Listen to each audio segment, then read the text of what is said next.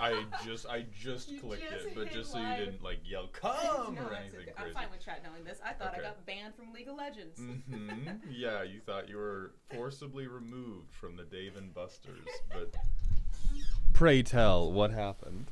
No, I get a little spicy when people are mean to my teammates. Oh no, I meant what happened to your account? Are you There allowed? was definitely like a temporary suspension as they reviewed things, and they were just like, nah, this person's fine. Okay. Yeah. That's good. Not nothing. What's up, my friend? It's not drops and name. I swear to God, my tags get auto-updated anytime I switch a category, and then they just try to immediately fuck me. Yarg! What's up, Jomi Bug? Hello, everyone.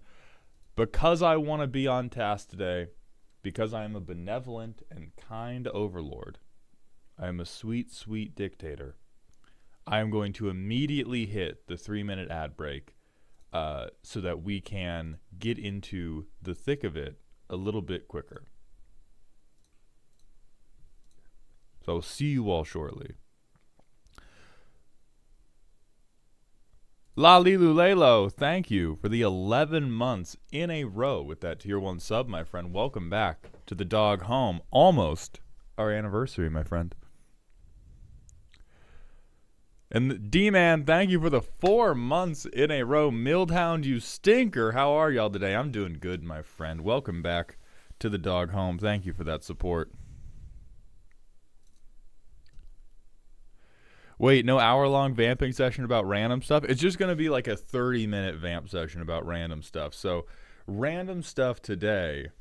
My girlfriend almost got banned from the Dave & Buster's yesterday. How much is the rat? Oh, the rat is $5 million. They're my personal assistant, $5 million.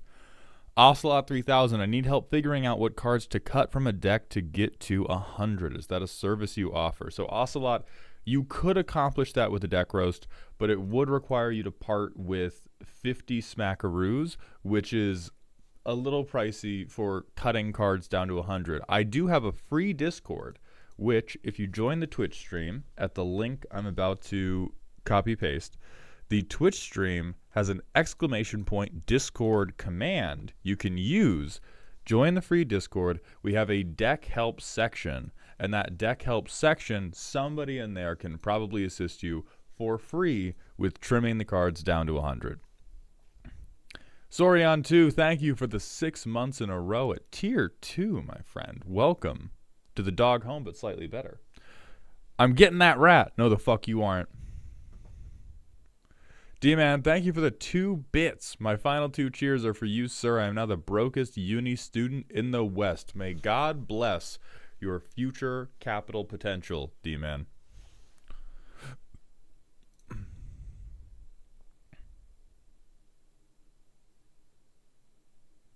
Does his voice seem low to anyone, or is it on my end? I am still relatively freshly woken up, so I might have a little bit of morning voice going on. If you just mean like the volume of my voice is low, I don't know, you sound crazy. Don't say shit like that. Don't say offensive shit like that. You sound crazy. Good afternoon, Sean. That image is upsetting considering I just had to catch a mouse in our house while our useless piece of shit cat watched on. I mean, you were handling it, Jace. What do you mean? You were handling the situation. How are you going to be mad at the cat for not gumming up the works by putting too many cooks in the kitchen? That's not the cat's fault.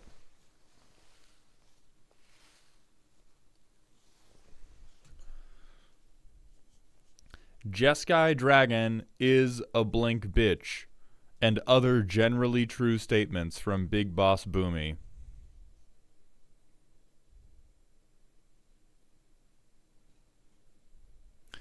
I was in a meeting and checking Twitch on my phone so I could ask the boss to go later, and my meeting ends as Mauled starts because noon is apparently variable. Listen, Will, I often imagine myself as one of the Knights of the Cross, not going live to any schedule or to any kind of reason, but going live when I am needed.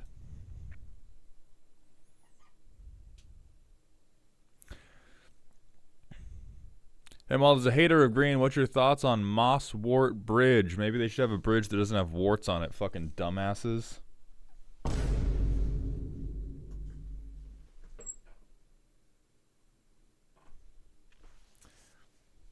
It's been in the house for 3 weeks and the cat has had every opportunity to handle it. Maybe they were on an enemies to lovers arc, Jace. Maybe you interrupted the romance of a millennia. Okay. I don't like this lighting. I'm going to turn it back to the like super hardcore lighting, which I also dislike for different reasons, but I just need to fix up all the lighting.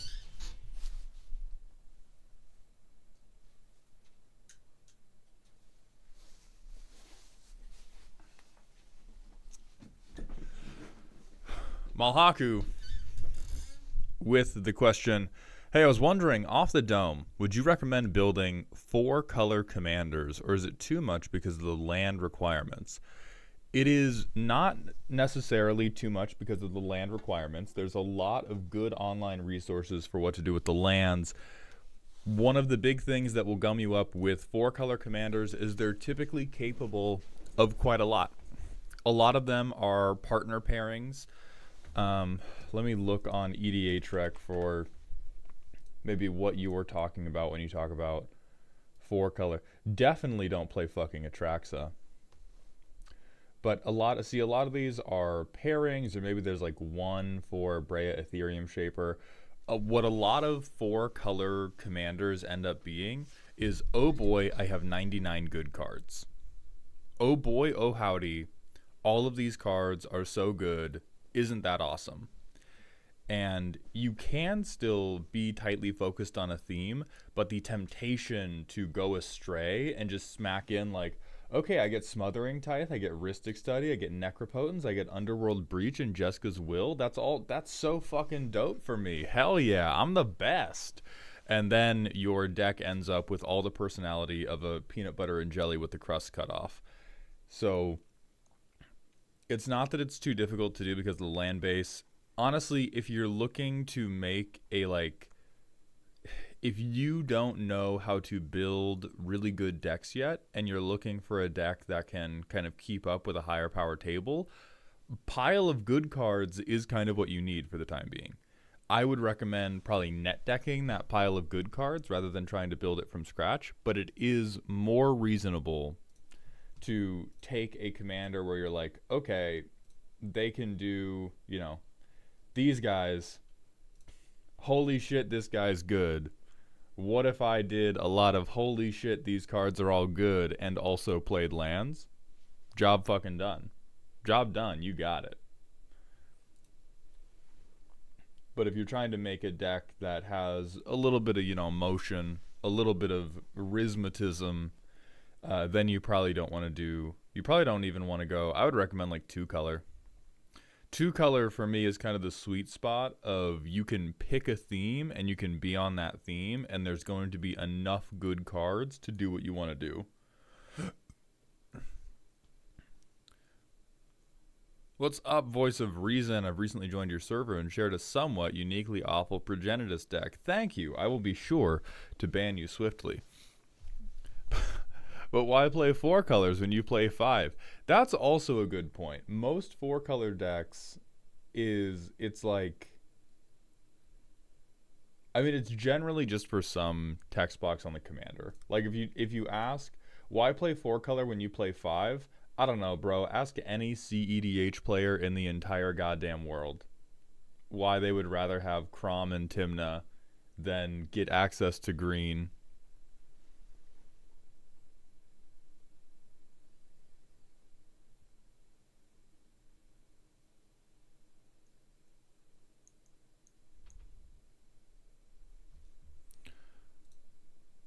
Oh, Lalulelo, thank you for the rant.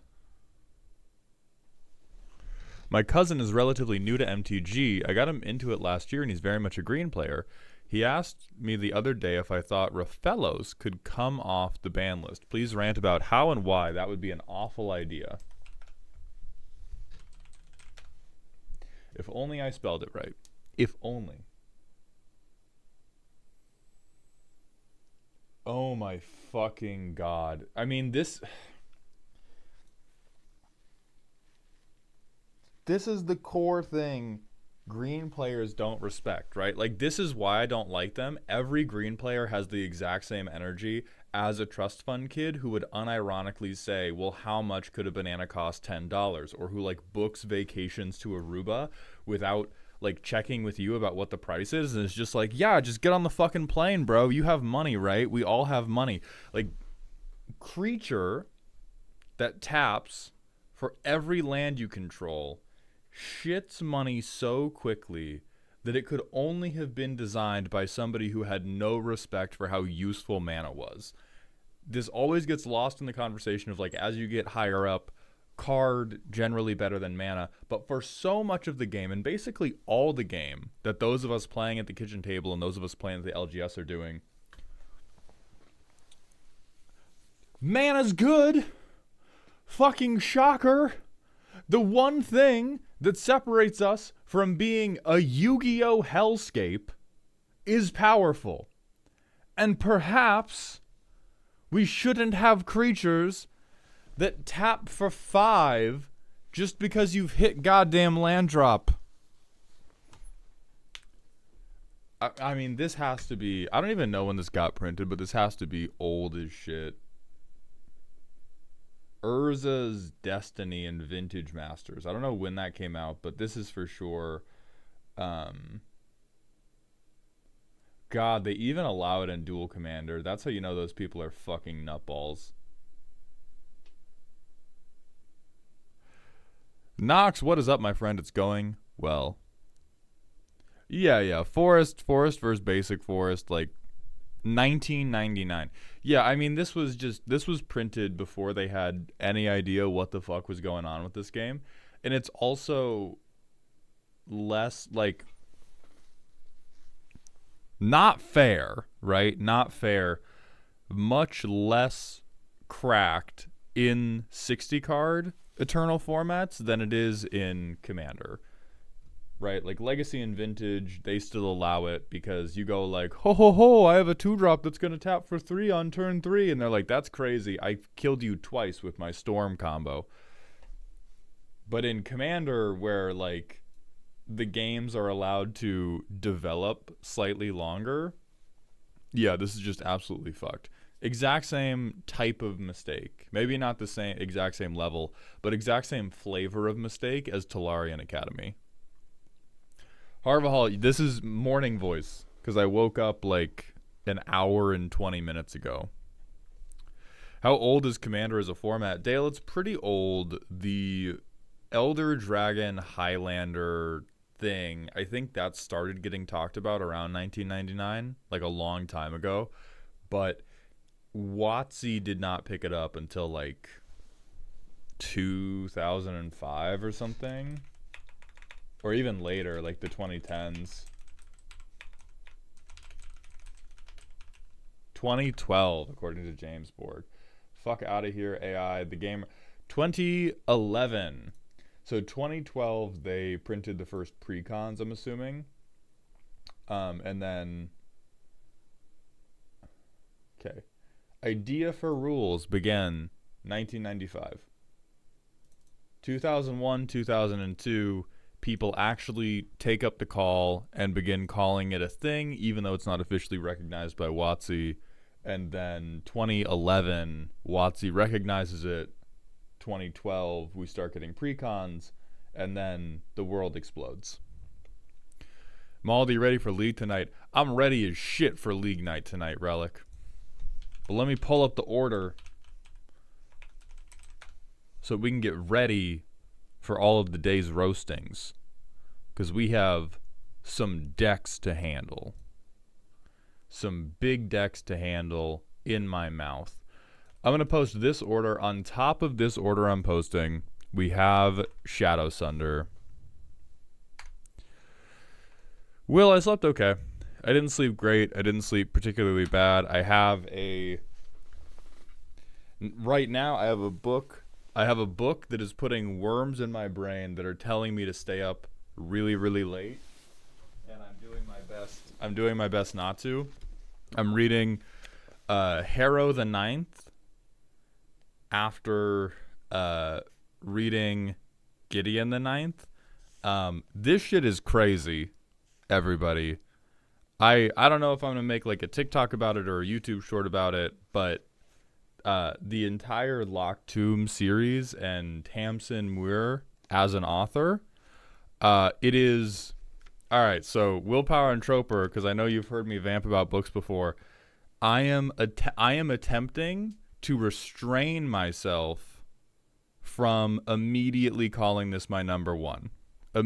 Just like flat out best thing I've ever read. It is so good. It is so fucking good. I was when I was reading through this, I legitimately thought the book must be really, really old because it seemed so good that it made all other fantasy I had read seem derivative of it. And the only reason I knew it wasn't old is because it uses recent slang.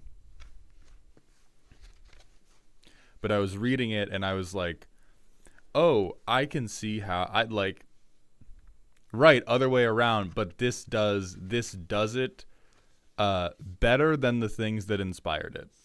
Knowing how recent it is, I can look at, or I can sort of look back at like, oh, this is where they got the inspiration for this type of idea. And I'm like, holy fuck, did they just dunk on it?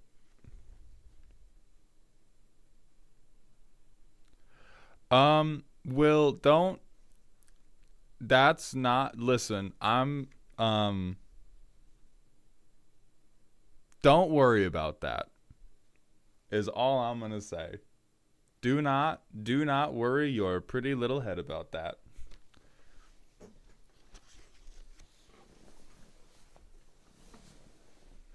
What's up, Seagow? We are doing good today. We also had Vasigo ask, how do I get my deck roasted this stream? So Vasigo, I'm going to set this price expecting nobody to pay it. But I'm going to set this just so that we have an answer in writing, written in stone, for anybody that wants something like this. If you want to get added to a stream live, the price is $500. To get your deck roasted in general, you can purchase a commission on Ko-Fi, which go on sale at the beginning of every month. There's going to be 48 for sale at the beginning of every month, and you can snatch one up there, and then I will schedule you via email, and you'll show up to the roast, and then I will post the order in chat like I did earlier this stream. But it's all scheduled ahead of time. We don't do it live. There is a way to get it done free, but I do not know yet what day the free roast stream this month is happening. It would be magnificently comedic for you to get a $500 donation for that. And like the thing is, someone's going to do it. Yeah. Right? At that point, what the fuck am I talking about? At that point, if I'm like, oh no, $500.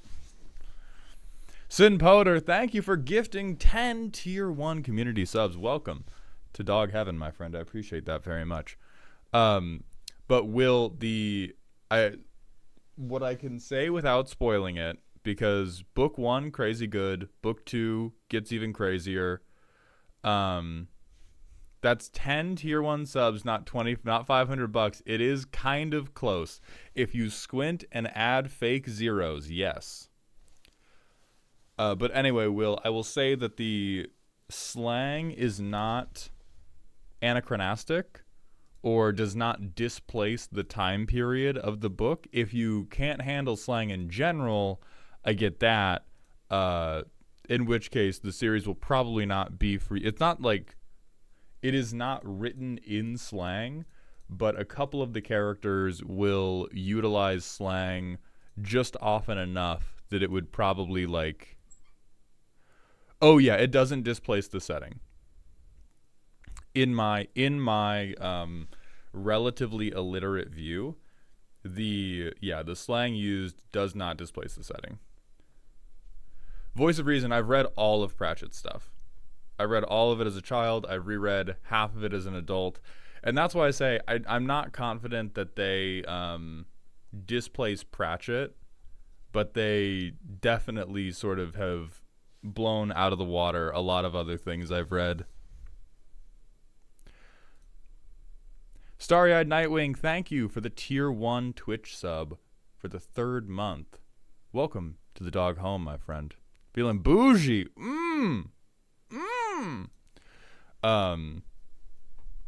So like I think as far as the Sanderson comparison go, which all of this is with a grain of salt because I just love all of them, and like comparative joy and comparative suffering are the recipes for sadness. But in terms of how high my own opinions go, I think what made me fall in love with Sanderson is how he stuck the series. I have not seen yet how this author sticks this series.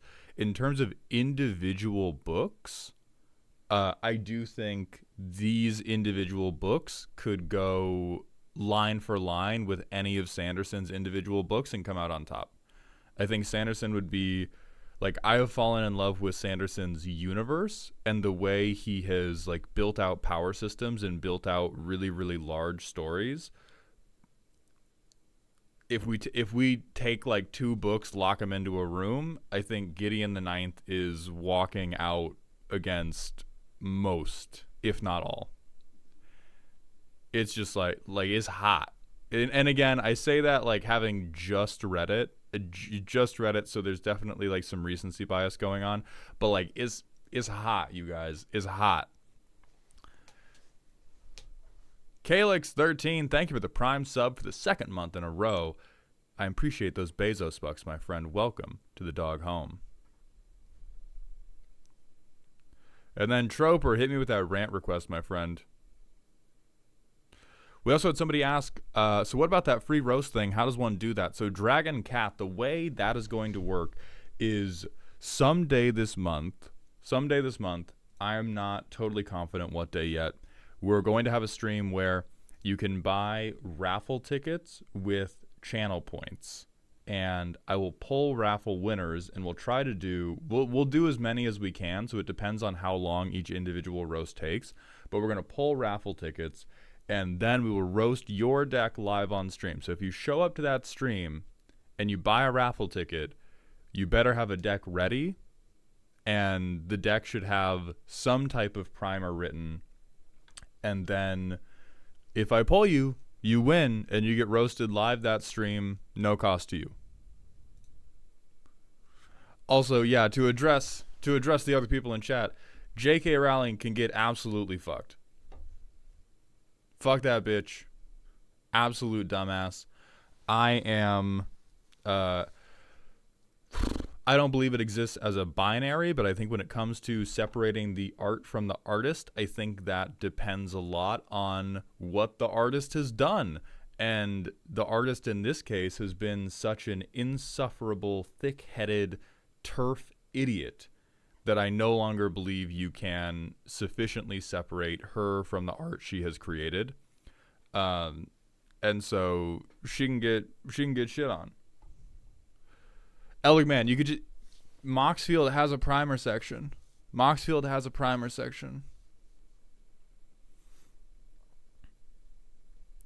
So yeah, like, you're not going to catch me... You are not going to catch me buying Harry Potter books. I'm not going to be watching any more Harry Potter movies. I'm not buying the Harry Potter game, etc., etc., etc. And I think for everybody, like... Okay, here's the vamp topic for today. Charcheesy, thank you for the Prime sub, my friend. I appreciate those Bezos bucks. Welcome to the dog home. Vasico, I'm not sure yet for which commander's going to get roasted next on Shorts/TikTok, but what we'll vamp about before we get into Willpower's roast is when it comes to many, many cases of morality, I think a lot of it is deciding in your own mind how much you are willing to suffer for the betterment of others. Because if we wanted to talk about, like, strictly speaking, what you should be doing, like, all of us should be moving to an impoverished country and working for nonprofits to save people's lives. Like, any of us in this Twitch chat could go out and instead of doing whatever we're currently doing, could be going to save a life. But it would be imposing a tremendously great hardship upon us. And although we generally want other people to be moral, we don't generally demand that they put themselves through infinite hardship in order to do any amount of like positive good in the world. And so I think for everybody there's an individual line of how much hardship does it make sense, and is it realistic for you to take on to better the world. And then all of these like minute choices add up to the overall picture of your morality. And so there's like crazy or not unimportant ones, I'll say, but crazy small ones, like don't financially support J.K. Rowling. There's big ones, like if a friend reaches out to you for help because they're, I don't know, addicted to drugs, life's falling apart, they've been stabbed or something, and you spring into action instead of not responding to their phone call. All of those things do matter, even though they don't all matter the same amount. And so not supporting J.K. Rowling is one of my like immeasurably tiny, just like only good can come from this. Only, you know, there's no... Not supporting J.K. Rowling is easy because her shit sucks. Yeah. Are you saying friends don't let friends play Green and Commander? That's exactly what I'm saying, Thadrina. Thank you for picking up the thread that I was laying down there.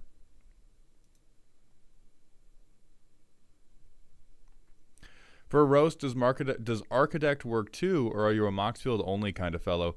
Seagow, I'm going to tell you, if you send me... So if anybody sends me a deck on Architect, I'm going to copy paste it into Moxfield, and I'm going to get rid of all of your tags, because the Architect playtester is dog shit. Just unrepentant dog shit.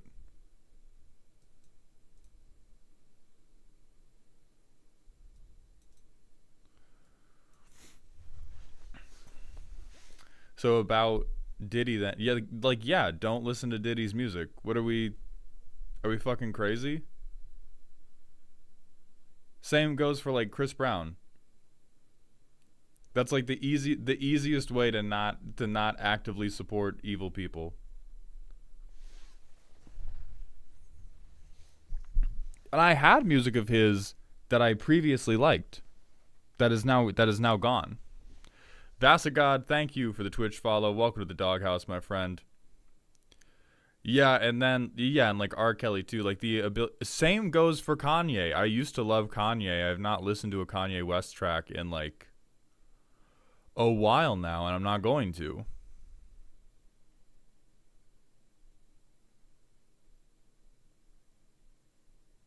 Oh, I'm still referencing Elikman. Since somebody asked about this for a roast, I'm still referencing it for content.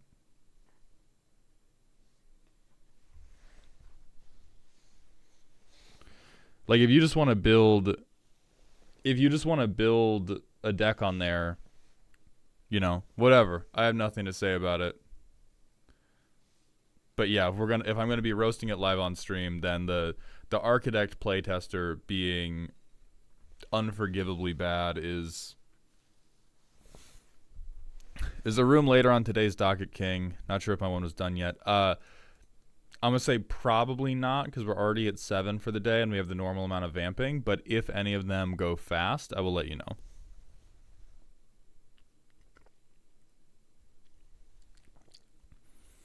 I mean, like, Kanye West is straight up brain damaged at this point, because he has because one thing that happens when you are bipolar and you go through the manic and depressive swings that come from not taking your fucking medication, it damages your goddamn brain.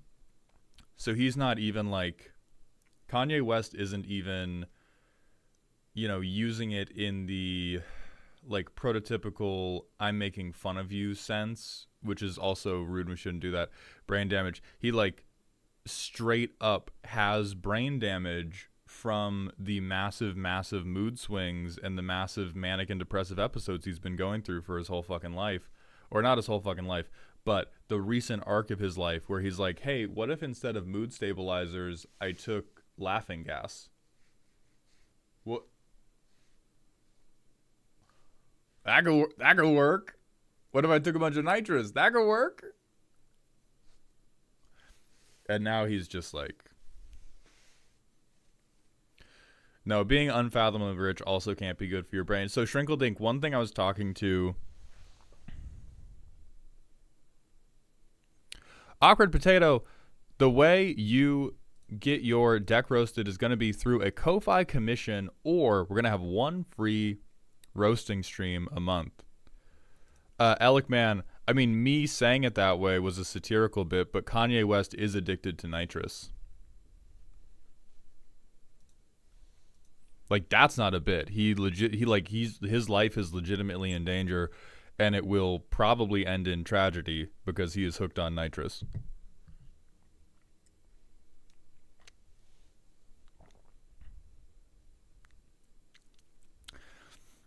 Is it rude to counterpolitic the player being on the edge of a win and being ahead the entirety of a 4-person commander game from their player that can do something about the winning pressure? I think I had a stroke reading that. Is it rude to counterpolitic the player being on the edge of a win and being ahead the entirety of a 4-person commander game from their player that can do something about the winning pressure? You must reword this, because that sentence to me is like, is it rude to stop somebody from winning? Which it's not. So I presume there must be additional context.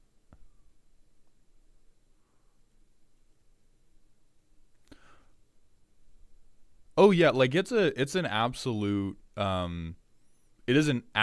tragedy. Like, it is not a, like, we gain the ability to poke a little bit of fun at Kanye as a person because he's doing such terrible goddamn things, which generally opens him up to getting ribbed. But Kanye West is being, like, devoured by vultures who just want to one vulture in particular who just wants to overcharge him for nitrous and slowly kill him, which is terribly, terribly sad. Even though it's happening to a person who is saying some fucked up shit and should absolutely shut the fuck up.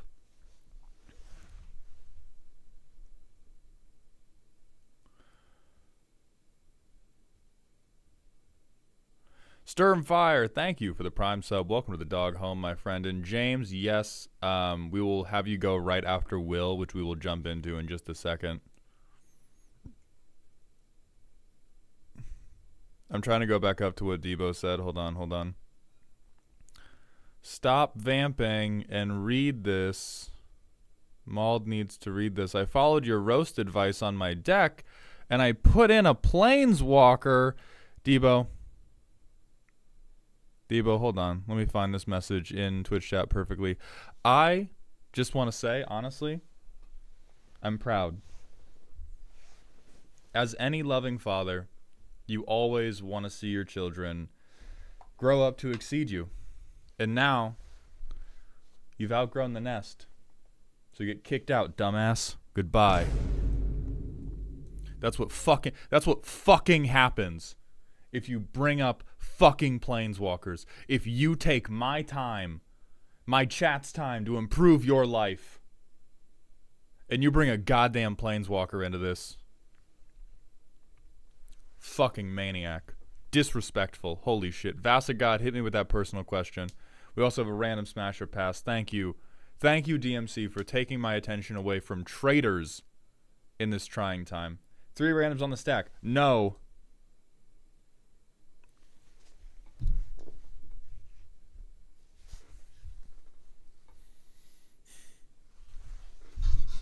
Why is God giving me his hardest battles? Alt art check? Can I get an alt art check? Can I get a... This is not helpful. No. That's a land. That's not a. That's a tree. Hell no. Hell no. Hell the fuck no.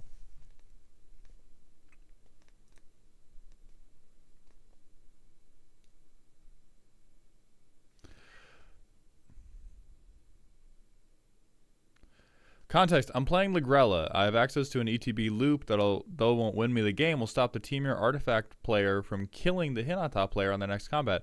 Yeah, like why wouldn't we do that?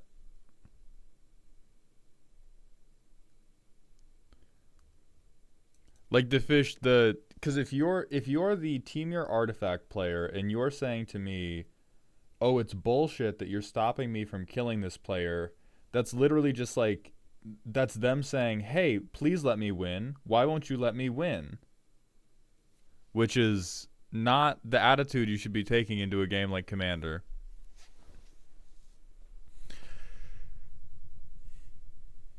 This is also a pretty goddamn funny card as well. Ace Attorney head ass. Of course it's banned everywhere. No. Independoodle. We are not allowed to play this because it's anti. Statler and Waldorf looking asses.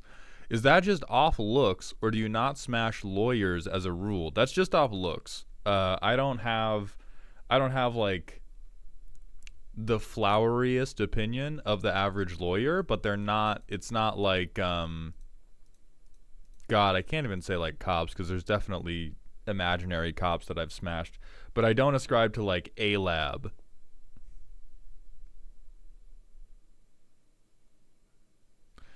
It's Hinata's turn, and all they have to do is attack my Glorious Protector that acts as lumbering battlement and would activate the loop that would destroy their essential pieces but would leave.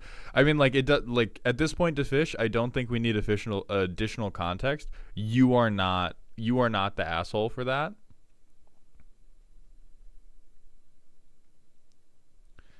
Like, if there is a player in the lead, it is not a dick move to try to keep other players in the game to keep resources up to deal with the person in the lead. Now, there's a lot of nuance that comes into that conversation based on, like, have you guys built decks that can interact, or are you just kind of, like, wet noodling forever? But there's no... I can't conceive of an ethical argument that's like, oh, you should never save anybody else, because there's plenty of times where it's like, oh, if this player dies, the players that are left over won't be able to deal with whoever did the kill. But if we keep this player around, maybe they have the out, or maybe they've like revealed the removal in head. Maybe they've revealed the removal in hand, and if we get them to untap, they win, or not win, but they like can deconstruct this board. It's like, I don't know, it's ridiculous. Like, there's some degree of, obviously it's a social game and a competitive game at the same time, but that is like full, we don't give a fuck,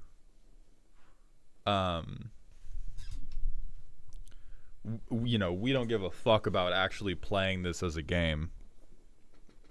Salvatoro45, thank you for the Twitch follow. Welcome to the doghouse.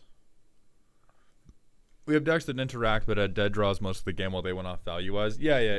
Defish at this point, like, that person's a whiner. That person's a... and if you need me to be your LGS lawyer, let's go ahead and clip this. That person who got mad at Defish, you are a bitchless loser who played with Legos and wanted to be handed a win like it was your mommy handing you a piece of birthday cake. Shut the fuck up. So, all right, I hope that can handle it for you, Defish. Please have a good day.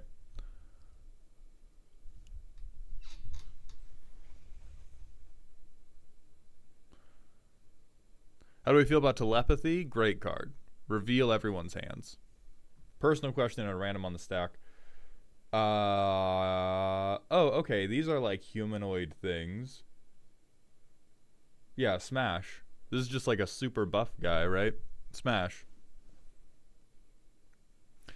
Mald, I have an idea for you with the GamerSup sponsor. I have a suggestion for your flavor name if you get one. Tropical Toolbox. See, Alec Man, that's good. However, dog water. However, dog water. Oh, thank you, honey.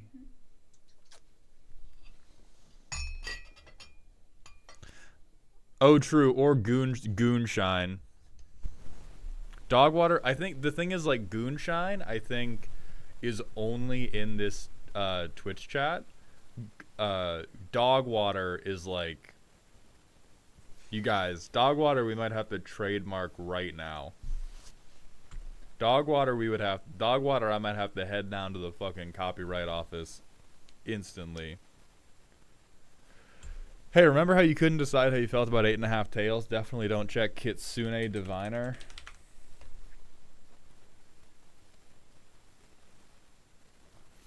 So I'm normal, first and foremost. Like, as a person, I want everyone to understand.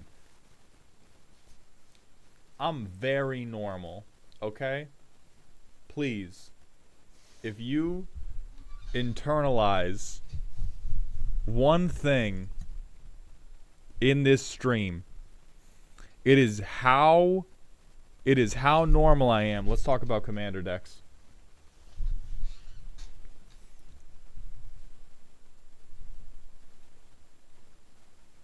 Troper, thank you for the 100-bit cheer. As a certified freak, fox girls rank low on the monster fucker scale, and you don't count as a furry. Oh, I mean, for sure. Like, there's definitely the if it's a bad bitch with cat ears on, it's just a bad bitch. That's generally my rule when it comes to even the joking furry allegations. Is if it's just a hot person that has extra hair. Come on. What the fuck are we talking about?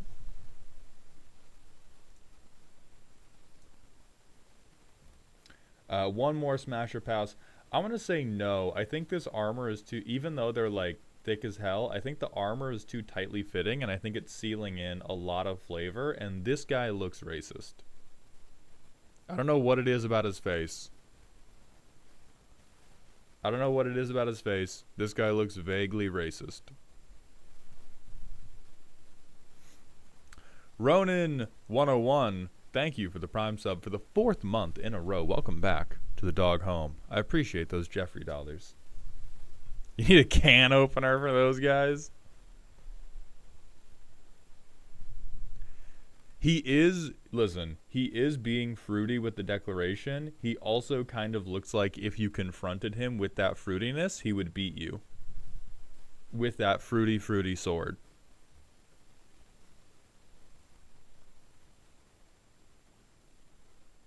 Mald, how do you feel about the caked up Dalinar allegations? Who showed you my DeviantArt account?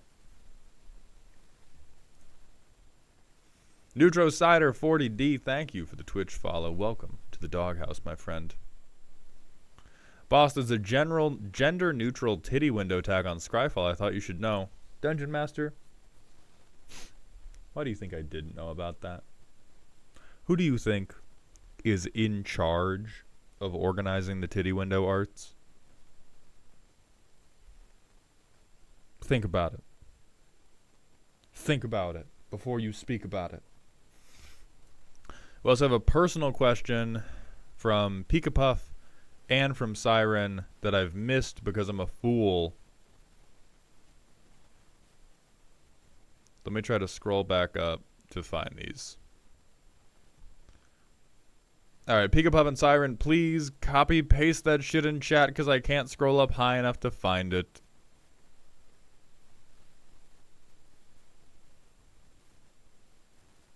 Favorite planeswalker? Ooh.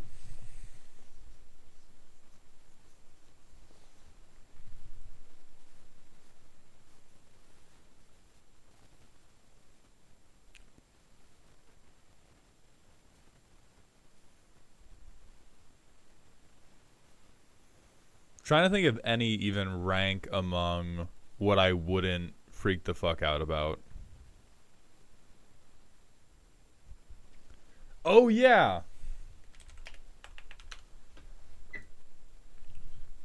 This guy, because I played with him in Legacy, even though, listen, unforgivable piece of shit. Unforgivable piece of shit. Do not adopt him. Take him to the no kill. Take him to the kill shelter. Like this dog is fucking evil, and I love him very much.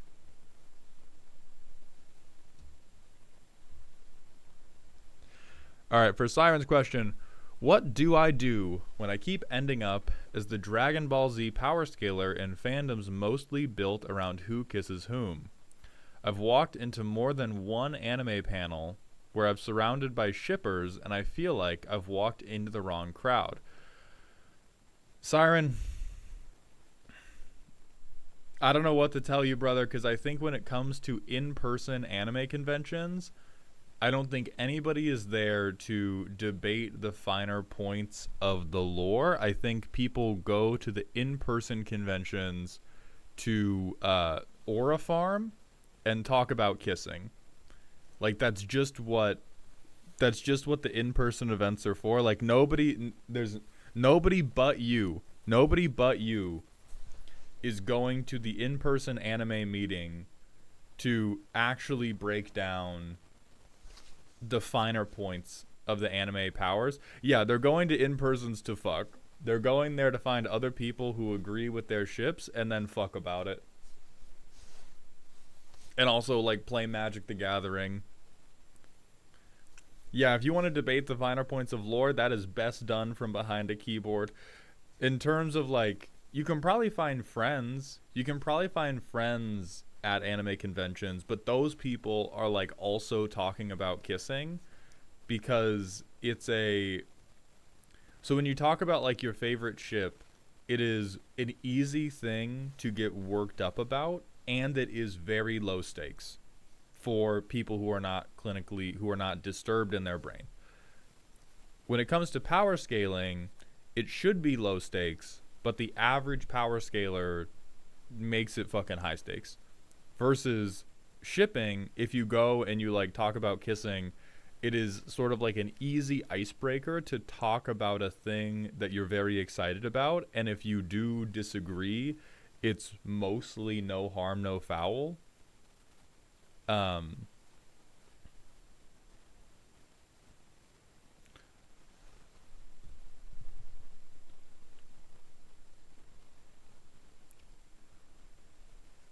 I go to conventions to sell books and talk about kissing. Speaking of, are you going to Dragon Con this year? I doubt it, but worth asking. God, it's 2025. We're so old. August? I'm going to see if I can get a pass. Hold on.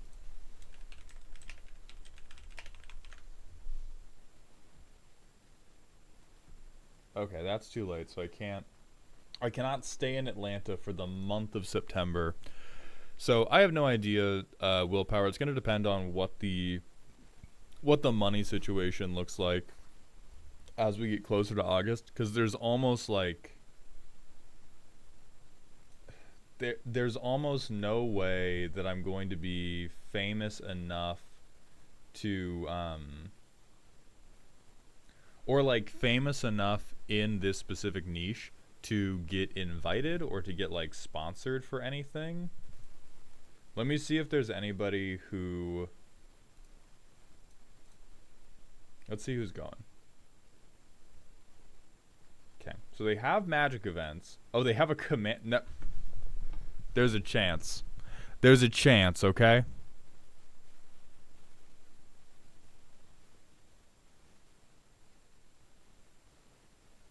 Never mind. These people think Bloomborough and MH3 are the most recent releases. DMC, thank you for the 100-bit cheer. Boss, we end up at the same con. Which deck would you want me to play against you? My Whammon deck, my Riku all-modal deck, the Token Hater deck, or Minotaur Crash Out? Riku would be my favorite.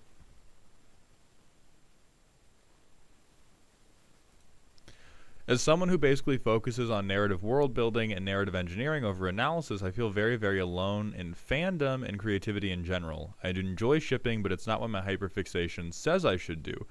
Siren, that it does make sense. And my heart, oh my god, Jay Arlington, thank you for the raid. We're looking at Dragon Con, and we're talking about anime kissing. So Siren, I think the thing with narrative world building and engineering over your analysis is most of those people are, I think, like world hopping to novels really quickly. The people who stay heavily in anime are there for aura. Why does it have spell table as a listed format? Oh yeah, oh god. Oh god, what the fuck is Emperor?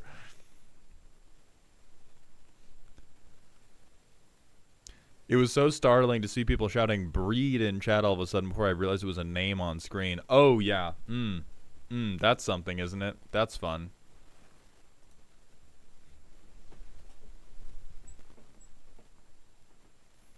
I do not know Emperor. So maybe we go to that. Oh, it's a 3v3 format. That's cool. But yeah, so the fact that they have a command zone increases the chances. Speedray, it's less about the ticket and more about I would need somebody to have a booth at Dragon Con that could hire me to either pay for my flight or pay for a hotel, because paying the because the ticket, whatever, how much is the Dragon Con ticket?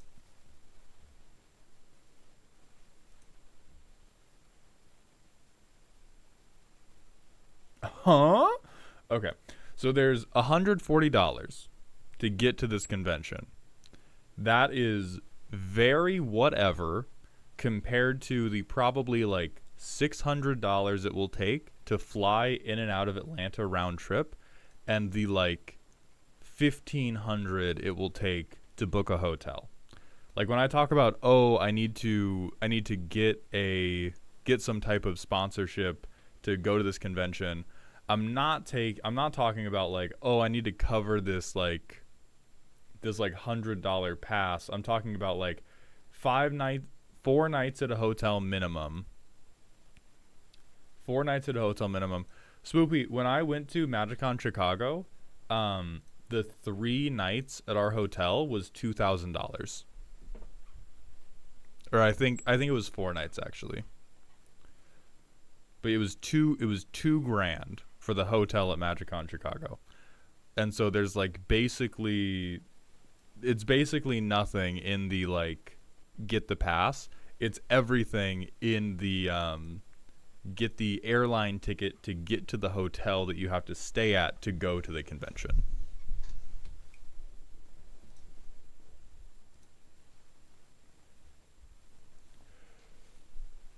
So anyway, now that we have vamped insufferably long, thank you again to Jay Arlington for the raid. I hope you had a very good stream, my friend.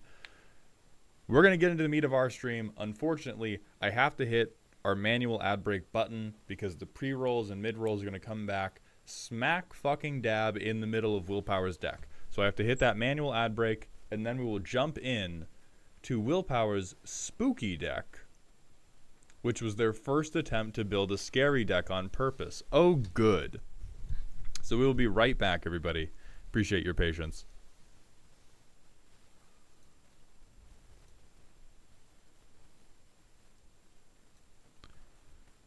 Hey Mauld, if Z wasn't into Magic but wanted to get into it, what kind of commander or deck would you recommend they play?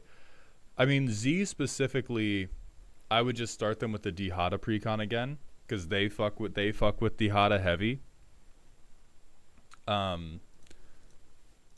It's super heavily dependent on whatever they personally like. One of the things I detest the most about the narrative about getting new players into Magic is that certain colors or certain mechanics are more or less complicated than others. I think the people that think a blue deck is more difficult to learn than a green deck are people who do not apply a single brain cell to figuring out where they should swing. And I think that's part of why so many Commander games get put into stalemates, is because we pretend that combat is this brain off, I turn sideways, I kill you thing, and not something where you actually have to give a fuck about your target selection. You should be considering who's most likely to have blockers up next, who's most likely to be able to disrupt your combat-based game plan. It pisses me off so much.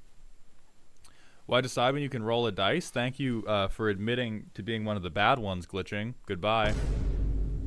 So while Glitching's in hell, I just want to take a quick moment to have this PSA about don't roll a fucking dice when you decide who to attack. You are taking air out of the social chamber of the game. You are probably fucking up your threat assessment unless God is deciding to point your 8/8 at the right person. You are making literally everything about the game worse for the sole upside of protecting the ego of a child who can't handle taking 5 on turn 3. Fuck those people. Fuck those people.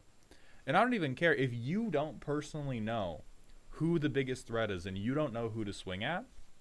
Just go like, you have the worst hairline, die. I would accept that. If you pointed at me and said, I'm swinging, I'm passing the 8/8 to whoever has the biggest forehead, bang, bang, I can accept that. All right, Glitching's back now.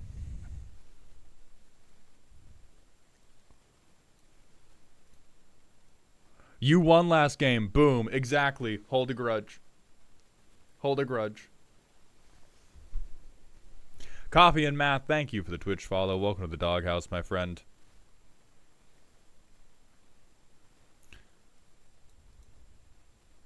Okay, we have 15 seconds remaining on this ad break.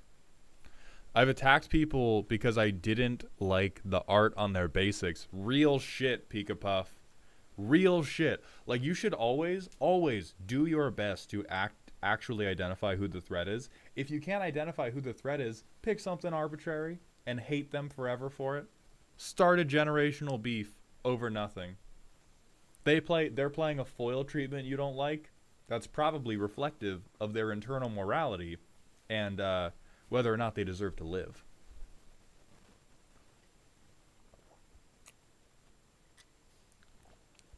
Reason I asked Z is that I'm also dating a goth monster being. Congratulations, Kiro. I would still recommend Ihata. Mauled, I'm making a deck with Lord of Pain where the rule is everyone needs to choose who gets the damage. If they don't choose, the person to their left gets it. Choosing. So not choosing is still choosing. Real as fuck. That's how you should be. That is how you should be. Archangel, you submit them either through Ko-Fi or we're going to have a free roast day coming up in a week or two. Now, let's actually get into Will's deck. This deck began as my first attempt to build a scary deck on purpose. It was supposed to stand against the Kinnan and Kenrith decks my friends made. The reason I call this too slow tokens is because it's way too slow to deal with those kinds of decks. While I was building it, I got way too caught up in the potential combos I could pull off and didn't think about how long those combos took to get off. Spoken like a true fucking novelist. Spoken like a true goddamn professional author, which Will is. You were thinking too much about book 8 and you didn't get your goddamn outline done. It doesn't matter if I can get my health to over 10,000 without using a jumbo cactuar and swords to plowshares if it takes me 6 turns of obvious setup. I have since accepted this is a spooky deck at best because I like playing it. Deck is a go-wide token deck with a sub-focus of life gain. It wants to go wide, hit people as much as possible, gain life wherever it can, leverage that into long-term survival and benefits like firing the piss laser. It tends to win by one of the normal go-wide ways or with the piss laser. Remember, folks, when all else fails, piss laser. Alright, what's the request?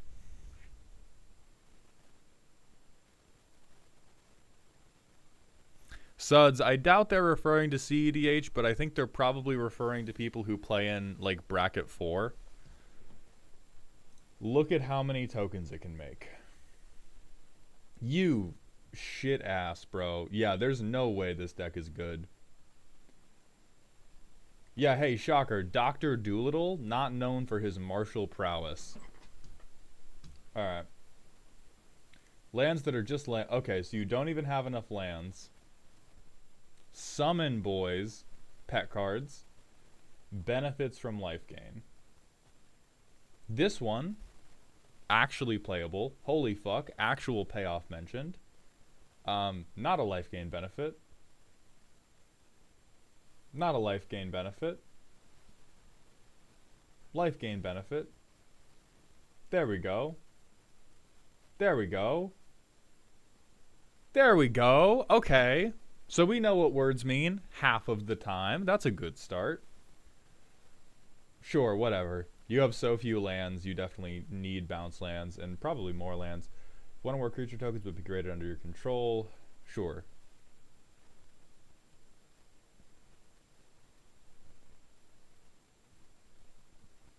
You can Google ass pics, Will.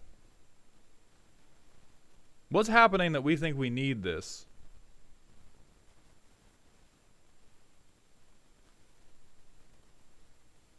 Alenda gets big on life gain. I'm sorry to report that that's a lie. I'm sorry to report that you are a liar. Alenda gets big off thing die. She lifelinks. So she's a life gain engine. Like if anything, she's just in the wrong tag. Like it makes sense to me that she's in the deck in general, but she's just not a life gain payoff. And then we have, I gain life equal to butt. I make butt big. Oh, true. Okay, yeah. Sure, tower defense, sure. Burn, baby, burn. Okay, I think these halves of the combo do make sense for I'm trying to gain a lot of life, and this will convert it into my opponent's dying. Oh, they put the wrong Alenda. All right, let me look at the card you're supposed to have in the commander deck. Life total is greater than.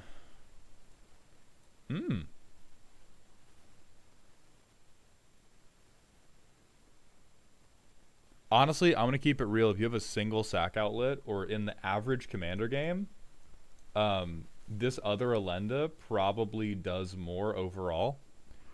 Like creatures die so often in a commander game. This is more thematic. Your deck is the theme sucks so much booty that this one probably ends up better. Okay, so we have more butts matter. Don't touch me. That's cowardly.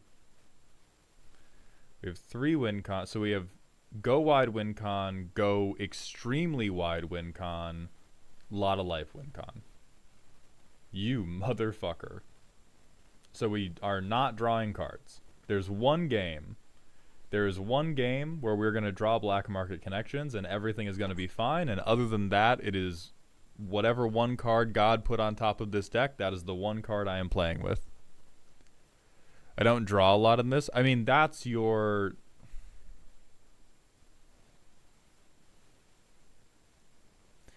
I don't think there's a single deck in the world that's allowed to say I don't draw a lot in this. I'm going to be frank with you. I said it was a failure as a scary deck, even as spooky. Like, that's the... We'll see. We'll see if it can hold up to spooky in the playtest. But saying I don't draw a lot on this basically says I'm willing to not matter after 4 turns. If you tell me, hey, my commander deck, not very good at drawing cards, and I have 35 lands, what you are telling me is after 3 turns, I would like to not have any decision-making power. After 3 turns, I would like this game to be totally in the hands of my foes. Yeah, so what I'm sure is happening is that this deck is just a donkey with a sagging spine as it is overburdened with 18 different win more value engines. Because I think go wide token life gain, that is a failure. That is the failure as a scary deck on premise alone. I think it's probably failing it's failing to be a consistent spooky deck, probably on account of the fact that we just have a bunch of lumbering value engines and no way to make them consistent. I mean, winning a fair amount of the time, I would say, is likely down to people just ignoring you and because you gain life, it's like, oh fuck, I drew Ancient Gold Dragon. Did all of you spend all your removal? That's cool. But it's like, also, you can just walk around town and wait for somebody to trip, and then when they do, kick them and be like, I won the fight, and then run off before they do anything.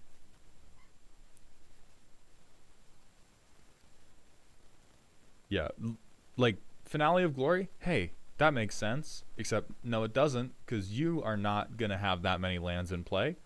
Like, this makes sense when you have Mirari's Wake in play, and I am beginning to see what you were talking about, how you got so caught up in the, like, 2 and 3 card synergies that you lost the plot on the deck as a whole. Like, if you get, oh, fuck, if you do Awake in the Woods and Mirari's Wake and then Finale of Glory, oh, you win the game, bro. You win the goddamn game. Holy shit, that's so cool. And things like Griffin Airy, I will tentatively believe in, because Griffin Airy is like, hey, my commander got a swing out. Got him. I believe that. And you at least have you have body creation in the command zone if you at least get mana. So you have a resilient command zone for gaining life, making creatures. The Dan Bat, thank you for the Twitch follow. Welcome to the doghouse. There's no fucking shot we're running Jaheira because that would be responsible. So we don't draw cards, but we got a good first 7. So this is it's in God's hands now. We're skipping the first 3 turns. Sky Shroud Claim, real shit. We do Oketra's Monument. Kodama's Reach, real shit. God loves us. And now because God loves us, we get to play Magic. If we miss this Kodama's Reach, we fucking scoop it up. But we are God's favorite little child. We skip another turn. We get more forests out. And I drop this for 2 mana. And then I get a 1/1 token. It's taken 5 turns, but I now have 2 power on board. Get shit on all of you. Fucking losers. Hot Ghoul Summer, thank you for the Prime sub. Welcome to the dog home, my friend. So willpower, it's not that I don't think you mulligan to ramp, it's that I think the way you expose the truth of a deck is by playing it without mulligans. We can do playtests where we mulligan to whatever you say is happening, but if you are playing anything but a competitive deck and you're like, oh, you just didn't mulligan right, it tells me that you have built a deeply irresponsible creation. And we had 3 lands, which is like about as good as mulliganing to ramp as your deck is going to get. Like on 35 lands, if I mulligan to ramp, I'm almost certainly mulliganing down to 2 lands, 1 piece of 2 mana ramp, at which point I will miss the 3rd land drop and end up with just as much mana as we had anyway. Okay, so now we have 1 billion mana, thanks to top decking 2 pieces of ramp. Turn 6, fuck 'em. Galta and Mavrin. Fuck 'em. Costs 1 less because of Oketra's Monument. Hell yeah. Hell yeah. Fuck 'em.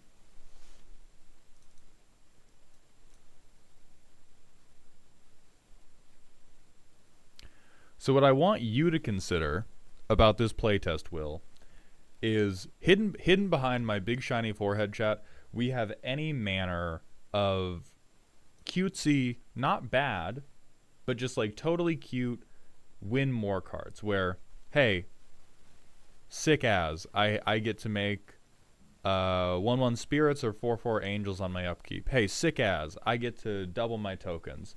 Oh look, I get to double my tokens again. All of that falls like leaves before the blaze in the face of, what if I played Sky Shroud Claim into a massive fucking dinosaur? And that's what I want to reorient your head around, Will. Is all of your best laid plans are meaningless before the argument of, what if I played a 12/12 with trample, played my commander, and swung the motherfucking 12/12. Like, you have a lot of, if I am already living in my mind palace where everything is as I design it, then I get to double it and double it and double it. Like, you're living in a crypto investor's dream world where the first bet goes well, and because the first bet has gone well, you get to double it again, make more, make $1 million, which ends up just way worse than being like, oh shit, this 12/12 effectively has lifelink. Oh god. Lifelink but better, because it's going to deal 1 damage and lifelink for 12.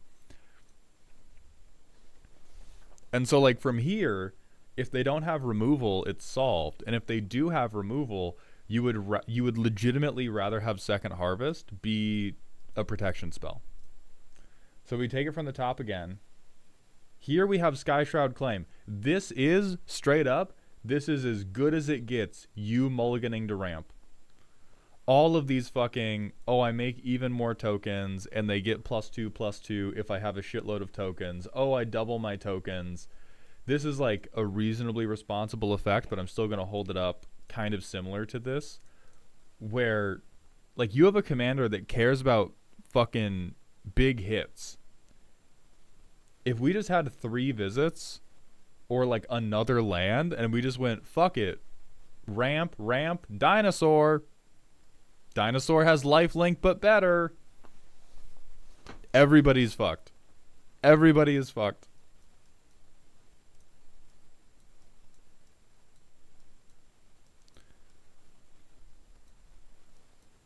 And so we're going to keep, hey, 3rd land, holy shit, we won.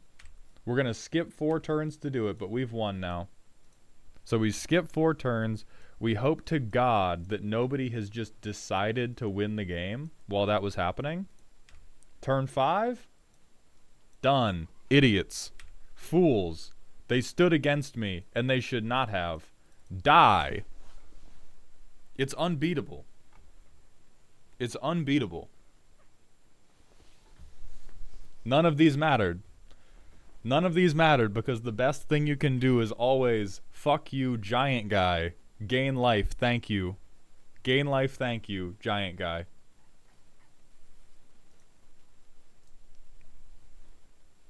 So if we go and dissect that, you have a couple things that are way better for creating your tokens and creating your life gain than everything else. Aura Mutation is cute, and like at least you can call this fucking removal. Arachnogenesis is a goddamn hope, dream, and prayer.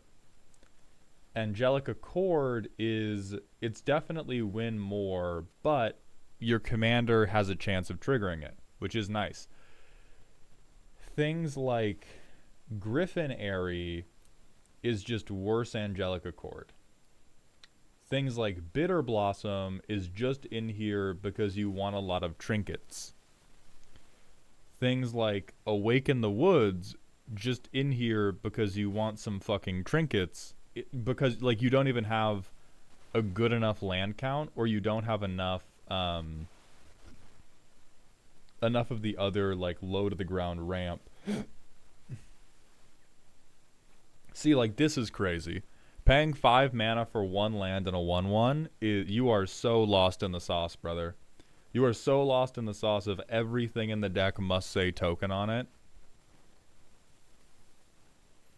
And Thales is the definition of I would like to win the game more than I am currently winning it. Queen Alanau will at least... Right, paying 3 for 1 land is terrible in a world where you could just play Cultivate. Because, like, you need both lands. You have a 5 mana commander who is deeply necessary to anything your deck wants to do. If your game does not get to begin until you have amassed 5 mana, we cannot be like, oh yeah, I'll take a 3 mana ramp spell, you can keep half of it. No. Don't give me the whole ramp spell. I couldn't possibly. My coffers, they overflow. Oh, please. Be reasonable. Versus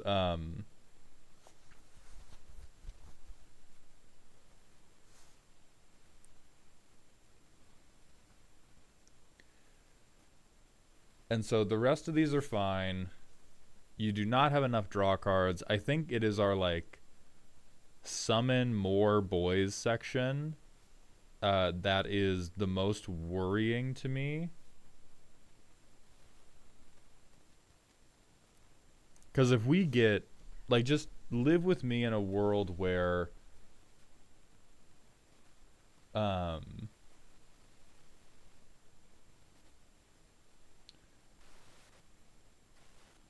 like angelic accord and your commander has stuck around, you would rather just be like really certain you were gonna stick Ikra Shadiki and angelic accord than you would be like, ah, now I can triple tokens if I made them.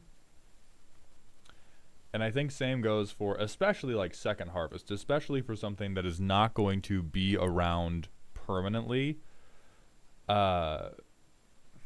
Like if you want greedy, let's make the greedy really, really do something. Like Michaeloth is this is my greedy, I've already had a pretty good game and I want to accelerate this junk into space. Now I can sacrifice some tokens to just poop a million on my upkeep. Once we start investing really heavily in token doublers, we are increasing our upside by less than you think, and we are hugely increasing our downside potential. Gain life equal to toughness. This is fine if we were on all big butts, but we are on so many doublers when we should be on so many things that are like Ancient Gold Dragon or like straight up we should just have all the big dragons in here.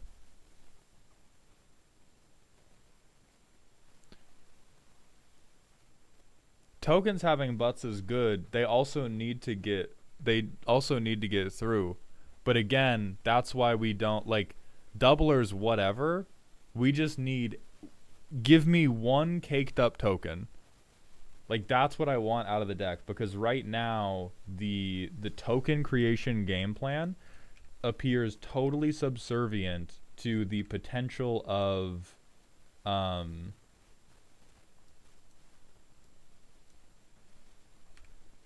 well, we didn't mulligan for green, so we die, so we're going to cheat at magic. But like the potential of this token game plan is just totally fucking subservient to the potential of like, I don't know, man, what if I ramped into a dragon? And if you want the token game plan to be better, then it needs to be more responsible. Like the problem with the token game plan is all of the token game plans we've drawn are does not make a token unless I already have one. Does not make a token unless I already have one. Does not make a token unless I already have one. Does not make a token unless I am executing my other commander's game plan, which is just better than the make a token game plan. Makes a token needs 8 goddamn mana and needs my opponents to execute it. So I'm not against the, let's use Prava to make tokens who could star in a Sir Mix-a-Lot video. What I am against is all of the things that are currently listed under token game plan are actually like jerk it at lightning speed if I'm already executing the token game plan. See, Dungeon Masters Consortium, Delny and McCready are great cards. However, these are other things where only matters if we've already made the token. Okay, then we can class Tristani under the life gain plan, which is the same thing. We had two things in our hand that are part of the token game plan, and both of them are flatly useless if the big shitter life gain isn't happening. And as Helios is saying, another thing that's not really going to work is you can't go 50-50. If you're trying to do, hey, my game plan has two things, like this is also really common when, if you're drafting and you're trying to do a multicolor deck, typically when people do successful multicolor decks, it's not like, oh, I'm evenly spread in my pips in both colors. It's usually I'm mostly in this one core color and I'm splashing these other things in. Because if you try to go perfectly 50-50, you can, and what happens is you have a deck with dissociative identity disorder, and you just have two different decks. And whichever one shows up is a coin flip. It's very hard, unless the mechanics handshake perfectly, it is extremely difficult to get a deck that is exactly 1 foot in each mechanic. And as Chad is saying, you have 1 foot in each of like 4 different mechanics, and you're just kind of playing Dance Dance Revolution the entire time. And so if you want it to feel, I mean, like if you like it how it is, listen, your enjoyment is paramount. And so if you want to keep this as like, this is Will's Lego time, and the Legos are probably going to fall over, but anytime the Lego tower gets high, it makes the happy brain chemical, I'm not gonna try super hard to stop you, because I don't want to rob enjoyment from you. But in terms of, I want this to be active, I don't need it to be, you don't need it to be scary. And I think the premise of this deck is probably never going to be scary. If you wanted it to be scary, you would almost like need this to be a stacks deck to stop the Kinnan players and the Kenrith players. But this can definitely be spooky that work good.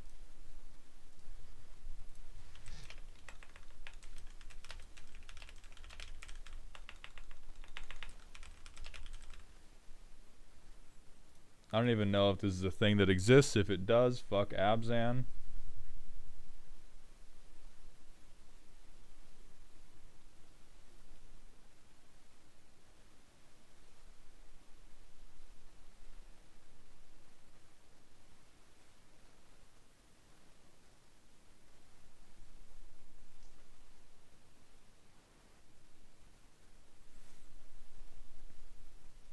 It is like crazy to me that we don't have this.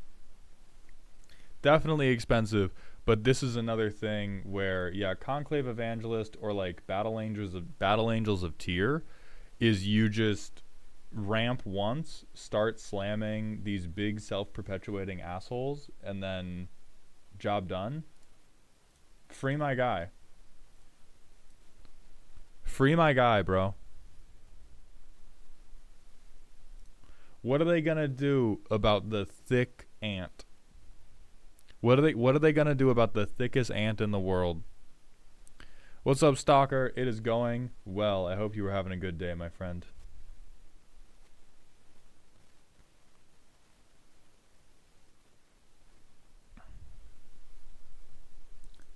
Comball for sure. You are smoking insane crack. We're once again doing like, but what if it was guaranteed that we made tokens? How could we then profit from it? That's not what we're fucking on. That is not what the fuck we are on right now.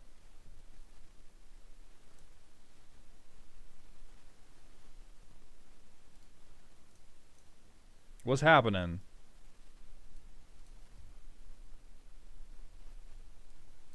Oh, yeah, right. All those Kinnan and Kenrith tokens, yes. I mean, you being like, no, it's a good token maker. What if somebody else has a good deck? That's the suggestion. What if somebody else has a good deck? Then we might have a good deck. No. This is the like little pinch of sugar you pour on a deck that is already being responsible. This is not what we slot into a deck that's like, oh, we're already not making tokens because we're 18 layers deep into like, but what if this happened? We don't put in the guy who's like, what if they made a good deck? Then we have good deck.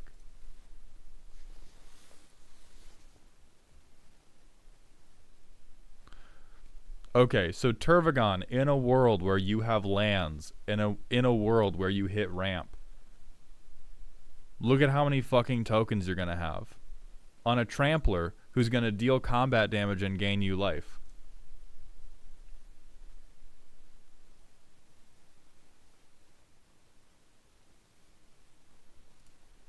This one's definitely on the cuter side because you're not in zombies, so you're not gonna get death touch. But this is another like, hey, what if I played a big asshole and that big asshole gave birth to a litter of goons?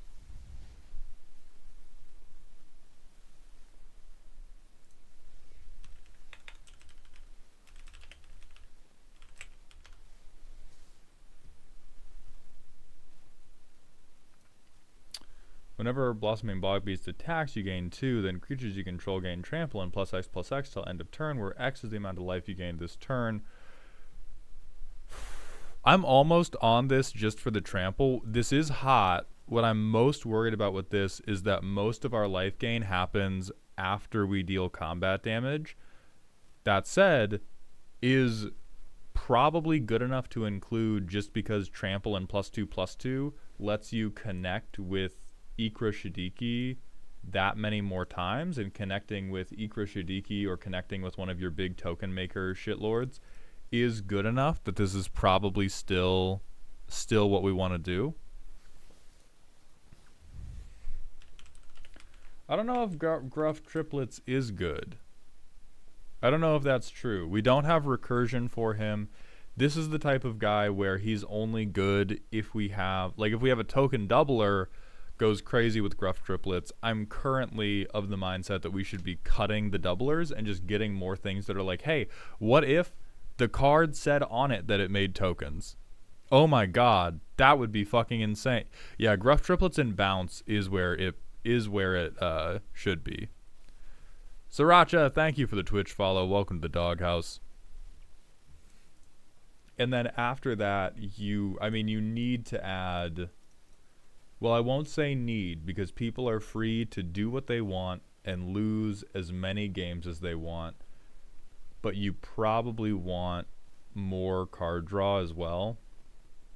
And the place we probably want to cut from is we probably want to shave like Mirkwood Bats. We might even want to shave Sanguine Bond and just keep Veto. Almost certainly want to shave like Mirari's Wake and this Alenda and Bitter Blossom and Griffin Airy, and you might be able to get away with keeping Kadira and Finale of Glory and Grand Crescendo, potentially Illustrious Wanderglyph.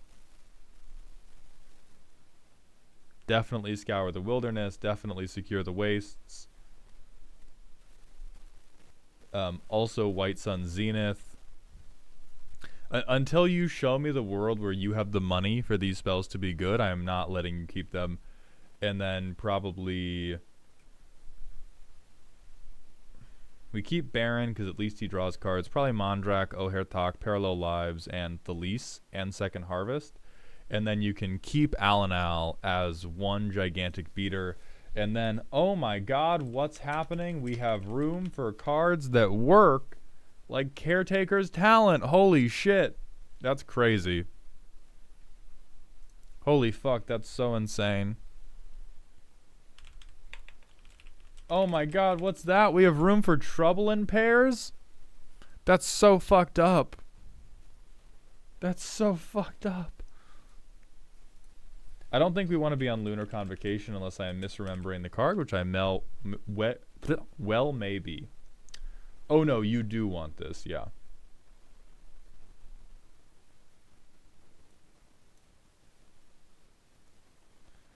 Because then we can, if we gain life, draw card, make token for draw card. I don't think we abandon life gain. I think if we abandon the I'm going to double my token creation every turn, I think the deck works.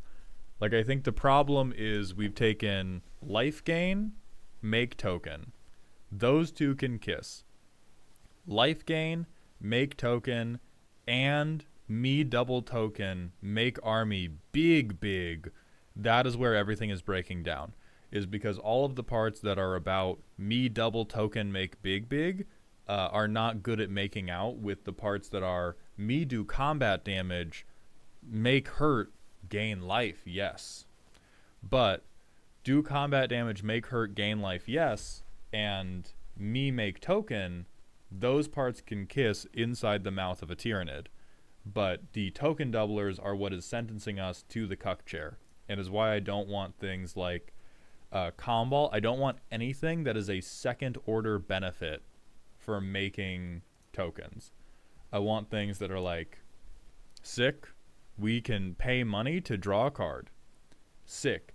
And then like maybe we get a token. But we don't even take this only because it has a token. Tarmogoyf Nest. We just have better things to play than this. This is not bad. If we were trying to make like a silly deck, this would be fine. But this just does not do, not Insidious Roots. We have nothing to get stuff out of our graveyard.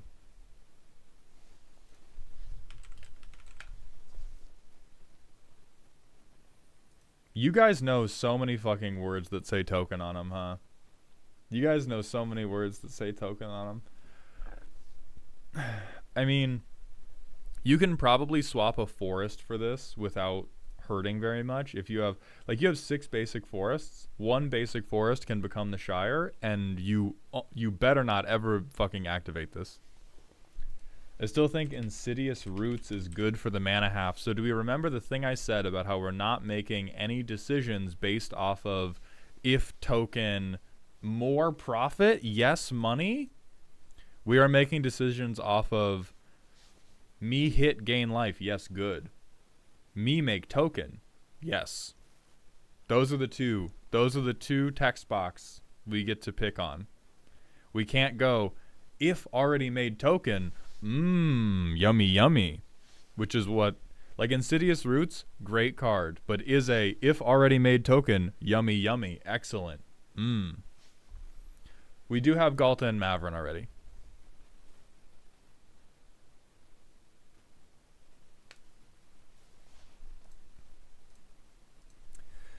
Ophiomancer's okay. Ophiomancer's better in a persistent aristocrat strategy because it's never going to make us more than 1 snake, which is the tough part. This board does want to get wide, which is why we want stuff like Turvagon to make 1,000,000 1/1s. Ophiomancer is just, we have 1 really good chump blocker, and if we have a sack outlet, then we can persistently feed it snakes.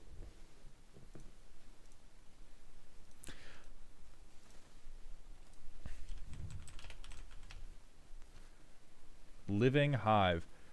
Yeah, this is, I think, one of the, it's pretty expensive, but this is another, if you go into like, I'm going to have, you probably don't even need more ramp spells. You probably just need like a handful of more lands. And then you just go, yeah, fuck it, Living Hive. If I get Living Hive and both my commanders out, you win. You do everything you want to do. If you play Commander, Living Hive, Swing, you have an incredibly wide board that all has incredibly big asses, and you gain a ton of life. Like, it's just your whole, everything is good. Oh, I'm sorry, Pika Puff, did you say, if already have land, more land make good? Awaken the Woods does probably come back into play as we get a good land count. With the deck as it is, Awaken the Woods is getting cast for like 2 fucking mana, and the tokens are never swinging.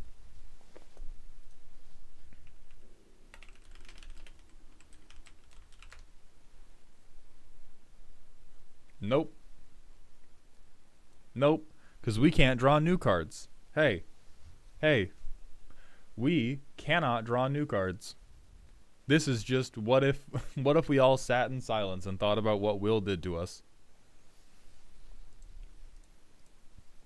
But I think your perfect game is always Turn 1, I cast Birds of Paradise. Turn 2, I cast Cultivate. Turn 3,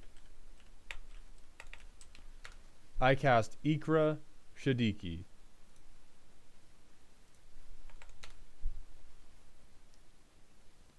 Turn 4, I cast Turvagon. Turn 5, I hold up protection and me hit you, gain life, make token, yummy yummy in belly. Job done. Job done.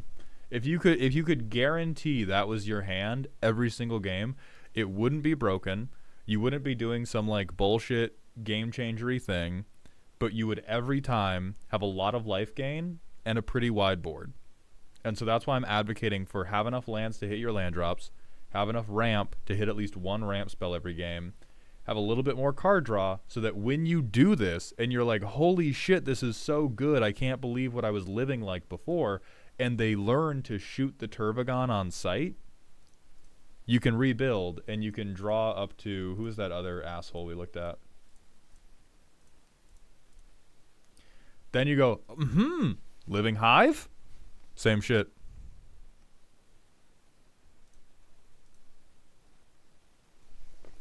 If we fix our mana base, Beledros Witherbloom is a good card. I struggle to believe it's better in this deck specifically than any of the other things we're talking about. Yeah, Vagrant, this deck in particular it's like 50 cards that all want to be the one nutty card that makes the deck sing, and everybody's just talking over each other. And so what this deck has to do is simplify back down to, again, like, you get to pick two things. Your deck is not a monogamous relationship where you get one wife. You are in a polycule. You have two wives, but you only have the two. You do not have third secret wife who doubles everything your second wife does.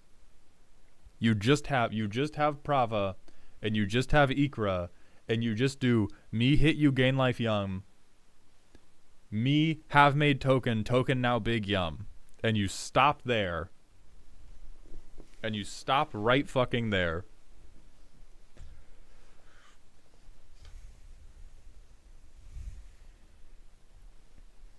Might also want Tender Shoot Dryad.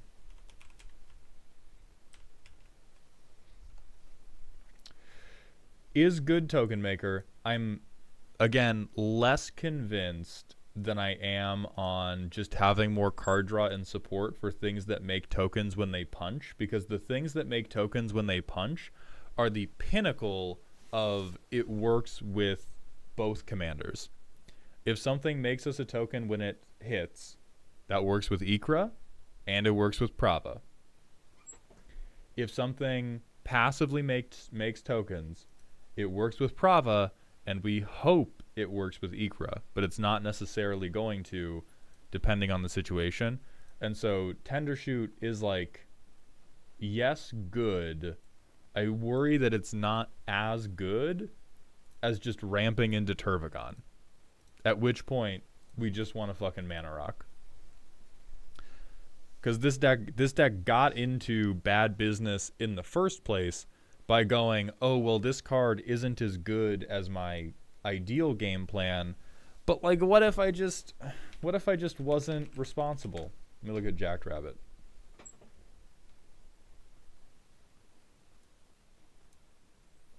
Yes, we play the rabbit. We ramp, we play the rabbit, make token, yes, good yum. Not as good as Turvagon because it doesn't have trample, even though this is an attack trigger.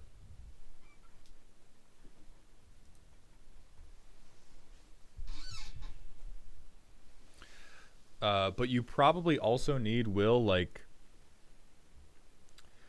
I would say 4 cards have to become additional lands, turn 1 ramp or turn 2 ramp.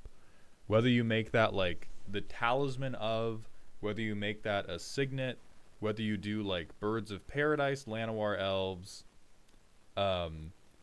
four of these slots we're talking about should just become I have more land or I have ramp to play on turn 1. Because you skipped the first 5 turns of your commander game anyway, we should just make it count.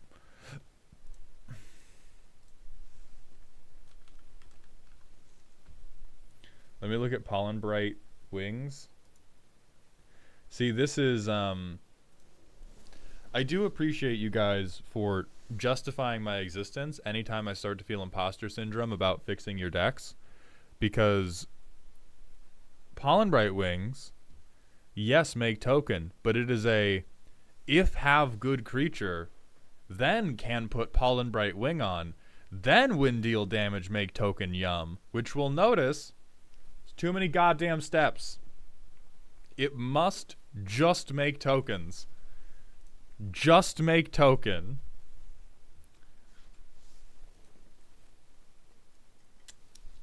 Six mana to be, again, to have like, again, everything dies to removal, but this is 6 mana to have like 12 total mana worth of investment undone by 1 mana worth of opposing spell. Oh shit, nothing, it's tinnitus. No, bad Dungeon Masters Consortium. Bad. You stop. Will, we have fixed you, and I fear that chat is once again attempting to pull you back into the river and drive you mad.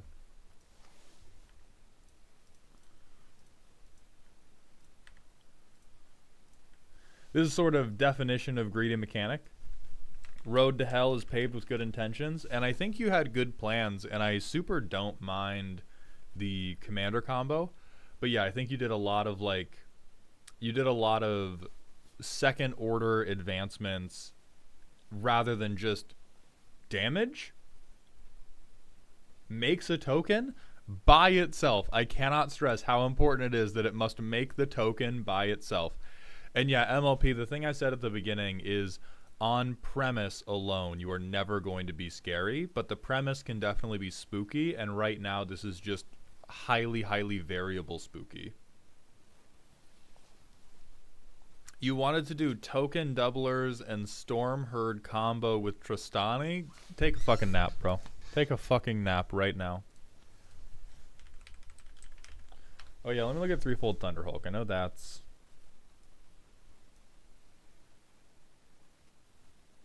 I don't know if we're heavy enough on artifacts or 1/1 counters to like really, really pump this up. We're much bigger on toughness buffs than we are on power buffs. So this is like close, but not quite. This is a worse fit than any of the other things we've looked at. Why not the Overlords? This one basically doesn't matter because we care about creature tokens that swing. This one isn't bad, but I don't think the tokens are quite good enough, and I would rather, if I'm spending 7 mana, I would rather have Turvagon for 7. Because Turvagon for 7 makes 5 tokens on contact. This guy makes 2. That's why. All right, next up, we got James Borg, who is holding on for dear life. Silly deck. Tags on. This time, I'm not intentionally trying to inflict psychic damage on you. Instead, I wish for a birthday roast, as March 12th, hopefully the day this happens, is my 36th birthday. Can we get a happy birthday in chat to James, please? Oh, what the fuck have you done? I love all animals, but especially dogs, and I fetched the Raining Cats and Dogs Secret Lair minute 1. Trying to make this deck as best as it can be without relying entirely on Rin and Seri being on the battlefield, as my largest source of damage are typically my impact tremor style effects while casting dogs and changelings to maximize the output. I also recognize there are some cats, but they're really good and come with the benefit of usually coming with a dog. Looking forward to any suggestions, toxic or none. So the thing you're not going to get away from is Rin and Seri are so unstoppably good compared to the power of casting a dog spell From an effectiveness standpoint, God, this is so cute though. God, animals are so fucking cute. From an effectiveness standpoint, you are probably better off trying to protect your dog than you are trying to make a cats and dogs deck that is going to work sans Rin and Seri. What's up, my boy K-Dog? In no small part because in Magic, albeit not in real life, cats are way better than dogs. The Wizards designers are fucking cat people. If you look at what the cats can do, they get all of the like generalized Selesnya bullshit. Look at this motherfucking cat. That is a cat. Do you want to know what dogs exist in Magic? Just a straight up actual dog. A straight up tutu who hangs out. So if you want it to be dog focused, this definitely has to be Rin and Seri are carrying the deck. And in that case, we have to be really heavy on protection or ramp to recast them.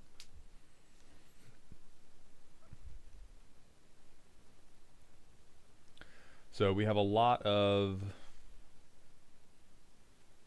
Why are we bouncing Mischievous Pup? I know that this was like a tricky thing in draft, but is this just says dog on it? Says dog on it? Actual good dog. All of the dog support is exclusively in Philia, Exuberant Shepherd. It says dog on it. Okay, so it's 3 mana dog protection. Got it. Loyal Warhound, the dog who ramps me. So we have a lot of flicker. What are we getting our ETBs from? I wouldn't question, like Philia just because holy fuck good dog. But what I am questioning is what are we... Okay, so supply runners. Rambunctious Mutt. Spirited Companion? It better not be these fucking two.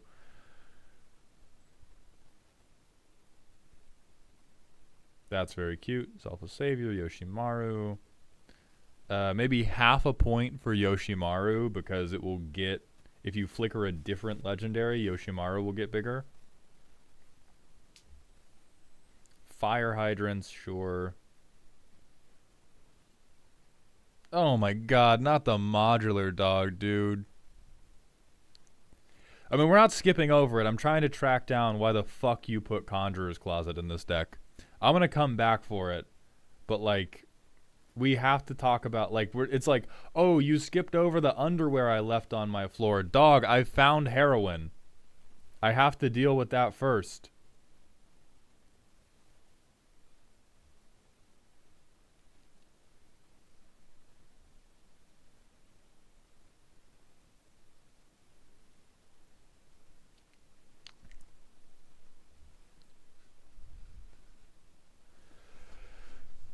Okay, so we are fully... This is a 1-mana 1/1 with no abilities. We will not be sacrificing the dog. Understood. Good decision. Okay, so I'm happy to announce that we now have 2 slots for either more lands or interaction because you are cutting Teleportation Circle and you are cutting Conjurer's Closet.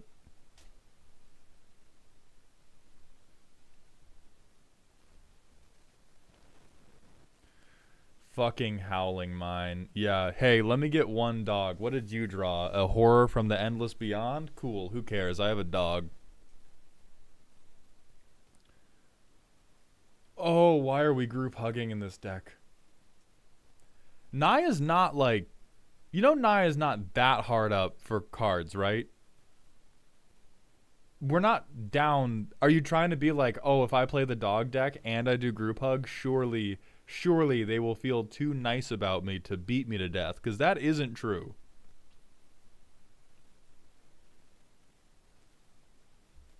We have Enduring Courage already.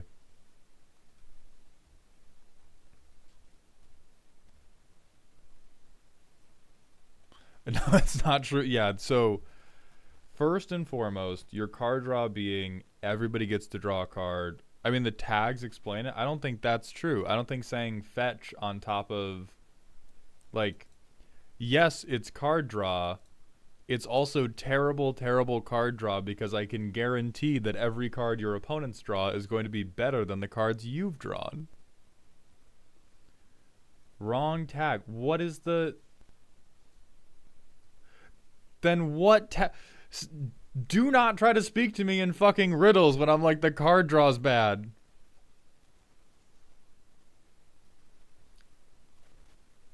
Like, what do you mean by wrong tag? Because I'll tell you, Air Bud does not explain Rites of Flourishing any fucking more.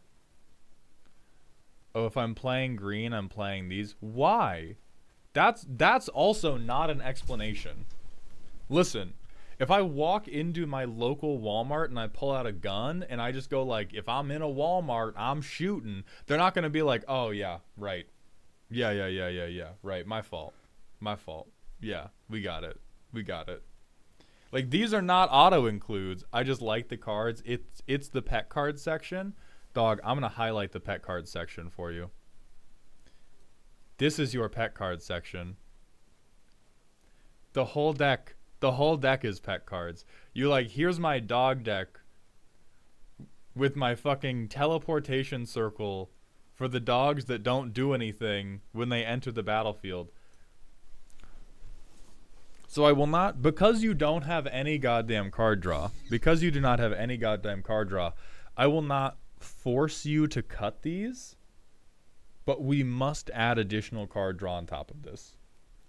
Because this situation is goddamn ridiculous. Like, let me just see how you... No lands? Who needs them? So that's free mulligan down. 1 land? We are mulliganing to 6. Interesting. We are mulliganing to 5. We are keeping 5, I guess. We will bottom 1 forest and 1 plains. We will draw. Hell yeah, but we gotta fetch land, though.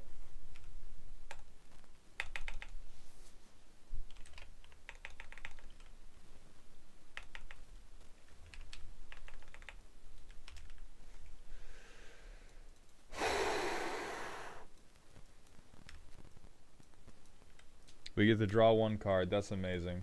Truly, that is amazing. We will hope that we went last. So we get to get a plains. Now we can begin playing Magic the Gathering. Amazing. Play Arid Mesa.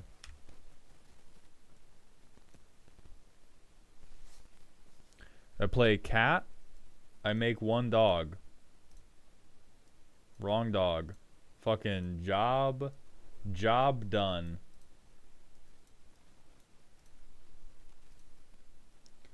Next turn.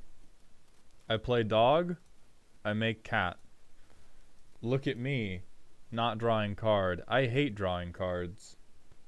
So we play this. I think this taps... Or we will have played this on an earlier turn or something. Fucking or something, just so we can have mana up to continue playing the card game. I'll swing. Everything you own is going to die. It's turn 6 and you have a handful of 3/3s. We swing them to their deaths, but as they die, well, we'll swing the tokens. We swing the tokens to their deaths, we untap them to draw a card. Goodbye.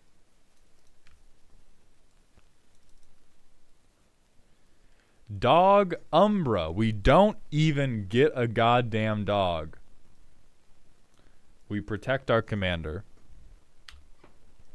We play this. We fucking give up on life. We Drago. We get to surveil 1. Hey, look at this guy. He sucks. Next turn. Oh, good. Cultivate.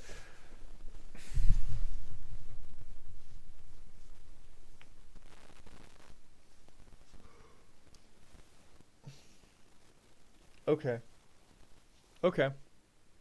I'm fine. Hello, Elk. Thank you for coming to this stream. Hello, Elk. So James, talk to me, James. What I want to impress upon you What I want to impress upon you is I've talked before about the importance of identifying whether your deck falls victim to being drawn in the wrong order or whether your deck falls victim to gassing out. Typically, kindred decks are the victims of gassing out. If you do merfolk, if you do elves, typically the curve kind of works itself out to the point where you always have stuff to do, and the issue you run into is always going to be a problem of, oh no, I have played my hand, somebody cast one Wrath of God, I am slain. But James, you are different. You have managed, in your infinite wisdom, to build a deck that both plays in the wrong order and gasses out. Because every single creature in your deck is so much worse when it is played before your commander. Because you lack card draw, we still must play the Helpful Hunter. Because you lack good ramp and enough lands, we must play the Loyal Warhound first. But because Rin and Seri is our only chance of making a compelling board state, every single dog or cat we could play is so much worse than playing Rin and Seri before them and then beginning to play the dogs and cats.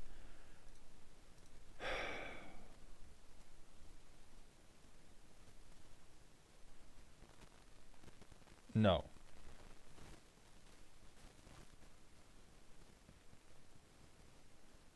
Sure, they're cute, and hey, guess what? It's interaction. Yes, we need a good density of 2 mana ramp, which we have a lot of 3 mana ramp. So I would heavily recommend you get the Talismans of up in this bitch. I think ramping on 3 is probably not as important to you. Let me see what this curve's doing at 5, you irresponsible bitch. See, this curve to me just says, like, I get stuck on playing one shitty card every turn after turn 2 or 3. Doesn't Cultivate deck thin and fix pips, though? Why do you rag on it so hard? So there are some decks where Cultivate's good. There's many decks where Cultivate is terrible. You know what else fixes pips? Any of these motherfuckers. You can fix pips with the Talismans. You can fix pips with the Signets. And the deck thinning argument is one that is entirely intellectual. In the context of the average Commander game, unless your deck can draw upwards of 30 or 40 cards every game, the deck thinning mathematically does not matter enough to slow down your game plan by a turn. In every universe, you would rather have 3 lands and a 2 mana ramp spell to cast this on turn 3 than whatever value you could get out of a Cultivate.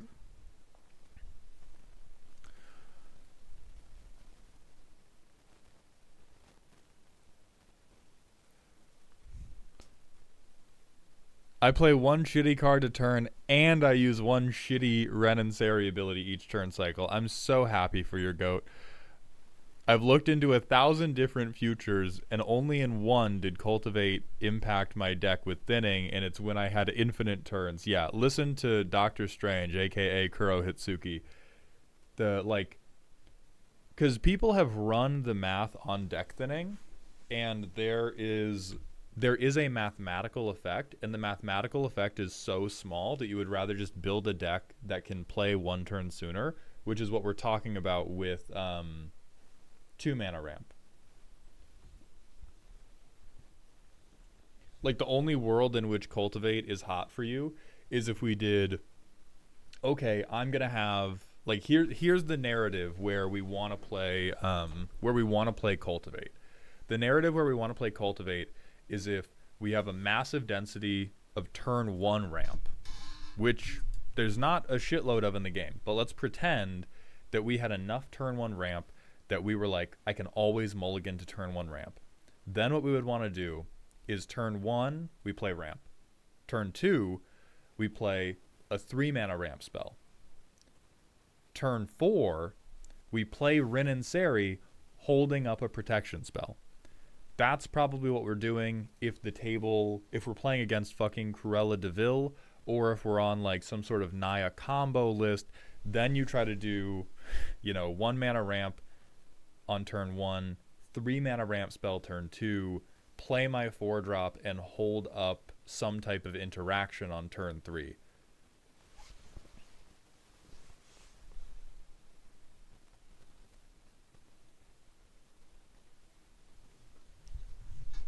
Guilt them with "you wouldn't hurt a doggy and kitty, would you? It's hexproof." That's goddamn right. I definitely don't think you need Warstorm Surge because none of your creatures are good. Warstorm Surge is the little treat that you get to put in decks that are running good creatures who can actually fight. Other things you can do to improve your card draw, as evidenced by Bubbaroni on YouTube, is Enduring Innocence. Like, this is a sheep, is a cute little animal. You can pretend it's a dog. Well, the thing is, like, Impact Tremors is still fine. Impact Tremors, if we get you the card draw to keep playing dogs and cats, Impact Tremors ends up being totally okay in this deck. It's really, like, Perforos too, that's also fine. It's the Flicker and the Warstorm Surge. Like, these 3 cards are pretending that you have a really good or really big dog to flicker, whereas Impact Tremors is just like, yeah, I'm playing guys and I'm getting extra guys. Anointed Procession is just all dogs go to heaven. What do you mean? Oh, that's double. Oh, I thought that was the Angels one. I don't know. It's under the flavor text tag. Stop being a cop, Elk. Just there for the art, real. Okay, so we have Air Bud for ramp. I like that. All dogs go to heaven, actually tagged for Broodmoth. Also like that. All dogs are treasures. That is a little dark, but I will come. I don't care if that's not how you meant it. You put it in front of me. You put it in front of me. Drop it. So is this our interaction? Yes. Oh, Lord, have mercy. It is...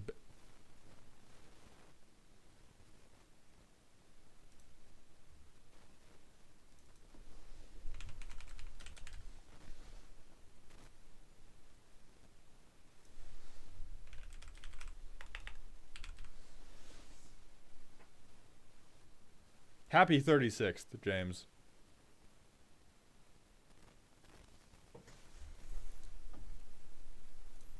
So that's my interaction.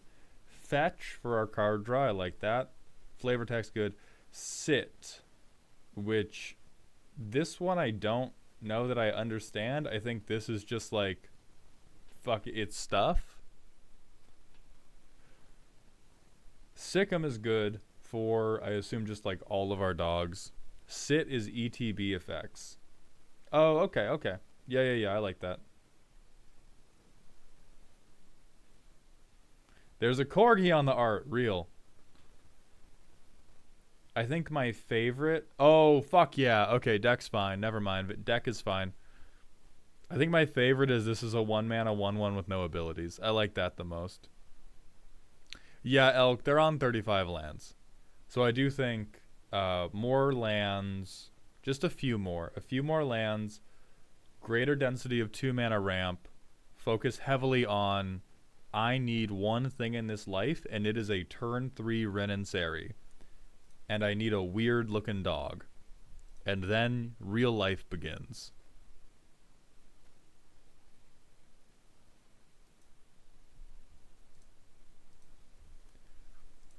So now, the pre-roll and the mid-roll demons are back, so we have to hit a manual ad break, and then we're going to get into... next up on the list, we have Melon, Lore, Lalo, and Zenorum. Sound off as you are ready, and we will pick the order. Melon is officially up first, Lore is officially up second, Lalo is officially up third, Zenorum's officially up fourth. But if any of you are not here, we will keep it pushing. Okay, Lore, you're here. I know Lalo subscribed here. Subscribed earlier. Yeah, Zanubis, this is pretty close to a 1. Crowned Goblin, first time watcher, my friend, just always say how hot you are. Well, thank them for me. I do love the blind. They make up a huge part of my viewer base. And what's really funny to me is when I talked with my manager like a month or 2 months ago at this point, he told me like, hey, I've been reviewing your stream titles. I've been looking at your analytics. It's mathematically better for you to reference your own handsomeness. If you are doing, he said, if you are doing magic, mathematically you should have the word roast in the title. If you are not doing magic, you should call yourself handsome. And that 100% of the time results in better performance. Which I thought was flatly fucking ridiculous, but was also just like, yep, that's how it goes. That's how it goes. Woo! All right, everyone, hold on. I'm sending my... I'm about to ink the papers on the Gamer Subs deal.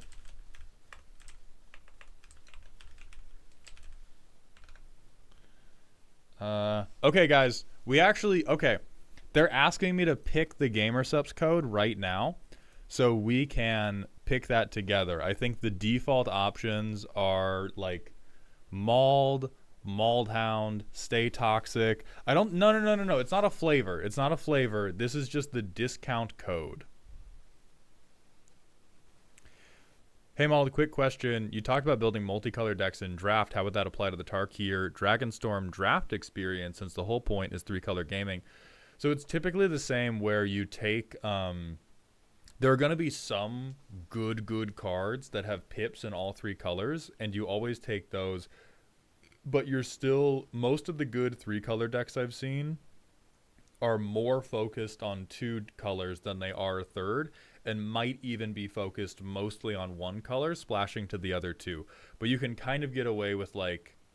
You might be on, like, 40-40-20, or even 45-45-10 for your pips.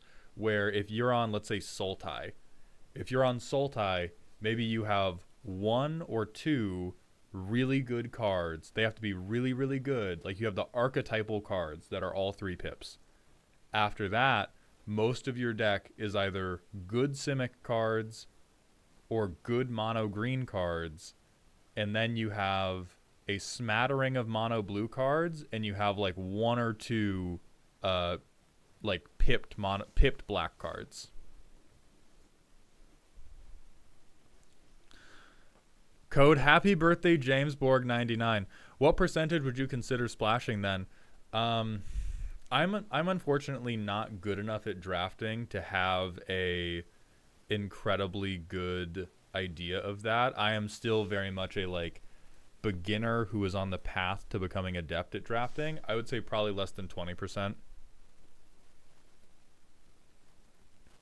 I'm going to keep it 100. I've been using the code Bricky for over 5 years at this point, and despite the other creators I follow getting codes, you'd be the only one to get me to change codes. Troper, thank you. I am very glad that I have been able to make stuff that brings you so much joy that you would be willing to do that. So thank you very kindly. All right, so everybody saying goon. I need to be for real that that's not going to make sense to anybody outside the stream, and it does need to make sense to people outside the stream. When we do the flavor, we can absolutely do a, like, stream in joke. But if we don't have something that's, like, absolute heat, it's probably going to be, like, Mauled or Mauled Hound. The committee must be pushed. But the thing is, if we can't, Blue Jay, if we don't push the committee with context, then it's actually going to harm the committee. We're not doing Bald Hound. Melon, don't make me ban you before your roast. And Will, hit me with that rant redeem. Not sex goon.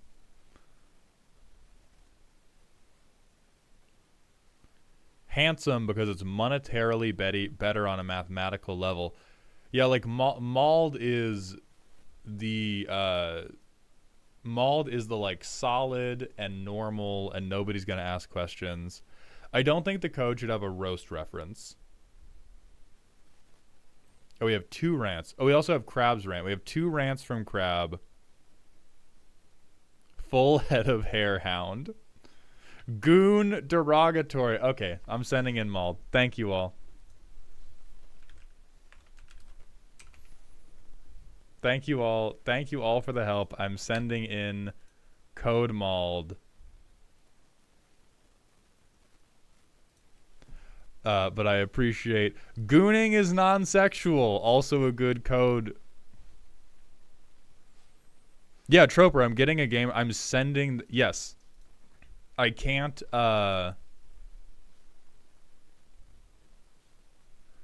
Yeah, I had a call with them yesterday, and I just sent them like the. They just DM'd me while we were streaming, like, hey, could you send over your name, the PayPal account you want us to link this to, your business email for the contract, and the code you want us to use. Like, this will be tomorrow. We're not streaming. When we're streaming Friday, we will have a little fucking Gamer Subs asset below the Cool Stuff Inc. thing. Oh, we'll post them in chat too. So they're not live yet, but they'll be live, I think, probably like within 48 hours. Oh yeah, Helios random smasher pass for sure, for sure.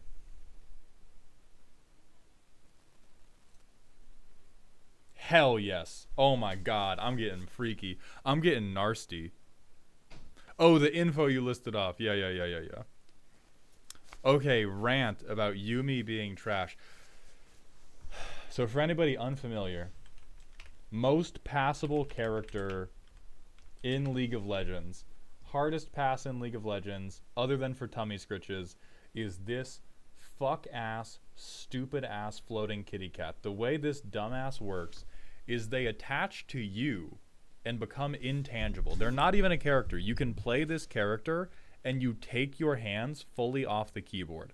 All you do is you make the stats of whoever you are attached to slightly fucking better, and you have one little skill shot you can throw out. And the character used to have some decent skill expression.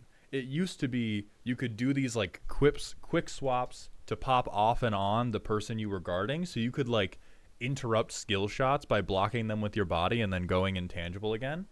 But now every Yumi just goes totally fucking AFK and is like, I don't know, man, do your best. And so if you play with a Yumi and you are not one of the like 5 characters who benefits super strongly from having this little dipshit, from having a colostomy bag attached to you, you just die because you just don't have a support. But if you are one of the champions that becomes just a massive stat checker because you have the colostomy bag, you just do 1,000,000 damage and you win.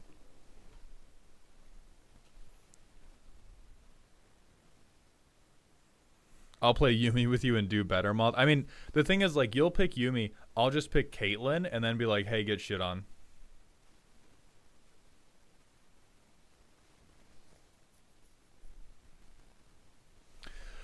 My rant request is fairly simple. What do you think the letters of the crab scale stand for? Corny ratings about bullshitting streamers. That's what I think it is. Corny rating about bullshitting streamer. That's the crab scale.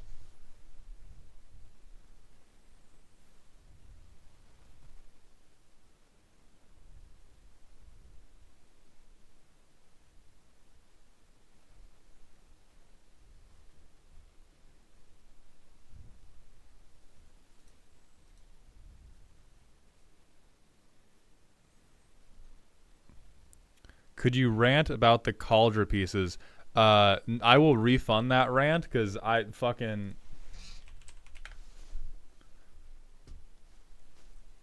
I don't know, man. Exodia cool.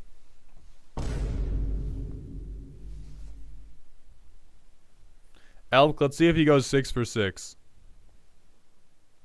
Watch his clean. Oh, you're on 5 for 5. Clean 5 for 5. Okay.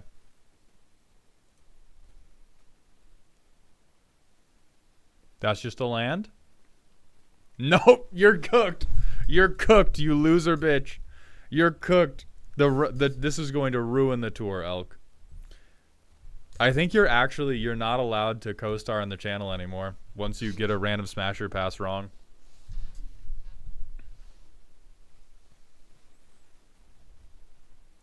Okay, let me go back to viewer rewards and Cyborg, I'm going to refund those rants because frankly, I don't know, man. Maybe try cosplay.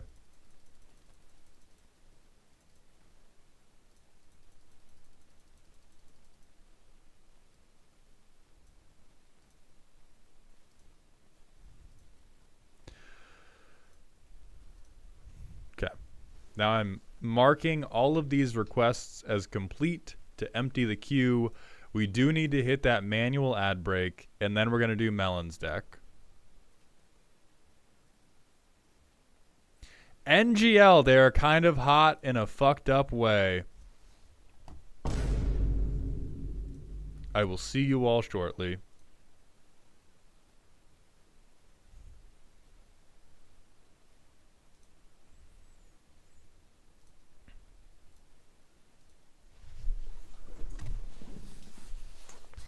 I have to drink my coffee and shit my butt.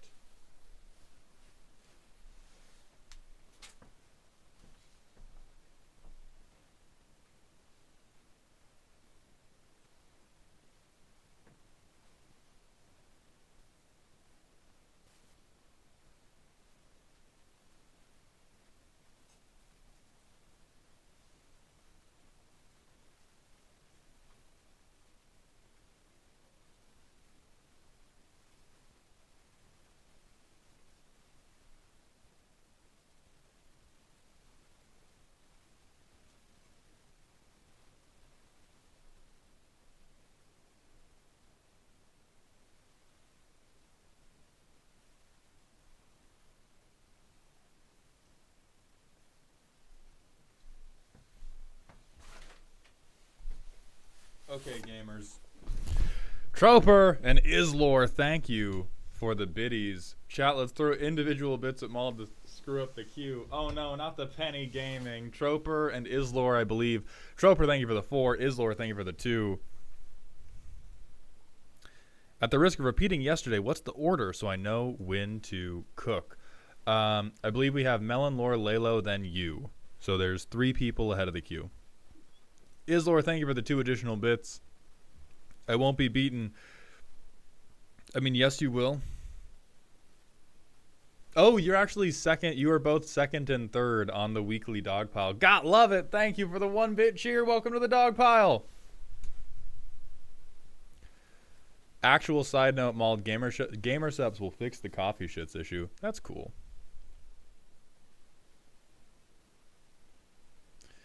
I wonder what's generally considered more concerning to play against between a Reanimator deck and a Spell-Slinging Izzet deck. It's always the Spell-Slinging deck. The thing about Reanimator is super good, or I won't say super good. Reanimator is very real in 60 card, and it is like made up Halloween bad guy in Commander. The thing you reanimate has to be so fucking powerful. Like, if you're not reanimating a big control piece, like, ooh woo, 1 mana Jin Gitaxias, your reanimation straight up doesn't matter. Like, the cards you can reanimate, if you reanimate a thing for combat, it's just not good enough.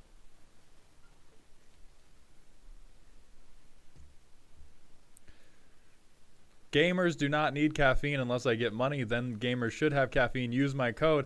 I mean, listen, my favorite thing so far about looking at gamer subs is that their caffeine supplement is 100 milligrams a serving, which is so much. It's infinitely more reasonable than all of the like energy drinks that gets pushed to us nowadays. that have 200, 300 plus milligrams of caffeine, and they have caffeine free ones. So like for most people, caffeine free is better. If you like the sparkly juice, at least this has a realistic amount of caffeine. So I had a primal. Is there a set day for when my deck's getting roasted? Are you a makeup or have you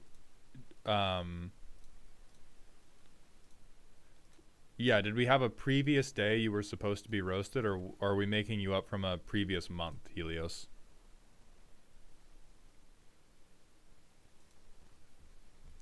Yeah, like 100 milligrams of caffeine in your morning pick-me-up drink is something that is super fucking regular and not that big of a problem to have.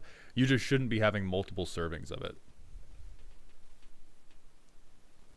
Oh, like a fox, I'm getting a Gamer Subs sponsorship. So I was talking about how I liked that Gamer Subs is better than other energy drink providers because they don't pack it full of like multiple hundreds of milligrams of caffeine. On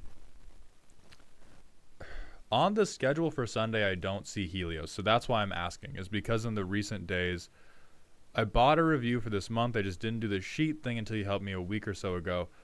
Helios, would you be free this Saturday? I believe that I can fit you in Saturday morning at like 11 p.m.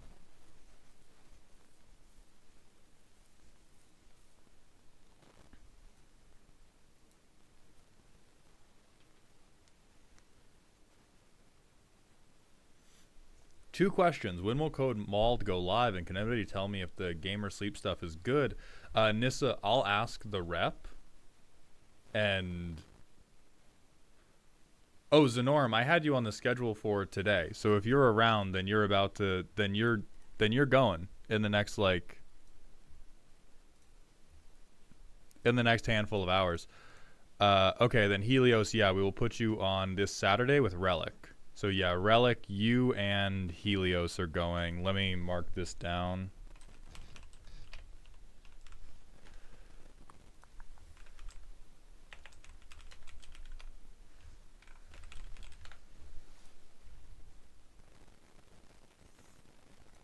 Oh yeah, that's just because after you filled out the form, I forgot to email you because I'm an idiot. That happens. I misheard that, but I love his gamer subs good. I don't know, but I'll ask the rep. Yeah, so for the code,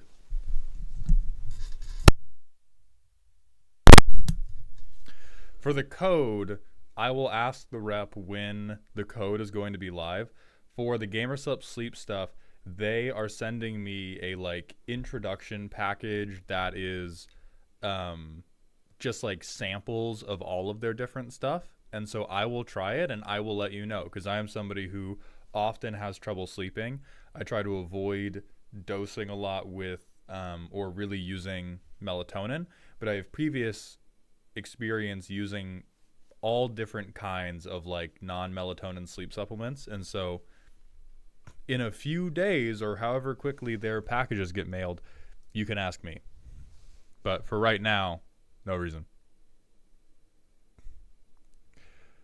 Islor, thank you for the 100-bit cheer. Vine boom. Yeah, Helios, we both just did some mutual goofing. Mutual two-boot goofing. Okay, where the fuck are we at? It's Wednesday. We're reviewing Melon's spooky deck. Hey, Big Chief. We're here with a fun little Izzet Storm combo deck. Oh, man. That I made for my glorious masked individual decks looking to board wipe and wheel while shooting my opponents with the EDH equivalent of a non-lethal 22 LR chambered machine gun full metal jacket aimed at small children. Don't worry, they played Azorius. I've never really made a combo deck like this before, as I typically like to play the intellectual game of Simic Creatures Honk You. However, I'm looking to have this deck be CEDH viable. Again, not used to it because I only make dog shit. Right now, I'd say the deck is scary, though I've had a handful of whiffs and it's slow to start. It's also extremely difficult to play the little guy card with a suspiciously 350 Magnum-shaped indent on my hip. So I'd love suggestions to make it more consistent and faster. Cost isn't much of an issue. I'm already evading 3 credit card bills.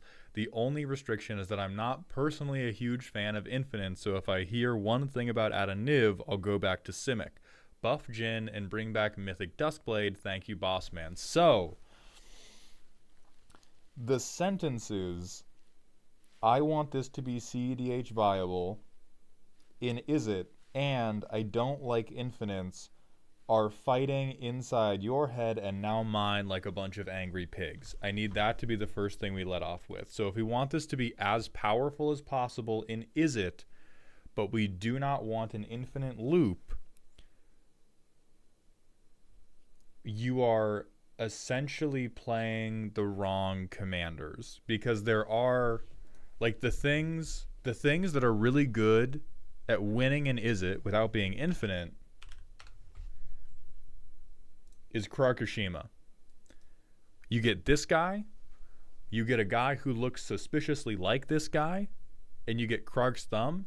Boom. You are not infinite. You are non-deterministically copying spells, pinging people. They're all dying, but you've not gone infinite. It's important to understand what you dislike about infinites. We're not going to get to a true CEDH deck with this type of restriction on the deck. We can still get to a high-powered deck that could potentially play at a CEDH table that just has some like glaring weaknesses. That's totally possible. We can definitely get you to the point of this is my fuck you, I'm going to plug every Azorius child I see with a bunch of lead, but I'm not going to go infinite because, I don't know, big numbers scare me. Like, this is 9th grade algebra trauma coming back to haunt you. So we have a bunch of pingers, which I think... See, this is ridiculous. This is spite play where you're like, what you need to understand about your Simic decks that you normally play, they're not good. Cards like Chandra's Incinerator, this is here to board wipe people. You can let people have whatever they want on their board. You don't give a fuck about the creatures they have. By the time Gearson Starn is going off, Gearson Starn should be going off into player removal. You do not need to be being like, haha, fuck your creatures. It's like, no, fuck you, Dave.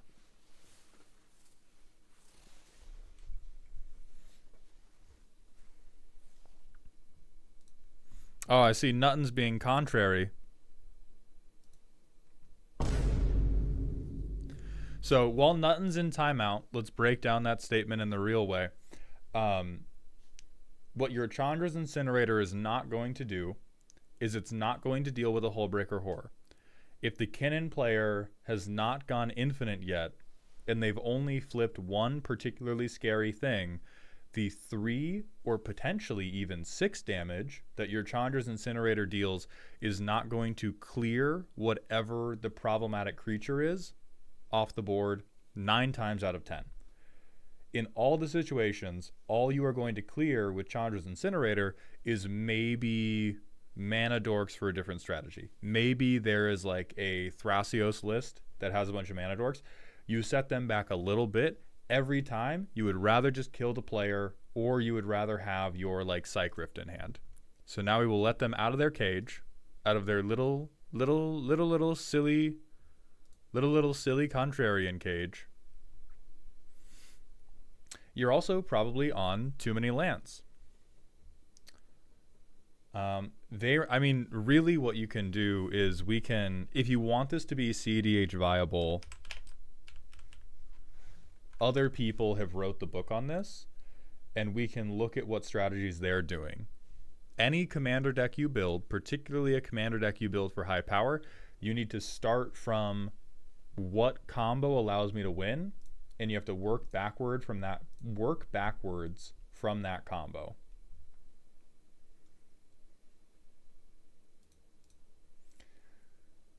So a lot of the hard combos in here, I believe, are... So how do you feel about something like a Lion's Eye Diamond Breach Brain Freeze combo? Because what this does, Brain Freeze, you can mill yourself with Storm. This is not infinite because it is technically limited by the number of cards in your deck and in your graveyard, but it will always go big enough to win the game. So it is still deterministic in the way that an infinite is if you get setup done. Does this also bother you?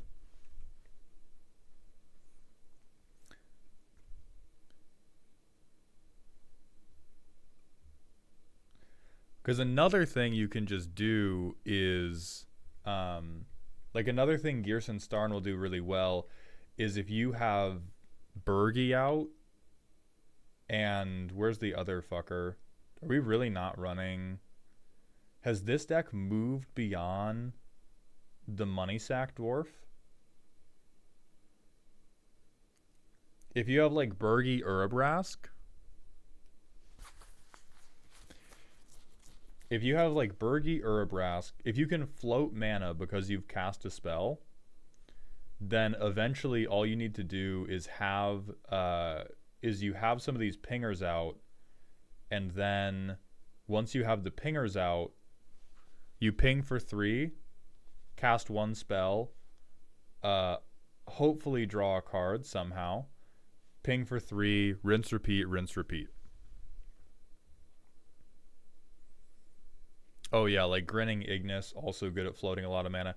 But you see, this is on like 29 lands. And then you have a bunch of the 0 mana rock, fast mana. And then you have the, you know, bullshit cheatery card draw spells. Fastest I've gotten is like turn 6. That's a spooky deck, for sure. So like Mizzix's Mastery, this is a pet card. This is a like big, splashy, casual commandery card that it might do something that makes Brain Chemical happy, but if you want it to be CEDH viable, what you need to be asking is, how can I get everybody to 0 life in the fewest steps? Fewest steps, least possible number of game actions. Like Steamkin, probably valid. 1,000 Year Storm, flatly ridiculous. Especially because the way you're going to kill people is you're going to kill people with your cast trigger flame breathers. And when you do a cast trigger flame breather with 1,000 Year Storm, you're just copying, which does not re-trigger these guys. So this is literally just you doing neuron activation and getting nothing else done. If you want to do like reload faster, yeah, that's fine. You can even probably, if you're willing to be bracket 4 and not true CDH, you can include the very, very greedy Archmage Emeritus and where's the Stormkiln artist? This guy. Veyron's super unnecessary. You replace this with Bergie. Because what Gearson Starn needs is Gearson Starn needs mana to keep casting cards. They just have to keep casting spells. The wheels are probably fine. Okay, we do have the Rhystic Study. Shadow Spear, like lifelink, doesn't matter. You don't need life, you need them to have less. You need a bullet in their chest. So there's just a lot of, I know you said you were new to this. But this is, you have not misunderstood Izzet, but you have misunderstood the arena you are walking into. You can think of this as like anime character enters the new continent and is immediately put on their ass by a big scary buff guy. Please, please, please mana drain. So I don't think we want this unless we have Dramatic Reversal, which I don't think we have. See, like this doesn't matter. Super doesn't fucking matter. Shoot them in the face. You don't need a board presence. Your board presence is Gearson Starn and a spotter. Get it? Otter joke. So all this stuff where you're like CEDH decks, one thing that is kind of almost clunky about them is that CEDH decks are really good at operating in very, very narrow tunnels of sprinting to their specific win. Or many of them are. Not every single one is, but a lot of them are. And your deck is trying too hard to participate in other arenas that it's not good at. Like, you don't give a fuck about trample. You don't care about lifelink. You don't care very much about getting rid of creatures because you want to be all in 100%. I'm shooting you in the face with Gearson Starn. So, like, sure, Grape Shot. Your storm count's probably not going to be crazy unless you adopt one of these, like, if you adopt a Lion's Eye Diamond Underworld Breach line, then your storm count will get high enough that you can kill people with Grape Shot. Otherwise, you really just want to be on, like, okay, how do I float mana on account of I cast a spell, and how do I refill my hand to keep floating more mana? Versus, like, right now, ooh, boy, we have Basilisk Collar. Guess what else doesn't matter? Also this. And then turn 2, we're going to hit all our lands. So now we've played the most important card in our deck. We draw 3, because everyone is unreasonable. We play Kessig. We draw 3, because everyone else is unreasonable. Gearson. Turn 5. We could equip this, but it doesn't matter. We'll play this. We'll get 1 ping. So we ping everyone for 3, which isn't bad. And this is, again, assuming the table has not united against you, the one Simic player hasn't gotten mad and killed you, or nobody's removed anything from you. This turn you can probably win just on account of Mana Geyser. Maybe we float, like, I'll call it a clean 10 red mana. We cast Big Score.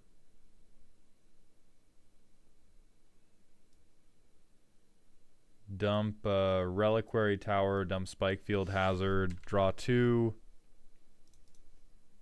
We make 2 treasures, and we've pinged once. So I'll keep all our spells here, so we know the storm count. We spend 1 more of the red mana. We cast Blazing Volley. We play a land for turn. We tap our blue mana, and we spend a red mana for Expressive Iteration. We put Psych Rift to hand. We exile the Thought Vessel. We put that to bottom of library. So up to 4, and then we tap out, and we Mind's Desire. And then we hope that this storm count is going to be good enough to win the game. In a real game, we have been either counterspelled before now, like we get Flusterstormed right now, or Gearson Starn got shot 2 turns ago. Or our Rhystic Study went away and we didn't draw 15 extra cards over the course of the game. But if you do that, we have 5 total copies of Mind's Desire, and we have 15 damage we've put into the table. So we shuffle, we free cast a land.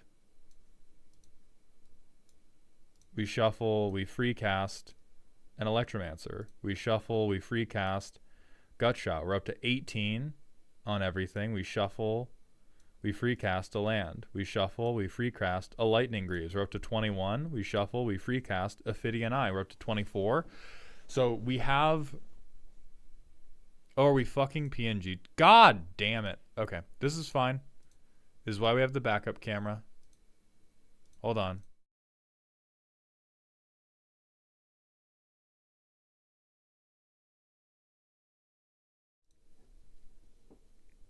Ack, you bitch. Hold on.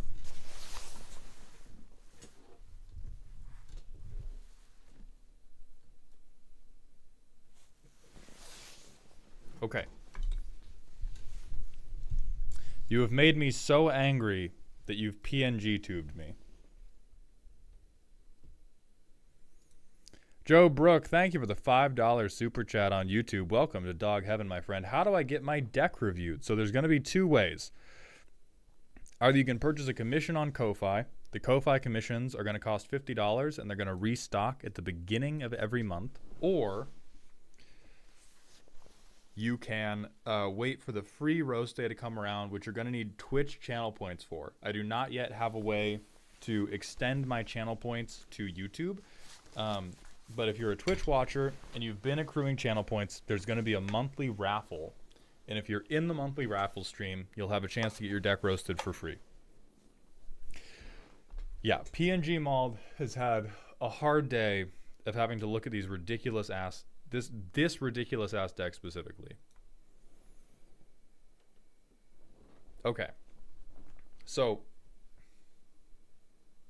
oh yeah, or you can donate $500 and your deck will get done immediately.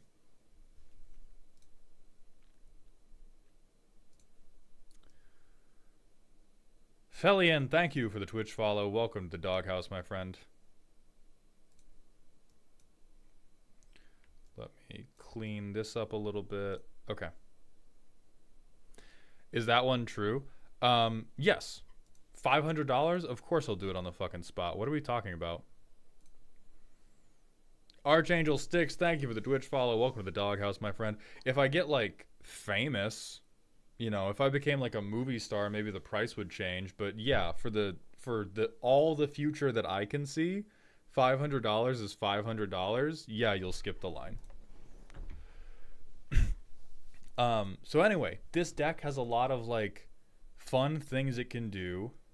You can do a lot of neuron activation, but the Mind's Desire, like, you don't win the game because your land count for this deck is, funnily enough, too high. You need to have a greater density of non-creature spells to be triggering your things like Kessig Flame Breather, and you just need to be on, like, touch as many cards as possible, float mana when I do this card touching, job done. So I would look at a, like, actual CEDH list for inspiration on the types of rocks you should be running.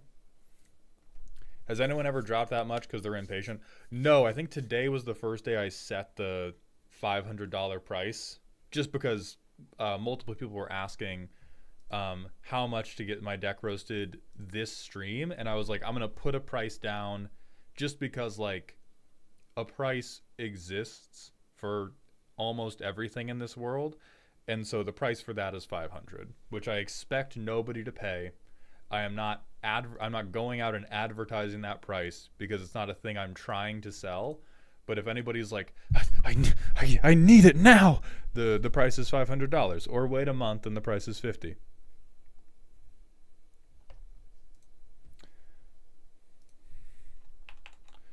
So I'm gonna say, I'll call this tuned melon.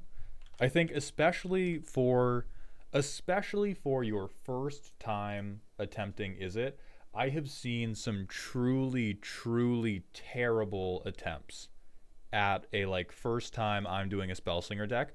If you had not told me, I would not have called that this was your first attempt at a Spellslinger deck. So I do want to give you credit. You've done a pretty good job of stealing from the Izzet player brainstem. You just have a few things that are, like, absolutely yes in casual. But when you want it to be CEDH, if you want it to be playable at a CEDH table or playable at, like, bracket 4, Empty the Warrens doesn't matter because you don't care about creatures. You only care about the triggers the creatures can give you, and you don't care about other people's creatures very much. You care about them just enough to bring, like, Psych Rift to Psych Rift them. For CEDH, the baseline is, like, 28 to 30, and then you have all of these zero mana rocks. So next, we're going to move on to Lore's deck, which I do need to get some water because I can feel my voice starting to go. I do want to do an Izzet Spellslinger deck at some point, but my smooth aggro slash mid range brain doesn't know where to start. I mean, for Izzet Spellslinger, like aggro mid range, you focus on what is the good creature I want to resolve. For Spellslinger, you focus on what is the core gameplay loop I'm trying to recreate over and over and over. So for some Spellslinger stuff, that's like an infinite. For some Spellslinger stuff, like Krark the Thumbless is, okay, if I have Krark the Thumbless and I cheat on my coin flips and I have Sakashima, then I can just outvalue you by casting anything into the copy zone. Job done. So Spellslinger is pick your loop and then go, how do I trigger that loop as many times as possible? If the loop does damage, you can just trigger it as many times as possible. If the loop doesn't do damage, then you need to pick, how do I end the combo, and then work backwards. Would Brutaclad tokens be a decent start? I mean, it's Izzet, but it's just not Spellslinger. Brutaclad is just Izzet artifacts, which is different than Izzet Spellslinger. Empress Mia, thank you for the Twitch follow. Welcome to the doghouse, my friend. Does End the Festivities have a laser eyes button? I think it does. It better.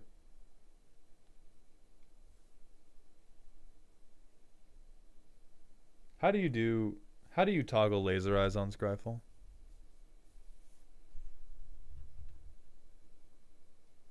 Oh, it's on Moxfield. Oh, okay. Yeah. All right. I'm going to hit a 1 minute ad break just to reduce how many ads I have to run later while I refill my water. And then Islore, you are up.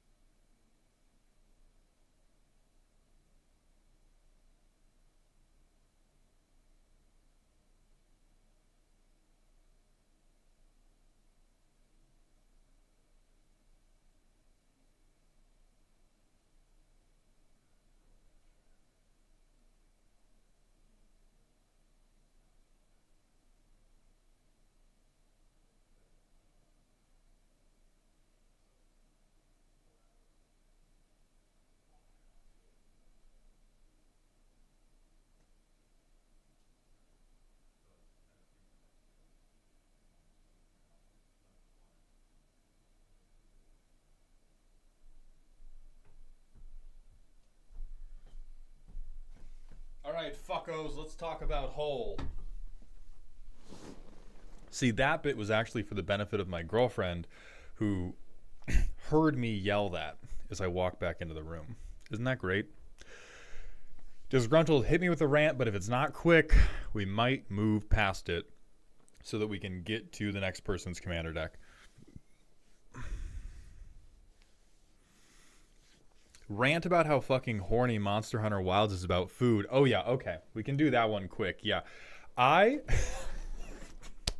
I know most of you maniacs are obsessed with Gemma or obsessed with Alma or obsessed with Olivia, which is reasonable. However, what we all should be obsessed with is the goddamn food porn. I cannot stress enough how much of the cutscene budget went into you making food. I've seen an animation of me frying an egg on lettuce, and it almost convinced me to make that actual meal, despite the fact that that would be fucking disgusting.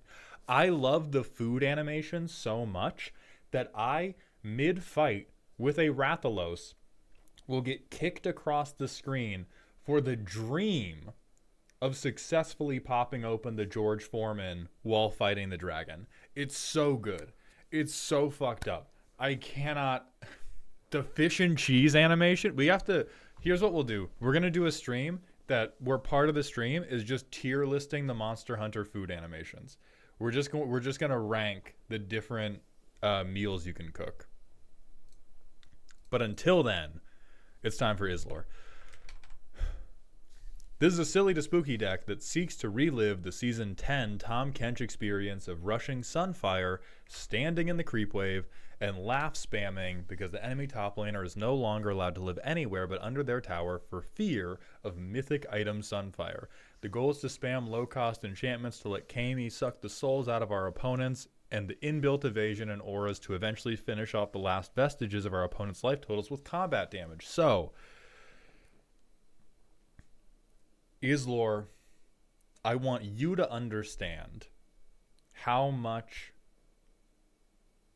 big an operation you are undertaking by saying this is your deck, because you wrote very flavorfully, you dressed it up very nice, you evoked League of Legends in the hope you would activate my brainworm, but I, able to read between the lines, understand your primer as I'm gonna stand there, which means the feasibility of playing this deck and keeping your teeth is 100% down to your ability to aura farm.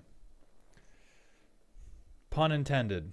So let's see what auras you got. We got Tatsunari, so you make a frog who drains people based off enchantments you cast.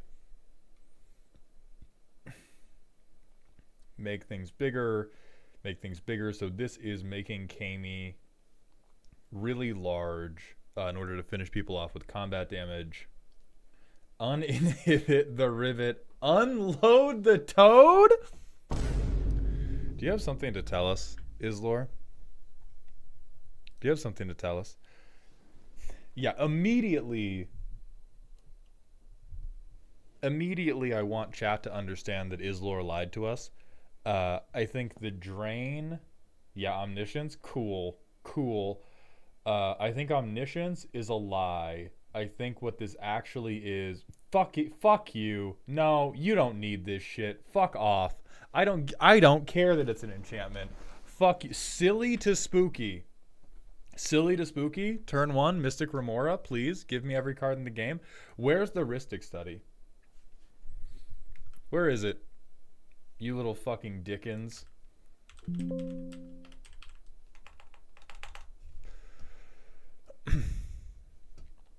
So what this deck feels like to me is it's a 1-drop enchantment. Yeah, and napalm is just juice, dude. We can all say stuff. I think the drain plan is a lie. I think giant frog kills you plan is very alive.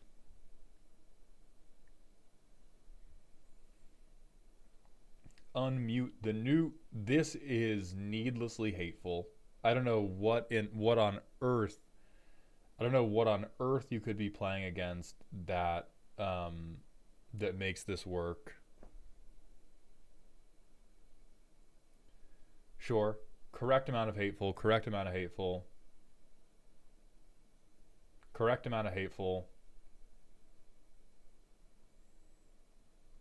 Oh, we're on so much control.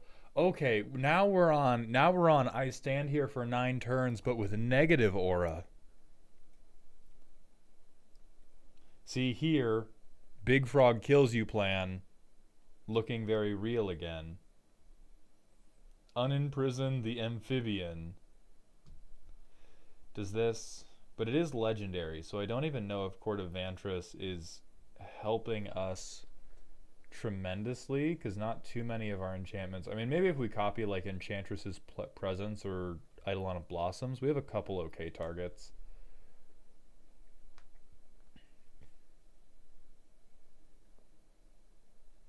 And then a copier. Okay, so we have a number of copiers. I think you cannot be enforcing this level of control on the table and still call yourself silly. It's kind of like the wine mom that tries to call themselves the fun mom, but then they like scream at their kids when it gets dark out. So let's see, we go... Oh, well, we go Triumph first, we go Springs.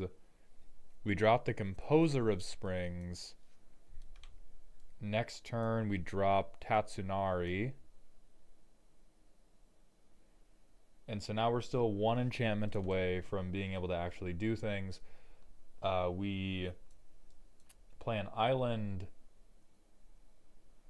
We do... God, we don't want to do Aqueous Form.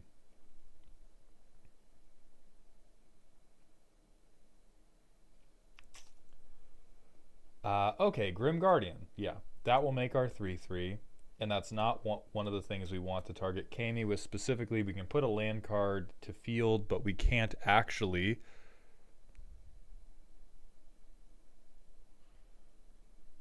Now we can Aqueous Form the Kench.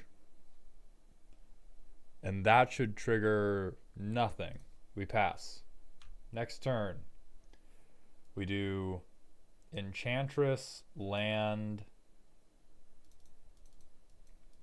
Enchantress, land, hold dick in our hands.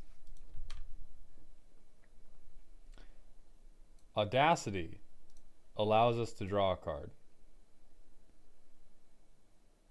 Vraska joins up allows us to... we don't want to do the May because we just want to hit our land drop. Do we have 6 or more enchantments yet? We have 1, 2, 3, 4... Nope, we sure don't. I mean, sure, we order it differently. We have 1 more card in hand. So now we play this guy anyway, and we have 1 more counter on Kami.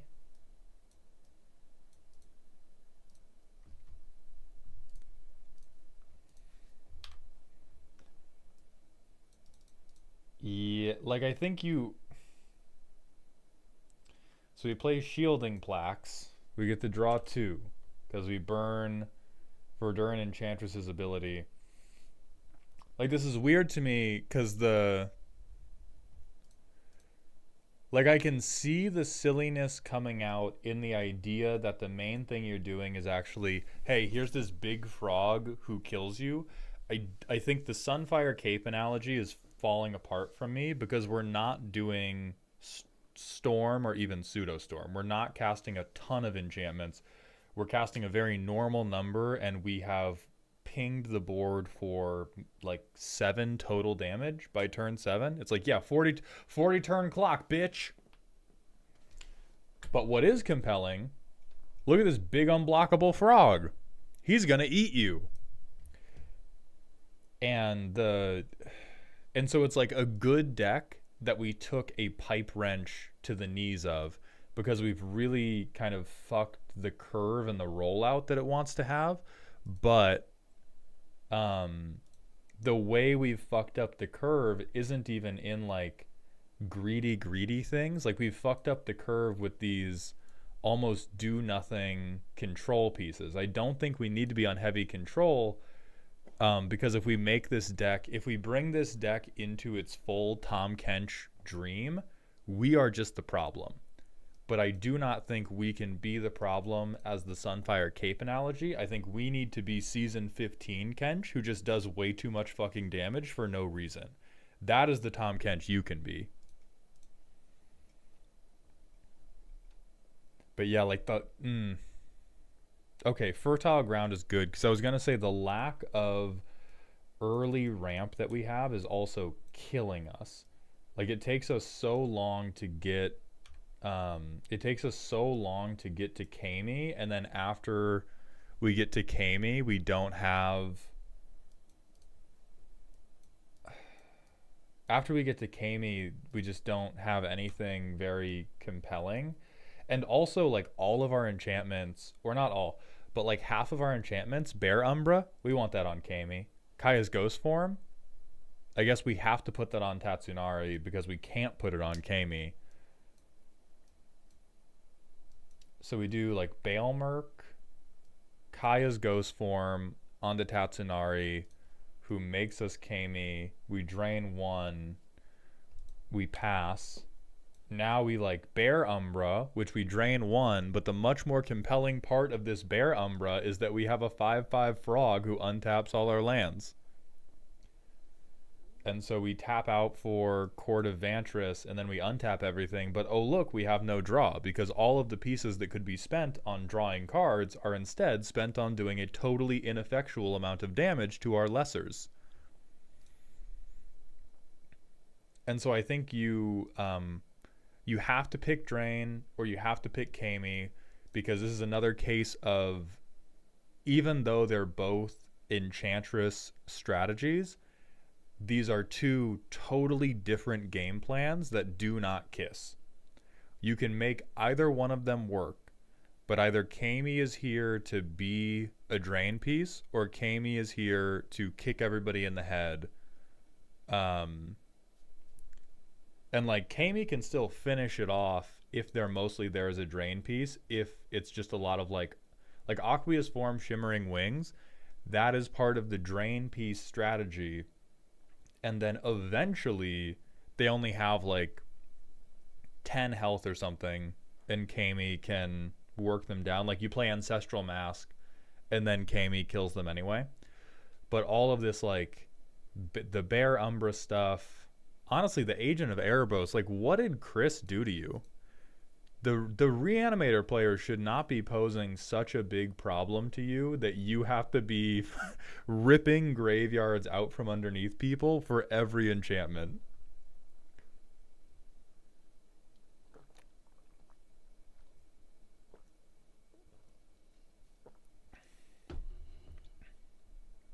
This is crazy.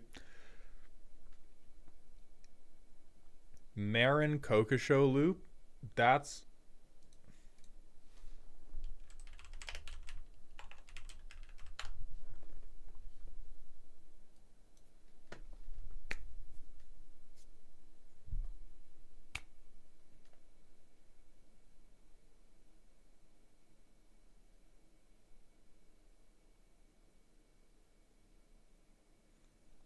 Have we heard of this honestly incredible thing? I don't know, bro. You artifacts? Real. That was a test. You passed.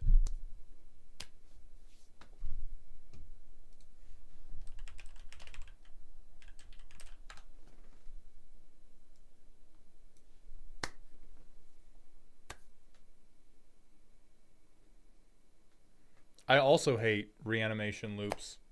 If only there was something to do about creatures persistently entering and leaving the graveyard.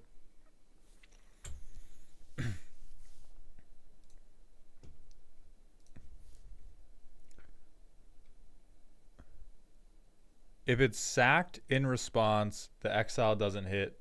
No. That is true, just hit Marin. Or if we were going to play this, you just do...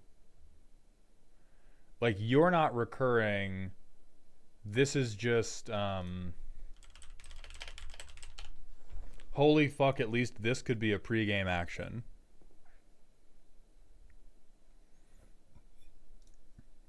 And if we live in the world where they can activate this loop at instant speed to end the game, like they just won, and this effect doesn't matter anyway. This guy only matters in the world where you can respond to what they're doing at sorcery speed. And in this world, he is just Leyline of the Void, but harder to activate. If you need to totally shut off Chris's deck, then you need to totally shut off Chris's deck.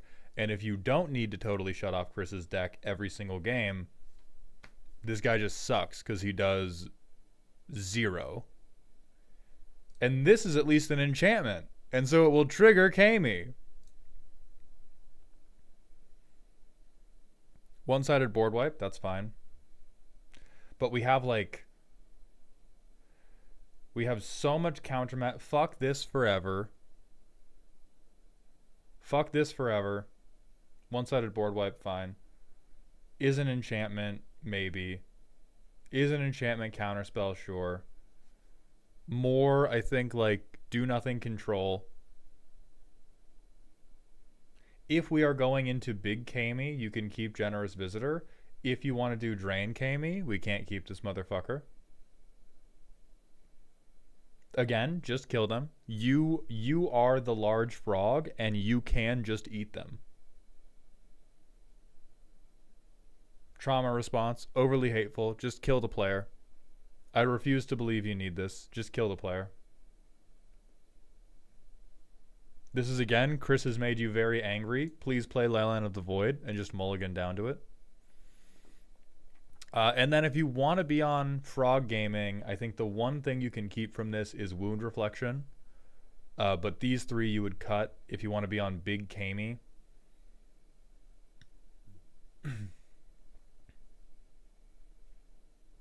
This is at least an enchantment, but is very, very cute.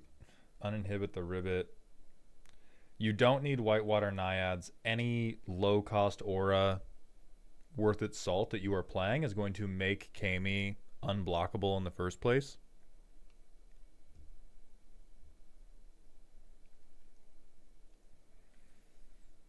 I think the copying is extremely aspirational when not enough of your auras in the first place are worth playing. Wizard class bad. I don't have a joke for this. Wizard class is just not good. It is 4 mana, draw 2, or it is 9 mana, I begin to stack 1/1 counters.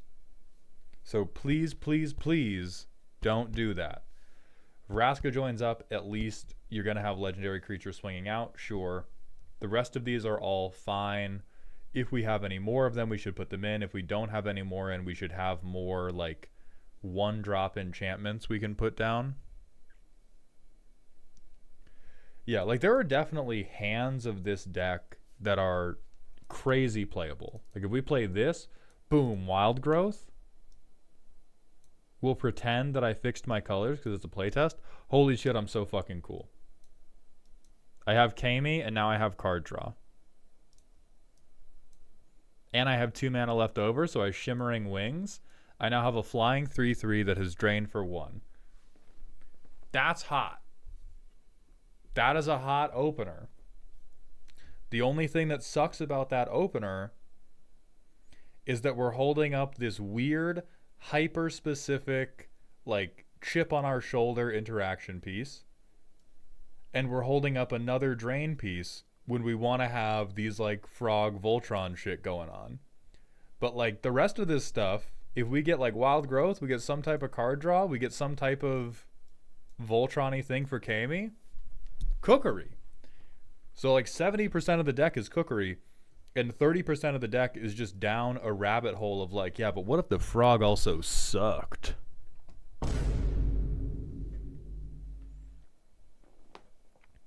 Hyper-specific interaction piece. It's a frog. Good point, Myth. You know what I think about that? Thank you, Myth.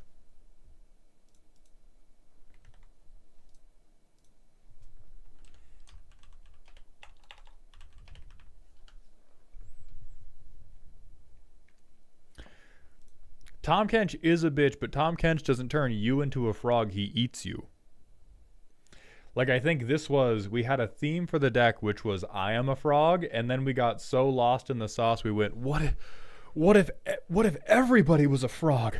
Would I win a game of Magic then? And the answer is no. The answer is no, you would not. Maul, can you time me out? I'm supposed to be working. Yeah, Switch, I got you. One sec.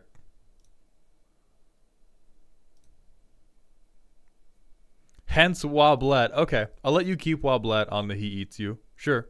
Yeah, fuck it. Fuck it. Listen, I'm not your keeper. I don't need to make sure that you have friends after this deck is fixed.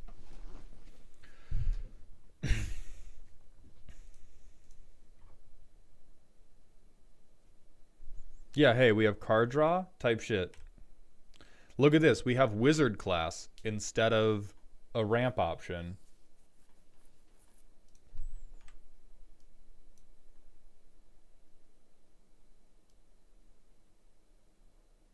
I don't super like this. I'll be real. I know Destiny Spinner is a very generically good card. I don't believe that any of your individual creatures or enchantments are important enough to merit needing uncounterability over having a fucking ramp spell, because it's just so critical that Frog come down. Because not having ramp is what's holding us up. Well, like, we also missed green, but fuck it, it's a playtest. Like, not having ramp is preventing us from getting Entity Tracker down. It's preventing us from getting Fear of Imposters down. There should not be a world. I don't think there's a world where Tatsunari and Kami can get shot too much if you are playing with your eyes open.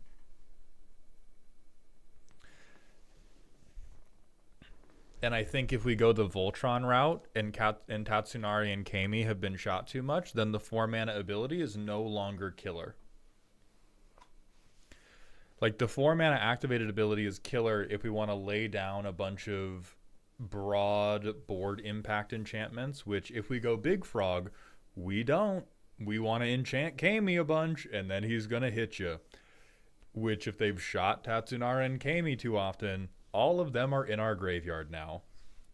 And so I like Destiny Spinner more for the generalized Enchantress Drain plan. See, I like Destiny Spinner for the suck. I do not like Destiny Spinner for Big Frog kills you. So it's a lot of you have to pick whether you want to be on Frog kills you or Frog sucks you. And then there's like Gloom Shrieker, very cute. Asinine Antics. I don't think this triggers anything you have, but oh no, it will trigger Entity Tracker. Yeah, so Asinine Antics, very cute. Fear of Imposters, very cute. I think all of these are super keepable in either version of the deck. But yes, Islor, you are split between the two distinct game plans of I am going to drain you or I am going to make the frog really big, and some of your auras work in both.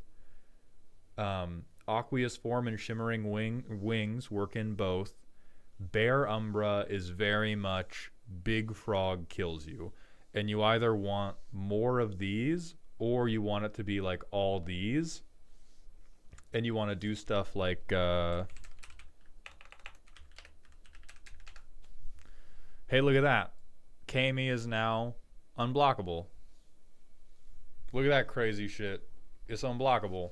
And it gets to connive, which is not as good as card draw, but does at least give me card selection. What is Omniscience doing? Costing a lot and creating happy brain chemical. Kami does not do commander damage. It is a thing made by your commander. It is not your commander. So you have to count to 40, which means in commander, you have to count to 120.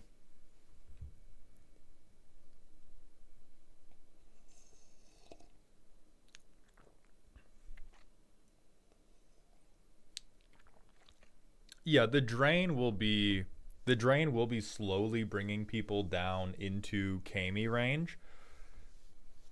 But again, we can get the drain going even if we're mostly on buffing up Kami. We just don't want to be doing, we want to replace these like win more drain pieces or win more control pieces with more card draw, more ramp to keep loading up Kami. Oh, right. We don't even need evasion. Tatsunari gives evasion. We didn't even read the entire commander.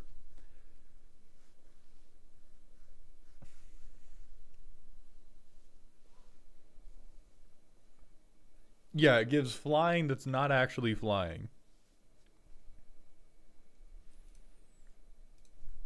Or shit, if you need, listen, if you need a backup for Kami, you can get Kami's mom, Calaxion. I know this is going to be neuron activation for Elk. Brunor, thank you. Brunor7228, thank you for the Twitch follow. Welcome to the doghouse, my friend. All right, so I'm going to say this is... I will first re-edit this to be chaotic because I do think this is chaotic. I don't think... You could almost call it greedy. But I think you have tried to cover up your indecision by putting a really nice primer on it. And I do like the deck you described to me. It is not the deck you showed to me. This deck is terminally indecisive on whether it's actually being Tom Kench or it's just being a wet guy who smells kind of bad. And I think once you decide on that, either version of the deck can play really well. But again, guys, if you're going to do two things, the two things need to be able to talk to each other. And they can kind of talk to each other, but we're two 50-50. Lean one, splash the second thing. Don't be 50-50 on both things. Next, Lalo. Are you still here, my friend? You are. I can see you commenting on rules questions. We have a silly, spooky deck. Group hug, token generation, life gain, piss laser. Will, this motherfucker stole your deck. Let's see what Lalo has for us. I'm also going to message my rep.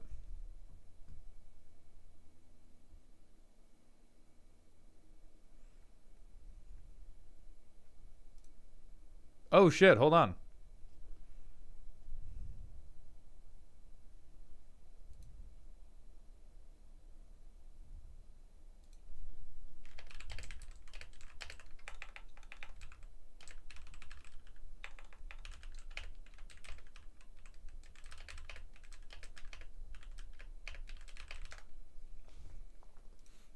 I'm sending a message to my Gamer Subs rep. I built this in like December. Will, sue this guy. Sue this motherfucker right now. I keep pointing at the wrong camera because I'm on the fancy camera, not the backup camera.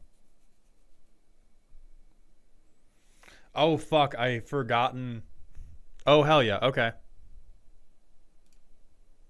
All right, motherfuckers, I have to sign. I'm going to sign the contract live. I don't think I can pull it up on screen because that will definitely cause problems for me legally. Where's Gamer Subs? Hold on.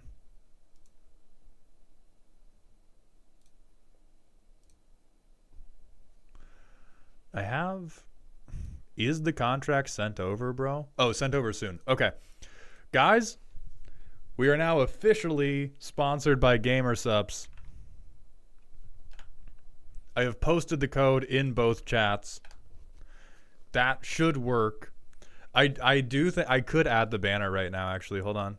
Yeah, let me pull this banner up.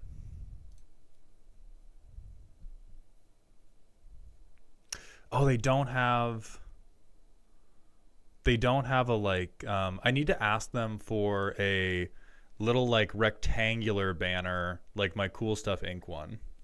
Speech. We're gaming very hard. I will ask them for a little rectangular banner I can drop below the Cool Stuff Inc. one. Speech. All right, guys. Hold on. Let me pull up. Let me make a scene for this. Hold on.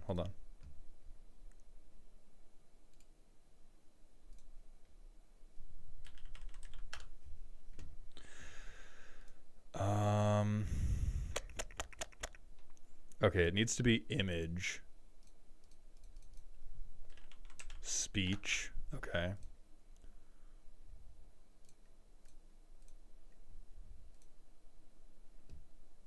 Hold on.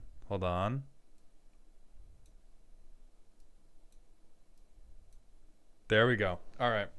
Let me pull chat up as well. Let me pull the chat box up as well. You guys fought long and hard for this. Okay.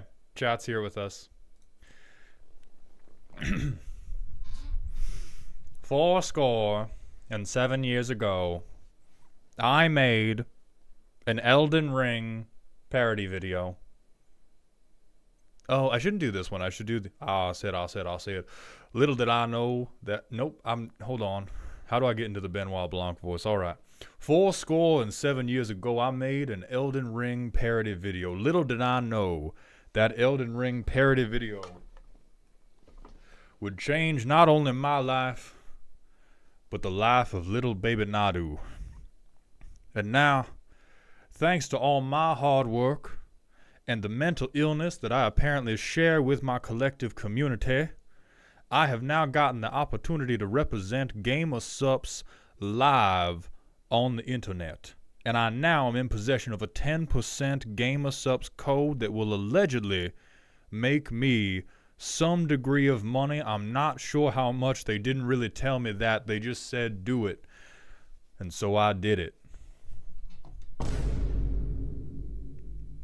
And so now I ask you all, on the eve of this, our greatest success, if you already know you like Gamer Sups, please use my code. If you do not yet know if you like Gamer Sups, please wait for me to try Gamer Sups and tell you if it's any goddamn good. Please, please do not throw your money away on an advertisement that I as of yet have no goddamn idea about the flavors of, but I will be getting an initial sponsorship package, and I will be telling you all my unfiltered thoughts on the flavor of titty milk. Thank you all. Good night and good luck. Who the fuck is Schlatt, Psycho Guardian? Try guacamole, immediately cancel the sponsorship. No! Wait. All right, speech over. Oh shit, a content warning. I've heard the name Schlatt, but I don't know who it is. Oh, thank you, Mize. Again, I've not tried the flavors yet, so if you've never tried them, or if the person you would be getting this for as a gift doesn't already know they like it, please wait. Please let me, right? I don't want to be shilling for stuff that sucks, and so if I get the care package and it's bad, I'll be backing away from the sponsorship. I have hope that it's good. I've only heard good things about this company so far. So if I get it and it rocks, I'll be saying, here's the flavors I like, here are the products that I like out of it, and then I'll shill those a little bit more heavily. For the time being, if you already like it, I now have a code you can use if you feel like supporting me. If you don't, they have mailed me shit, and I will be trying it, and I will be telling you about it. Oh, Schlatt is a creator and is the CEO. Then I guess I'd fuck with my man Schlatt. We'd be Schlatting it up in here.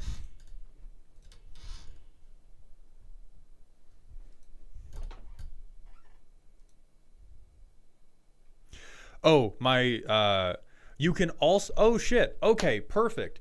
You can get free so if you add only samples to the cart and use my code, you can get free samples. They will probably, because they are a business who likes taking money from people, you will probably still have to pay for shipping or something like that. But if you've not tried Gamer Sups and you want to try Gamer Sups, if you add, let's try this shit. Hold on.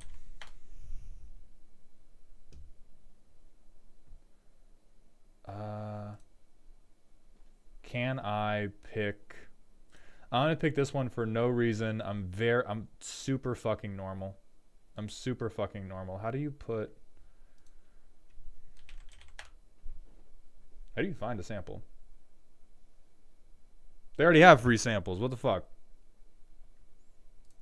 Does this do anything? Does this... Oh, you have to make an... Okay. I don't have all that. But allegedly, put my code in. You can get samples for free. if you don't already know about Gamer Subs. Anyway, Psycho Guardian, thank you for continuing your gifted sub to Tier 1, my friend. Welcome back to the dog home, real style. So where the fuck are we at? We're on Lalo's deck. Group Hug, Tokens, Life Gain, Piss Laser. Feldegris Laser. Look at the pretty hippo, mommy. It has wings, and it keeps making babies. They're so cute. Huh, it's turning the other way and lifting up its tail. That's weird. It looks like it's gonna. Child is reduced to atoms by hippo piss. Thank you for this contribution, Lalo. All right, so we're giving our opponents benefits, which is extremely interesting. Questing Feldegriff, same thing. Good amount of lands. Did you make sure the plus end is connected to the minus side and the minus side is corrected to the plus side? Coward. Coward shit. No. Deck out, dude. Just deck out. Okay. Emiria. Very fucking aspirational in a 3-color deck. Then we have like tutors. We have a lot of tutors. But I'm presuming we need some very specific things to make Feldegriff do anything. Oh, it's group hug tokens. Yeah, this just sucks. I've seen what I need to see. I've seen what I need to see. And this is... lose the game typle. Okay, you have at least Octomancer to copy something. Primal Vigor. Secret Rendezvous, Seed the Land. Oh my fucking god. Okay, and then all the temps. No touchy. I love Fog of War without propaganda. Like, I love that we're afraid of decking out, but we're not afraid of getting reduced to atoms by the 18,000 tokens we've made. Okay, so are we at least doing I gain life for everything my opponents get? Okay, that's clever. I'm starting to like that again. Riot Control. I'm coming back around. He's coming? It's for recycling one of the 2 cards that can end the game if they get blown up. There's no...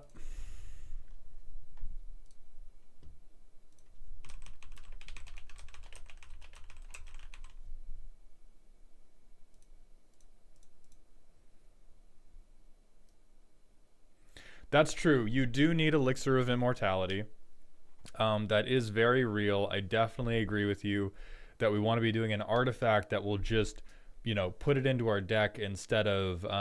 there's no card that will put it to field. There's no card that will put it to hand. It is also the most efficacious way you could be gaining life. So I agree with it on that standpoint too. There's literally nothing else you should be doing to try to affect getting your win cons back onto the board. 5 life is make or break for you. It is definitely worth giving up on that card ever being effective to gain the 5 life on top of it. So I need more friends. So we're vomiting out healing, or we're vomiting out tokens for everybody, but we are breaking parity on that with things like Soul Warden, which we don't have a ton of, but if we mulligan 2 or if we tutor 4, then it's like, okay, great, you got a 1/1, gained me a life, eventually I hit you with the Piss Laser. That doesn't sound impossible to me. Oh, things like Fumigate are very, very cute. So we have, what, 4 instances we can hit? And then, like, we have all of this Blunt the Assault, Riot Control, where we are again attempting to... Okay, 5, Auric Champion. Well... Okay, Authority of the Consuls, 6. So we have a good... Yeah, we have a good concentration of... Oh, thank you so much for the tea, baby. Hold on, chat. We're going to get freaky. Damn. All in one go? It's so cold. I love you. I love you. Okay. So, Lalo, to your credit, I actually do believe that you can create a one-sided benefit for all the creatures you're giving away. I think it's even possible that you can little bean yourself into winning off of it. My question is, well, I'm not sure what my question is yet, other than why. Other than why.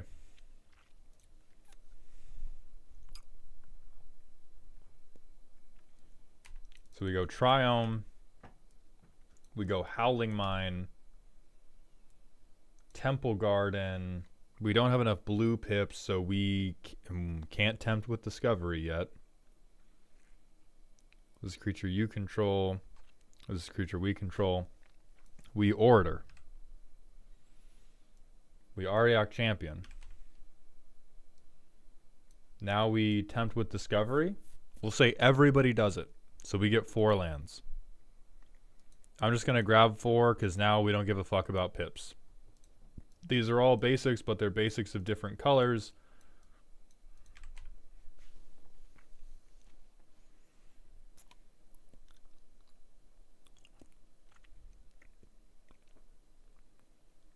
We go Phantasm for 3. We gain 1 life from Orator. We would have gained 1 life from Champion. Gain another life from Champion seeing Phantasm. And then we gain 5 from Auriok seeing Hunted Phantasms. 5 1/1s enter.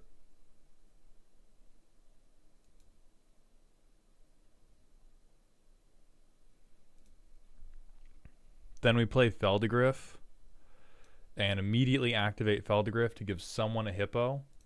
We gain 3 total off that interaction.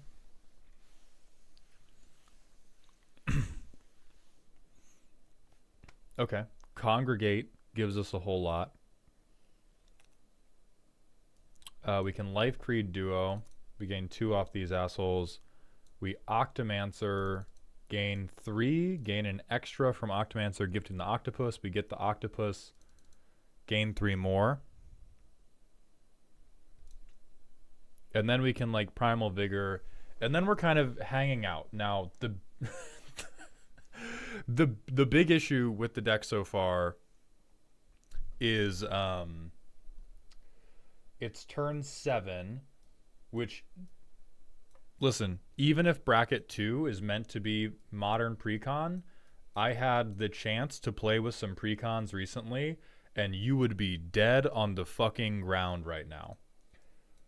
So it's turn 7. We've given our enemies a shitload of cards and a shitload of creatures. And so I want to impress upon you a very important rule of Group Hug is you can't actually just help people all of the time. You want to pick one specific avenue that you are helping people in, because when you pick one avenue you can help people in, that is how you control the flow of spice. That is how you do Gaslight, Gatekeep, Girl Boss. You are doing giveaway, maybe Piss Laser. And so with this deck, you have a couple things that can convert it to life, which I will tell you, my experience, if you get above the starting life total in Commander, you are public enemy number 1. I don't care what your board state looks like. If you have above the starting life total, I'm hitting you every available opportunity.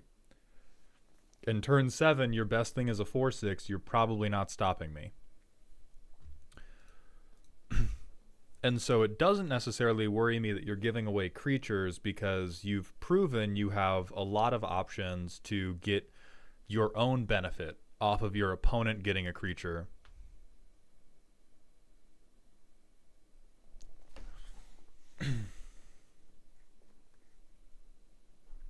I mean, I think even if it's not played with randos, like I'm talking about the... So if you say, well, I'm going to do it badly, you are impervious, right? If I'm like, hey, you can't balance a checkbook, why is there cum on this sock you left on the ground and it doesn't look like you've done the dishes in 3 years? And you go, well, I like it that way. My fault. My fault. But that is what's wrong with your house. Is that instead of doing the actual group hug strategy of gaslight, gatekeep, girl boss, you're just jerking everybody else off and hoping for the best. And so I certainly can't stop you. But in the interest of playing Magic the Gathering, instead of playing Orgy where my friends compliment me for winning them the game, these are the suggestions. Is you have... Right, and that premise of it's built at middling power, even at middling power level, that is like entirely determined by your friends being idiots. I don't care how much of a masterful manipulator you think you are. It's another thing of like you can play anything in the world if you possess the power of mind control.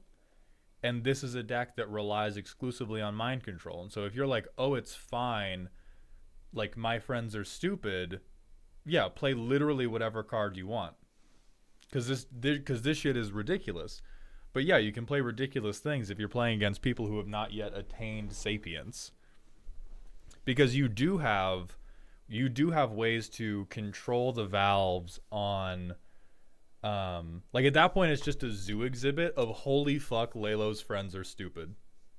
Like how do you fuck up getting given an 8/8 and an extra card every turn for literally no punishment? Like that's just what the roast becomes. Is it's like, yeah, fuck the deck. How are you so goddamn dumb that you can fuck up getting like 10 1/1s? What fucking deck are you playing that you can't utilize getting double 1/1 counters and double tokens? Like holy shit, Lalo went down to the preschool and is just dragging their friends through the sandbox. Like, did you meet these people on Roblox? Because that's what we're now talking about. Or your body, your Nen ability, is secreting a neurotoxin that convinces people to listen to whatever you're saying.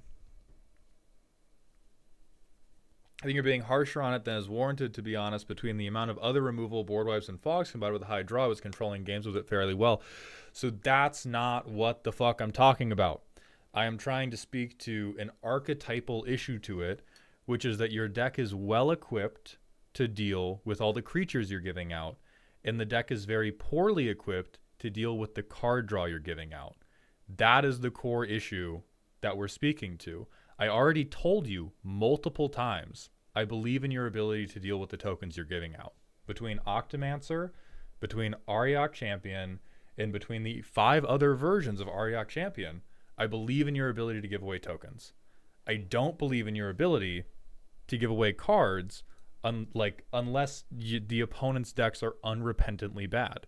And that is why I spoke to group hug decks that are successful typically focus on a specific avenue of advantage to give away, because you can build a deck that reliably controls the one avenue of advantage state. If you are like, my group HUD deck is mostly giving away cards, yes, there's a ton of ways where you can flip that script and get your like either benefit more than they are or lock up their card draw later. What you have done very well is you have made a deck that gives away a ton of creatures, and on top of giving away those creatures, you have a way to get a greater benefit than your opponents are. You have a way to benefit off the fact that they have a lot of creatures, and you have a way to lock up all of the creatures they've created. That part is good.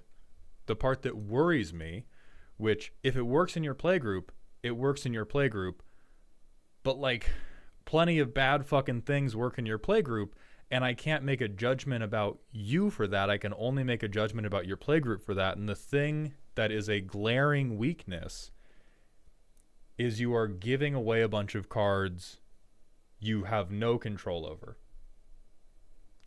Like, we don't have... I do not believe we have a single counterspell. We have a... I love this tag. Hippos kill an estimated 500 people per year. That is sick as fuck. We have a decent amount of creature-specific removal. But if we give away a bunch of cards to a Spellslinger player, like, I'm going to assume you don't have a combo player at your table because you're in the, like, silly spooky zone. But once we start having these tracks where... okay, I have this one track that is tightly controlled. Like, if you tell me this deck can control a Simic player that I'm giving 3 cards a turn to, that is not to me a judgment about your deck. That is me hearing that guy's deck sucks. Like, there is not a blanket statement to make about what you're doing here. But if you lay down Rites of Flourishing and Howling Mine, and another deck, not even 3 other decks, but if one other deck can't deal with what you're doing with 3 extra cards a turn, yeah, those are downgraded precons. It just is. Like, I realize you have answers too, but if they don't either get answers or have expensive things that are in some way resilient... And so if we want to attack what this deck is doing, the creature game plan, A1. The creature game plan, A1. The card draw game plan, I worry about when we don't have any way to either make it a bigger benefit for us than it is for them, or to lock it up. Like, if you were like, oh, well... this wouldn't be a fundamentally reliable answer because it would just be a one of. But if you were like, oh yeah, eventually I laid out, and this again would probably be too strong for what the table is doing, because like stacks would make the average friendly table's head explode.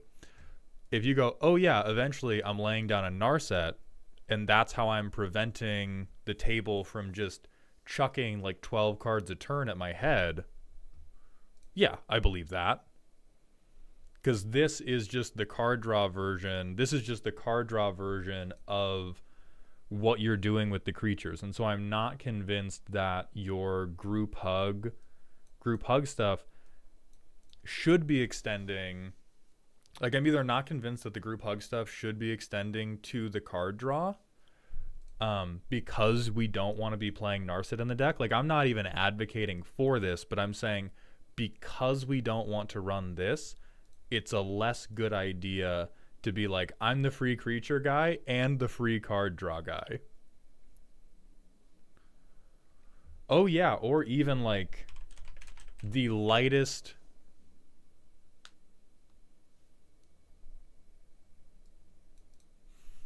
I'm starting to think part of this might just be that I find extending the hug part way more fun than I should. I mean, that's reasonable. Some people are just bottoms. That's totally cool with me. Like, if we're on fuck winning, I like being a nice guy, I can get behind that full stop, in which case, deck is perfect. Right? Like, a lot of the things we are roasting are from the standpoint of you're trying to participate as a competitor. If you're not a competitor and you are the hot dog guy walking around the stands of the stadium as 3 other decks compete, and you are hoping that at some point you can toss an explosive hot dog that will kill the last man standing, I support you. I support you, and this deck can do that. I just want you to understand.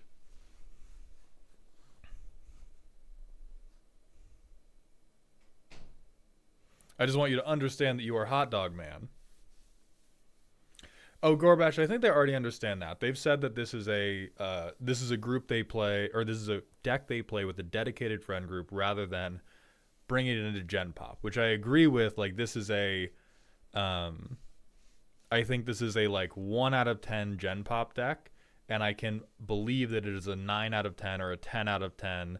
Playing with my friends, as you're saying, I don't give a fuck about taking second place. This is champion second place deck. Which, if you don't care about that, hell yeah, brother. Hell yeah, brother. I don't understand you on a fundamental level, but hell yeah, brother.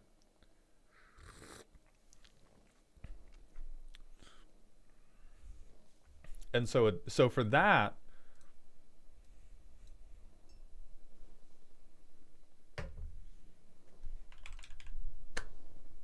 this is God's perfect hot dog bottom deck.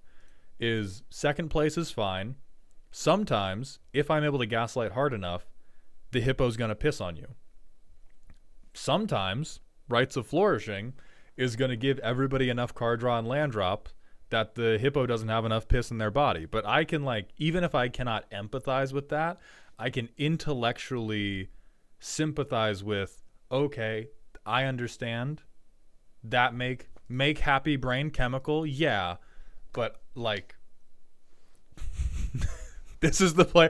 See, Elk, you and I are aligned. Like, Lalo, I want you to understand, if we were to ever play together, I would be sucking your liver out through your fucking capillaries. I would be devouring your corpse by turn 4 because of the like blood hunger that exists in my brain when I actually sit down to play a game of Commander. Even though I think this is, yes, this is artistry. This is obscenely clever on the creature standpoint. Like, the only mechanical part I dislike is fuck these people, they don't deserve cards. But on the creature standpoint, yes, you are gaining more life than them. Oh no, Lalo gave me 20 creatures. Oh fuck, they fogged and gained 80. That's hilarious. That is a hilarious interaction. Jesus Christ, I didn't even realize they had another version of that. Holy fuck, they have so many of these. But yeah, like Fumigate. Well, I mean, Lalo, it's also like, if you are down to get second, totally unnecessary. The lack of symmetry breaking is a problem only for your chances at winning the game. It's not necessarily a problem for your chances at having fun. One of the most fun games of Commander I've ever played involved a coveted jewel that we all made a mutual agreement we were never going to block. We passed it around, like every person took coveted jewel, which, let me pull it up.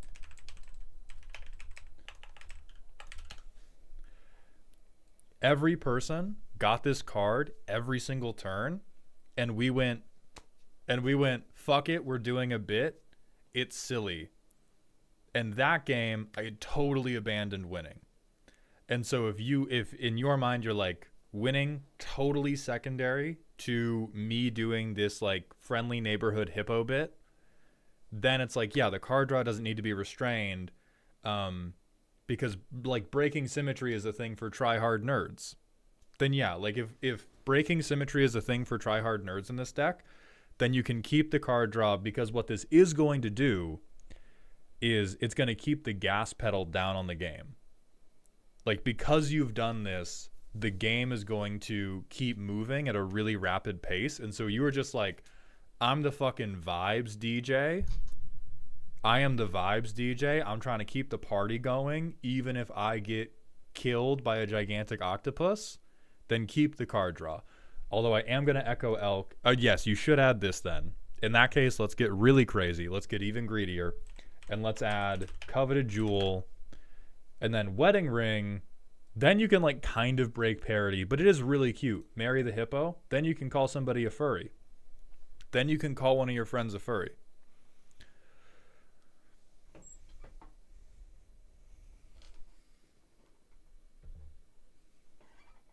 So then okay. So let's totally abandon break parity, win at Magic. Let's just think goofiest, explosivest, everybody gets a blowjobbiest card in the history of the game. Chal, hit me with that personal question when you get a chance. Because we can work with goofy, crazy stuff. I feel like this probably is not going to be anything.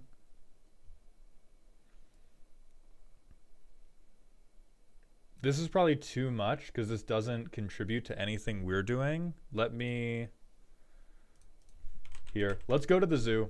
Let's go to the zoo.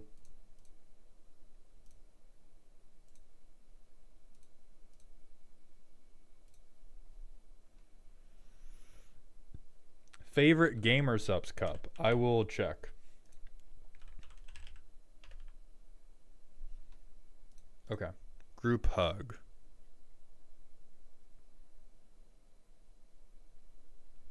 This guy's very cute. I'm not sure if he's necessary, but he's very cute.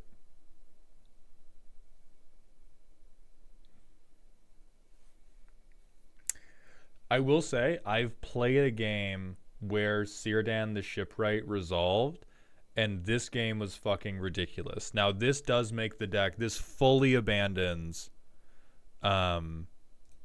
this fully abandons the idea of, like... I'm winning with life gain, so I'm not totally sold on this because this is very expensive to not contribute to the creature-based life gain plan. Is absolute cocaine in the average game. Delara, thank you for the $20 super chat. Yo, Mald, what's up? I want you to try and roast my Abzan Super Friends deck. It's all about planeswalkers and maybe winning by making everyone else scoop from how long you're taking to play your turn. Delara, that sounds the opposite of Delarightful. And I'm sorry to say the roasts are going to go through Ko-Fi starting in April, and they're going to be $50. I don't know how to refund a YouTube super chat, but I will certainly make an effort to, although I very much appreciate your support. But it's going to be through Ko-Fi as shown in this stream's description starting on, I believe, April 2nd or something. I want to stick to the life gain bit. Okay.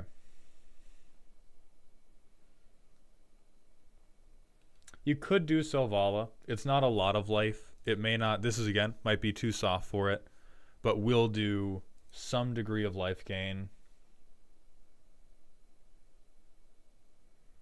This would just be good on break. This would just be a like, holy fuck, this card is good.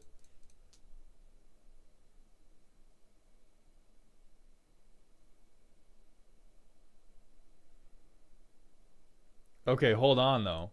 Hold on though. What if the salamanders got in on the pissing? What if we included salamander piss?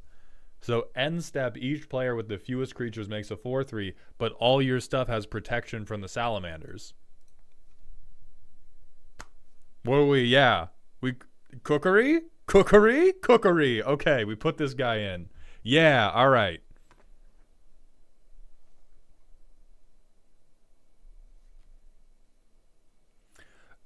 You could do Collective Voyage if you want to continue being predatory on your friends, being like, fuck yeah, I want to ramp.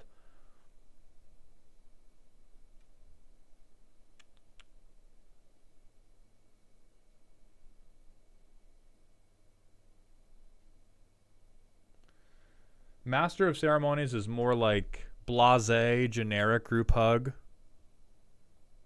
Yeah, Monarch would be good. You put Monarch, like you toss Monarch into the ring and then you just never take it back.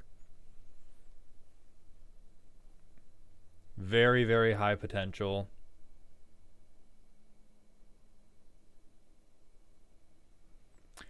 So the second Doctor could legitimately like replace one of your other symmetric card draw effects, because this would actually like get you a thing.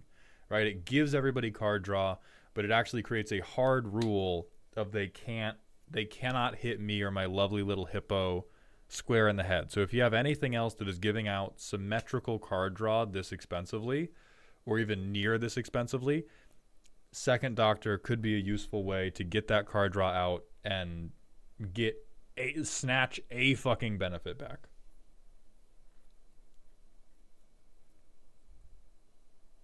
I think 5's your most expensive. Okay.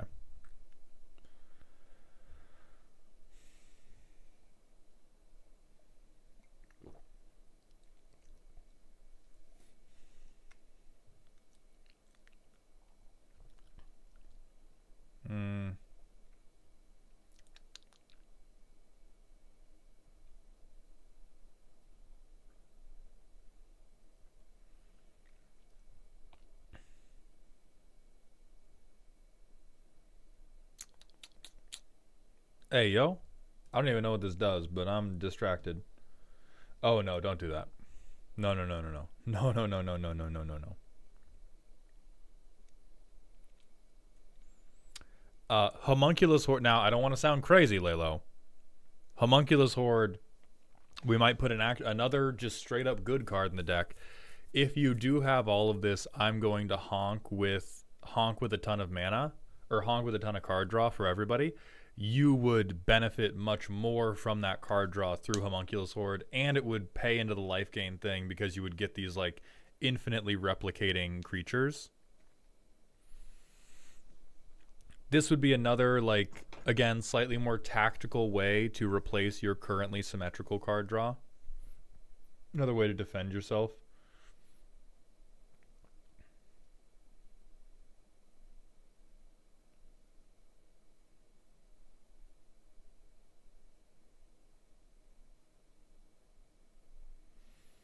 In terms of interaction, I don't know if you need more interaction. Aetherize would be brutally clever because it would just fold all the tokens.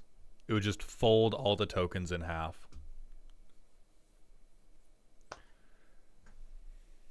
Okay.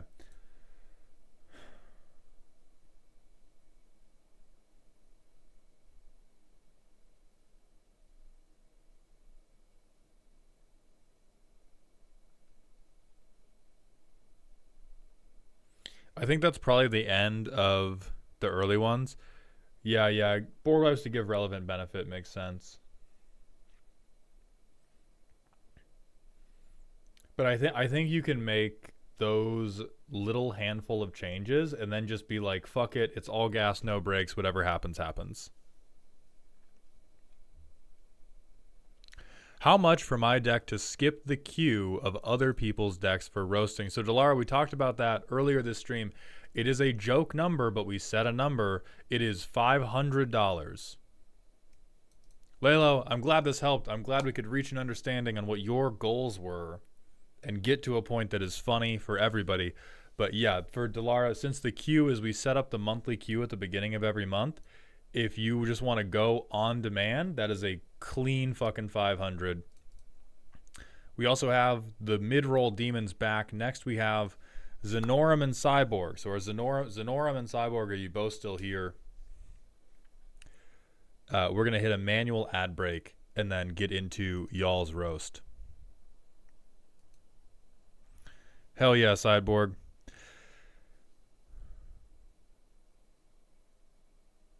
You have successfully tricked Lalo into trying to win, which may be the greatest mind control of all. I am, but I have to leave at 7 if that's too short. Zenorum, is it 6:20 for you right now?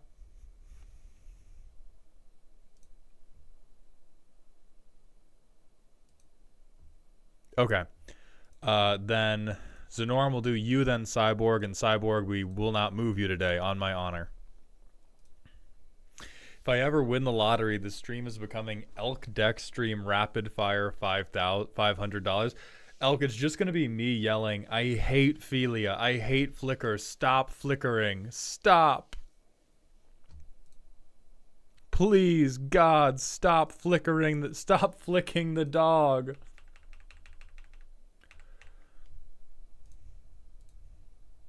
I'm going to sip this goddamn tea. I'm going to sip this. No, I'm going to sip this water. Fuck you all. I'm sipping water. Eat shit.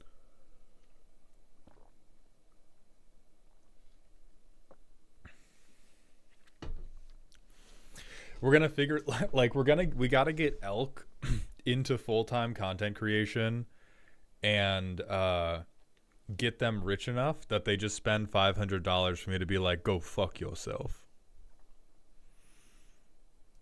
ad break my ass, go onto YouTube for none of this shit. Yeah, but then you can't get channel points, and then you can't be part of the free roast stream, and then your chats can't be on stream. Like, there's a lot of them are just forced because of what Twitch's TOS guidelines. But yeah, the big benefit of being on YouTube is you don't get ad breaks. But honestly, on Twitch, like half of my viewers report not getting the ad breaks anyway. And on YouTube, you can't get the channel point shit. You can't get the text on screen. I am legally obligated to respond to you less than I do Twitch chat, which does suck. Oh yeah, Wizardross just has turbo. Salty, thank you for the random Smasher pass. We also have one from Justicar. Smash. I will not be elaborating. Smash. I will not be elaborating. Smash. Pass. Smash. Nope. We're done. Pectus, Umbra, and Badger Hacks, thank you for the Twitch follows. Welcome to the doghouse, my friends. Was that Z on the Commune to Nature? I can see a few similar. I mean, the bangs for sure. Definitely has some of the hairstyle down. All right, how much we got? 15 seconds, and then we're going to hit the ground running with Zenorum. Oh, right. What's my favorite Gamer Subs cup?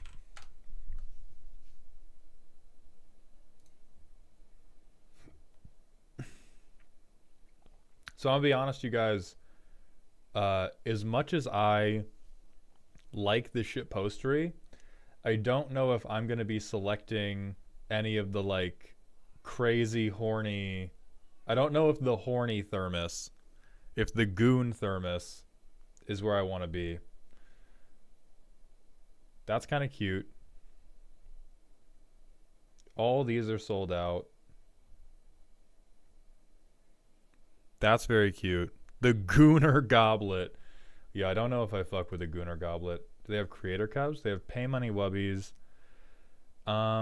I think this is like a good meme, but this is unsettling.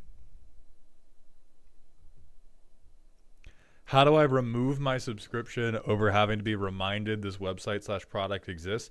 Mocatality, I'm so sorry to tell you. We're sponsored, dumbass.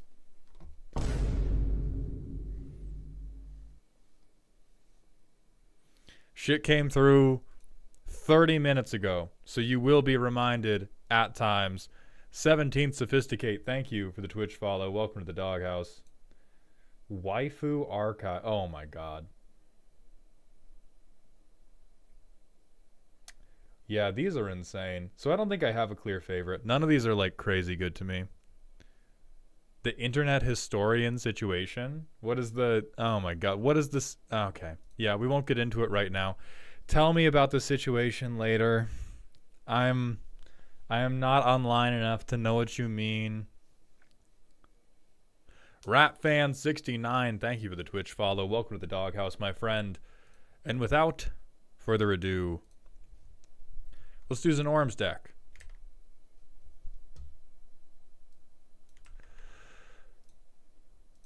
Originally, in Amara Soul of the Accord Brawl deck, I wanted to change the deck to play with some of the new Aether Drift cards, and Annie seemed like the best commander that was still in white-green to do that. The plan is to play dudes that benefit from being tapped or crewed, and then stuff them into the entire stock of Ford and Lockheed Martin and kill people with them. Moxfield called this a 1 or a 2 on separate occasions, but I've built it to try to be a 4. But it's vehicles, so it's probably a 3. Just say numbers. Any suggestions are welcome by your scalings. I believe I intend for it to be spooky. Not very familiar with Moxfield. Sorry for any formatting weirdness. So, notable soapbox I'm going to stand on at the beginning of the deck. Decks are not like a yeast starter for bread. They're not something you keep in the family for generations and change slightly every time new cards come out. If you see a pretty new card that you want to do a build around of, make a new fucking deck. This isn't a quilt. You know what? Your attempt, you know what's happening when you make an attempt to change a deck buy parts because you see a shiny new thing that's not just an auto upgrade, this is what you've done. Look upon it and feel shame. Before we get into the actual specifics of the deck, as soon as you tell me this was my 1v1 brawl, look at it, everyone. When you tell me this is my 1v1 brawl deck that I have not only turned into a commander deck, I've turned it into a different commander deck based on vehicles. This is what Zenorum has brought to the class. The image is gone now. So we have Naya. When Anti-Flash enters the battlefield, we can reanimate a mana value 3 or less thing tapped. When it becomes tapped, exile the top 2 of our library, we can play them. So we have Impulse Draw based off crewing. Okay. That does worry me a little because Anti-Flash is so expensive, but if we spend our early turns ramping and then use Anti-Flash to get card advantage, I'll believe you. Okay, this is our... Okay. God, ask 100 red players what they think ramp is, and 90 of them say this. Not true. Not fucking true. Is it because it's a vehicle? Okay, so we have survivors. So we have a lot of very cute ramp. Like, we have a lot of cute stuff that can tap Annie. I'm immediately worried because very little of this ramps us quickly to Annie. And our commander is $10,000.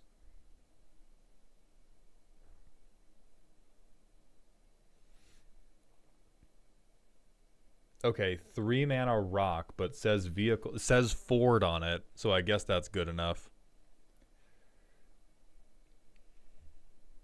Yeah, so let's use this as a soapbox moment for another thing that happens in a lot of commander decks, and I think is like a growing problem that we all have to solve.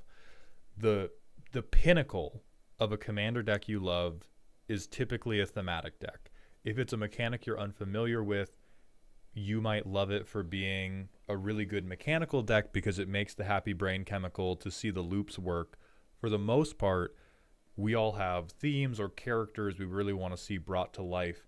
And when we try to do that, we get the sickness we get a tumor in our brain that says to us, every single card should say or do the core mechanic of our commander and theme. And for some things, you can get that done. Like for Merfolk, every fucking thing in that deck can say Merfolk. For Elves, every goddamn thing in that deck can say Elves. For Anti-Flash, the fucking veteran, it becomes word cloud disease, as Myth is just brought up right on time. So for Anti-Flash, the veteran, when you have a deck like this, where making every single card thematic ends up in a shitty deck, what you generally want to do is have the repeating value engines be thematic, and then you can have the meat and veggies that is helping the deck be ephemeral. So this is things like, if you play the Anti-Flash deck, Lumbering World Wagon, oh my god, this is great. Oh my god, this is great. It's a vehicle, it's thematic, but also you probably need Skyshroud Claim. And Skyshroud Claim is very generic good stuff. It's like generically good high CMC ramp. But if you play this, even though it's off theme, like nobody's really going to remember, oh my god, this is their fucking Skyshroud Claim deck. But once you get Anti-Flash and World Wagon down, people are going to remember, oh fuck, this is the goddamn Anti-Flash deck, and then I guess they also ramped at some point in the middle. Another thing about Anti-Flash, you really fucking want to be milling yourself. Like, you want your graveyard to have a good target in it when Anti-Flash gets to field. The commander itself is bad.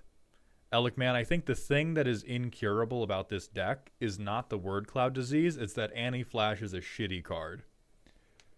Like she was straight up okay if you were doing it with like if you were trying to do 3-color pile in draft. Yeah, how the fuck do I mill myself in Naya? It's not easy, but you can approximate it by having your by doing card selection with like Thrill of Possibility. You don't want to do Faithless Looting. You don't want to go card negative. If you really want to mill yourself, you just ponder an orb, but you don't care that much about milling. What you probably want is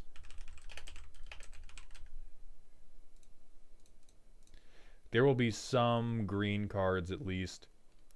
So like Aftermath Analyst, Blanchwood Prowler, these will do it. Airlift Chaplain. These are all bad cards, by the way. Circle the Land Druid. Like, these are all bad cards. These would keep the deck in like a 1 or a 2. I want to be straight up with you. You are never fucking seeing 3. No matter how many Game Changers you put in this deck, no matter how many Tutors you put in this deck, no matter how much fast mana, how much Jessica's Will you put in this deck, Annie Flash is never seeing the light of bracket 3 or 4. It's just not fucking happening. The premise is so bad. The premise is goddamn terrible. Because like best case scenario, Annie Flash is a draw engine and a good crew target for vehicles, which by and large suck. Like as we go through the deck, okay, we have a lot of pilots. We can search for a mount or vehicle. We have way too much pilot support. Annie's our pilot. We are ramping to Annie Flash, and we are casting her, and we are getting one good vehicle out of the trash, and then we are crewing her. New Samut is just... Hold on.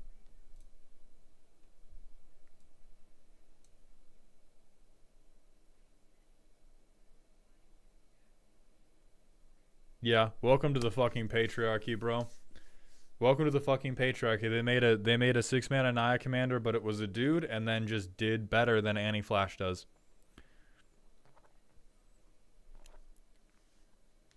Like end of the day, this commander does straight up suck. You want to know the best thing? You want to know the best? Oh, Samut's a woman? Welcome to the fucking matriarchy, bro. Welcome to the fucking matriarchy. Get misgendered. There we go. Welcome to the fucking matriarchy. I'm not attached to Annie as a commander. She just seemed the most viable in Naya. Okay, then immediately fucking cut her. Because the best thing about Annie Flash is that she is so bad, she probably won't get removed. That is the only saving grace. That is the only saving grace of Annie Flash, is that the card is so shitty at playing Magic that people won't spend removal on it. So if you go Samut, start your... This is so shitty. This is so shitty. This is still so bad. You probably want to have other Start Your Engines cards, but if we just do a 1-to-1 swap, Ford Factory... Yeah, like Rip Spawn Hunter is fine. The Convoke is okay. But I think we drop stuff like this now that we're no longer doing Impulse Draw. Holy fuck, yes! Samut is a woman. We have gotten there.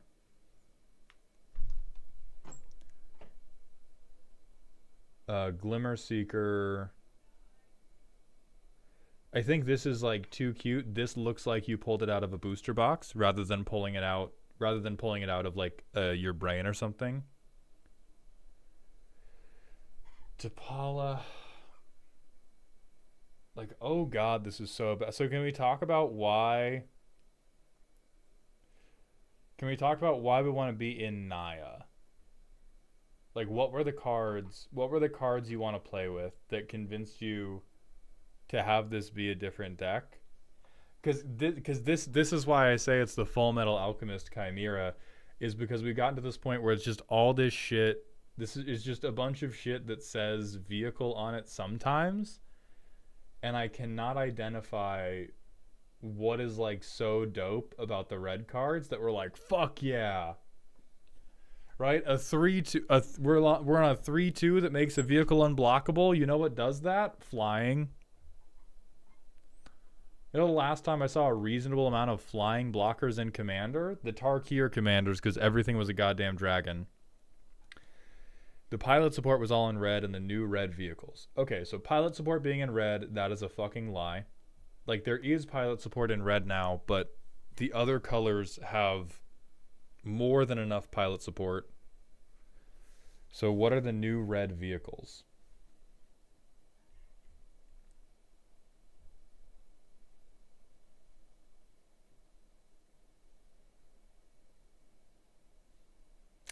Brother, I don't want to sound crazy, but do you understand that you don't have any red vehicles in here? Zenorum, can we come together right now and look at your deck list as one family? As one family and point out the number of red vehicles you have put in this bitch is equal to none.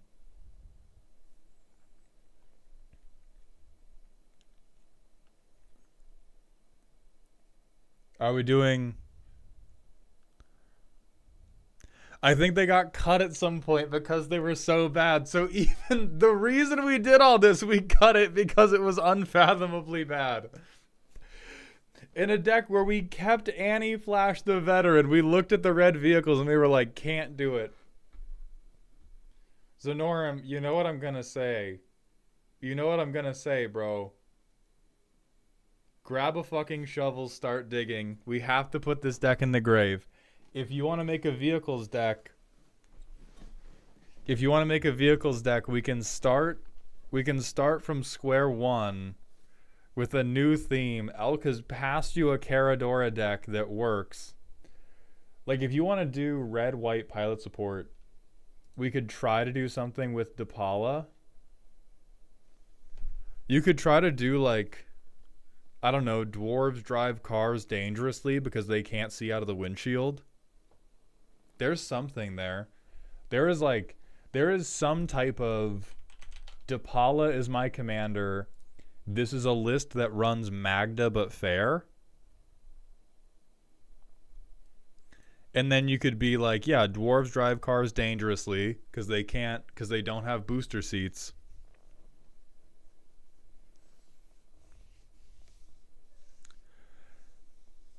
And then you can maybe do something, because this mana cost is low enough that you can use her as like a tap engine to make shit go.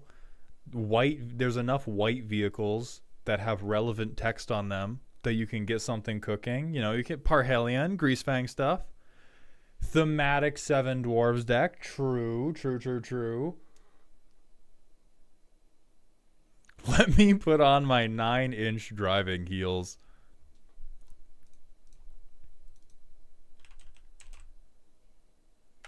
All the good white vehicles are in the deck, I believe. Zenorum, hey, buddy. What deck? This deck? What you're going to do is you're going to hit more. There's going to be a delete button. And that's what's happening. That's what's happening with this deck. And then we're going to meditate on a mountaintop until you identify what actual thing about vehicles speaks to your soul, and we're going to build a whole new deck that's about that. Because right now, what you're saying to me is Naya vehicles just because, which is never a good reason to make a commander deck or sleep with somebody.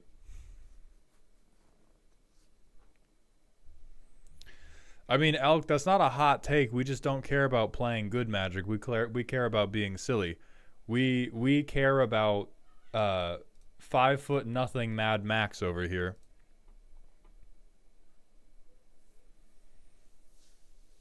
I mean, I think Colodin is kind of fake news in Commander, unless you're really trying to be on aggro. I think Depara, you could actually, like, Depara, you could try to value out, vehicles and dwarves wide board and then use her to refill your hand. That's like a thing that could exist. It would not be very powerful, but you could make a like straight up solid 2 versus what we currently have, Naya Word Cloud. So if we want to do T'Pala, so Kaladin is super reasonable in the 1v1. But in a world where you have to deal 120 points of damage and there's very few vehicles that will like combo off because they have haste, most of your command zone is dedicated to it doesn't draw me cards, it does not give me mana advantage, it lets me play 1 turn ahead of curve, which in Boros Beatdown is not enough. Boros Beatdown would normally need like 3 or 4 extra turns to get a compelling board state, and having, okay, my vehicle gets to swing 1 turn faster is not enough to deal the damage you need to be relevant in Commander. It's a totally usable card in Draft. If you're trying to do Boros vehicles in Aether Drift, this guy can save. In Aether Drift Limited, this guy can save you. If you're trying to build a Commander deck, you get one cute interaction when you cast Parhelion. But because he cannot cheat on mana, because he cannot refill your hand over the course of an entire game, he is Grandpa Do Nothing. He comes in hot and then he spends the entire game telling you about how much he used to bench press. Which sucks because he's cool. He's got that shit on, but he's just not very good.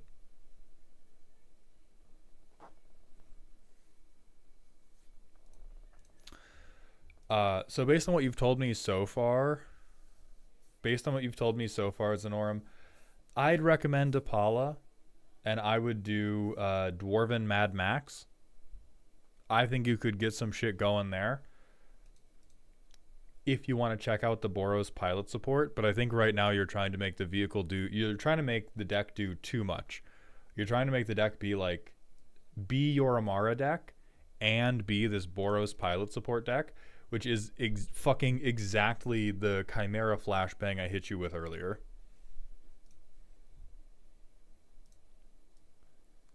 So we're going to make a new category for you.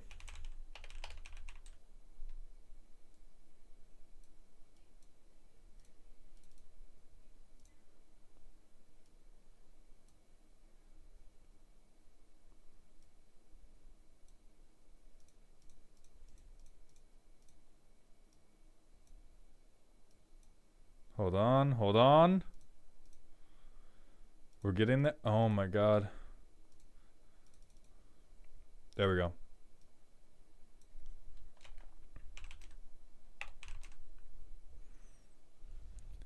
Test77, thank you for the Twitch follow. Welcome to the Doghouse, my friend. And Victorious Chuckles, thank you for the Prime sub for the 2nd month in a row. Welcome back to the Dog Home. The streak begins, indeed. More Night, thank you for the Twitch follow. Welcome to the Doghouse, my friend.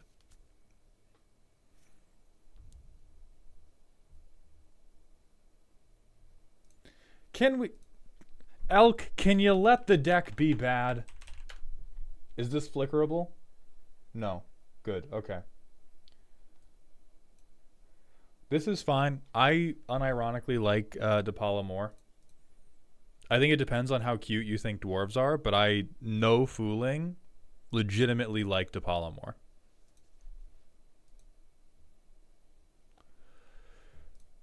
Okay.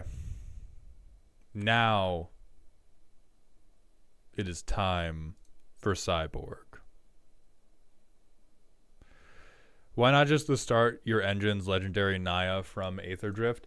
I believe that Samut costs too much money to do not enough. I think 6 mana in Naya to begin playing Commander. Put this motherfucker in a pine box. put this motherfucker in a goddamn pine box, chain it up, throw away the key. This shit is ass. This shit is hot ass. Like, this is, I skip 5 turns to get 1 banner effect. I feel like probably the best thing you do with this is you pretend that you're doing vehicles. You just go all in on start your engines, and then you have some type of like Boros Spellslinger combo where you do non-creature spells. Like, you do the non-creature thing, but you don't even do vehicles. You just do like tax fraud on some type of like red storm, but badly.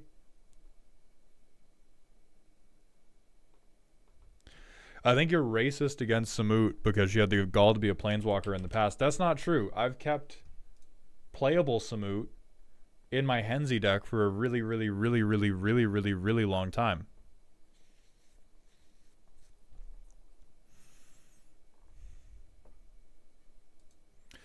Alec, yes, you can, but it probably takes a while because if you're playing, so here's the sacrifices you make to make this playable.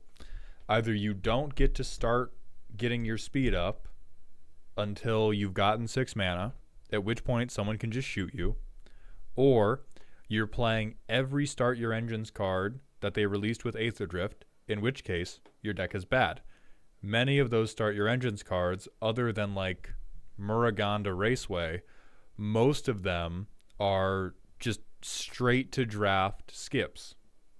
All the things that are going to let you get your speed up even a little bit, or even start your engines before you play Samut, are things that should be different cards in any commander deck that even wants to be a 2. Everything else you can play is like 1 quality. And if you do skip if you skip 3 turns, then play Samut because you've ramped perfectly, you begin getting your speed up. If you get your speed up to 4, you have a big non-creature discount, which is honestly, like, for the effort that you are investing to get your non-creature spells discounted this much, any other Naya deck would just have cast Cultivate 1 additional time and be playing the same spells as you. Like, that's the thing, is it doesn't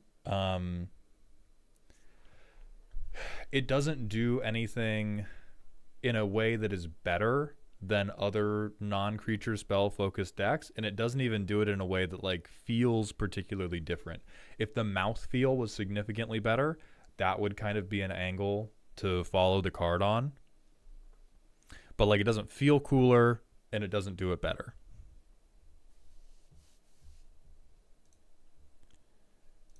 Okay, let's track down Cyborg. Where were they meant to go?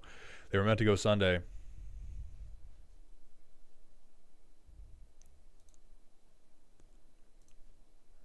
And then we should be okay. Johnny, I often reference the mouthfeel of a deck when I'm talking about things that are different from how strictly good it is. A very common example of that is how people react to stacks in Commander. Stacks is typically not all that powerful, but it has really, really bad mouthfeel for a lot of people. Or like Theft, even more so. I love Theft. Some people I play against hate Theft. And so out of respect, I play Theft against them even harder, because I know that I've been sent by our Lord and Savior Yugi to fix them as people. So that's what I mean by mouthfeel. What are the vibes like? Independent of how good it is at winning the game, does it piss people off?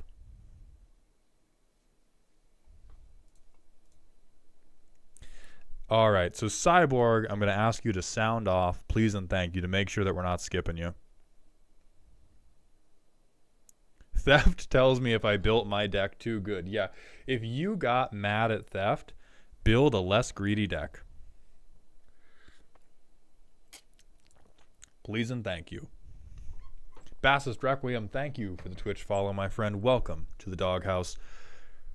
Hey, Mauled, for this month I decided to switch things up and make my first joint submission with Snail. Here's the TLDR for how this fever dream of a deck was constructed. Be Snail and I pulling an all-nighter editing his ever-changing Dane Spirits list. see Patron of the Moon, and decide it would be a really funny reanimator target for ramp. 3. Use my Dakon Blackblade list as a reference for ramp options and see our spirit animal Corlash heir to Blackblade. Cackle, what if Corlash.deck?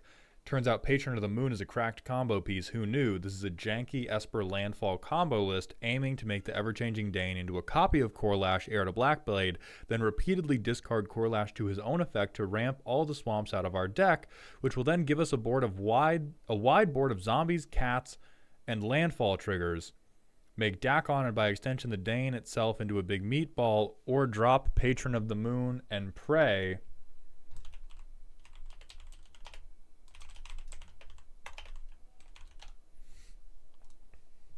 Sometimes you can just send an image file for the primer.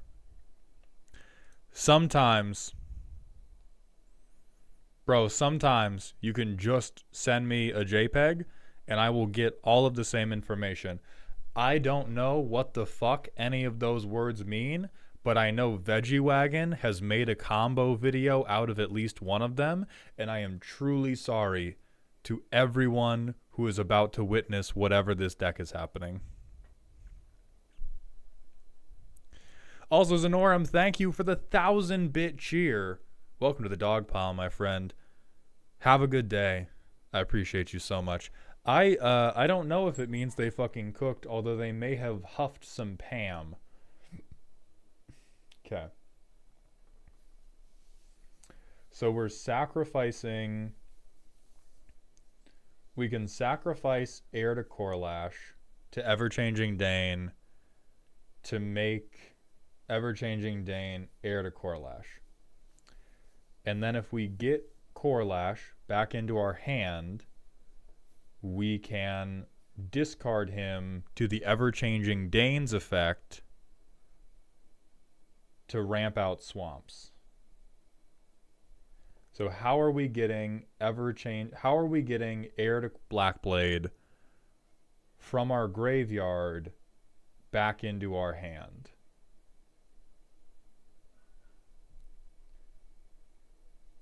Okay. Whenever a land ETBs. Okay, so if we have a Myria Shepherd out. Does this... I mean, the swamps come into play tapped, so the problem is we can't have this shit cost mana if you want me to believe in it. See, don't believe in that. Don't believe in that quickly. We can do it over multiple turns, but like, holy fuck. The green players are looking at you and going, look at what they need to imitate a fraction of our power.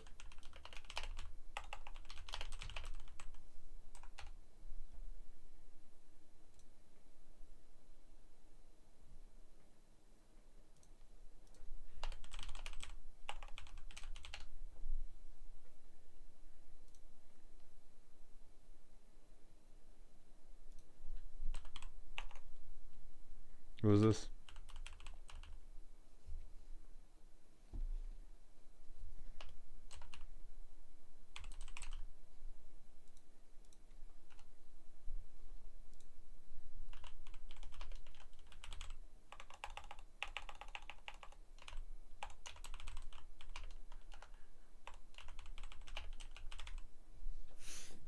Are we happy now? Hold on, let me move me to the other side. Are we happy now? This is what you've done. How late did you stay up to make this? I guarantee sleep was better. I guarantee walking around the park at night, hoping to get attacked by the Babadook would have been a more productive use of your time than figuring out this heavy air quotes combo. So we get every swamp. No, it doesn't. Look at the...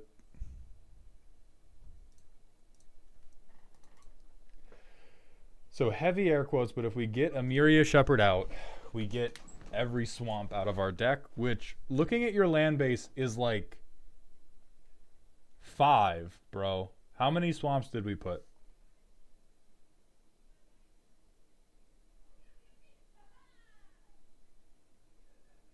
Where are the swamps? I'm just missing them. Hold on. No, fuck. Okay.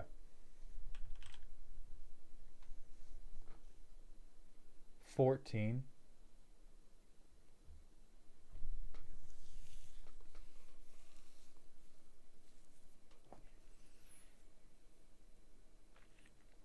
Bro, you have a 3-card.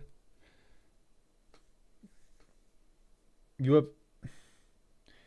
have a 3-card break the rules of singleton combo to get 14 lands into play.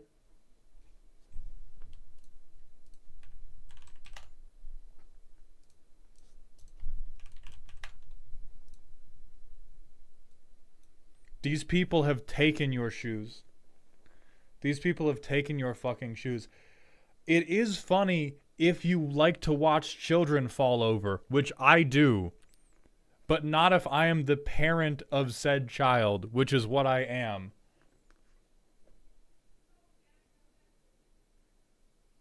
I am confident that I could outdo this combo with a deck that had 99 lands. You give me a 99 land deck with Tatyova in it, I beat your deck's performance every single time. Why are you counterspelling anybody? Let them kill you. No. You need to be like the immortal who has been alive too long and welcomes their death.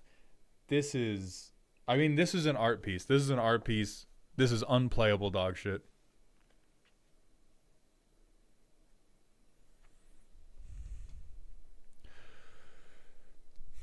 I have a deck I've been working on for 6 years. Any suggestions or upgrades you would suggest? So, Draco Dragneel, for my suggestions, that is a cool $50 on Ko-Fi, but we have a free Discord you can join that has a deck help section, and somebody in there will definitely be able to give you input for free. Okay, Collapsing Roaring Moon Cannon. So we have some type of landfall payoff. Like, this is just why some people need YouTube channels.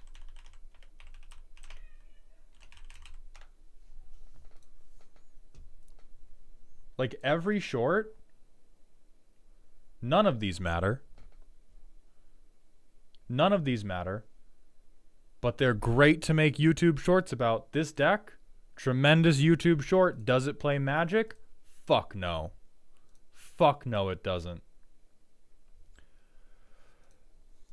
Oh, okay. Okay. I play a tapped swamp. I play Urza's Saga for some fucking reason.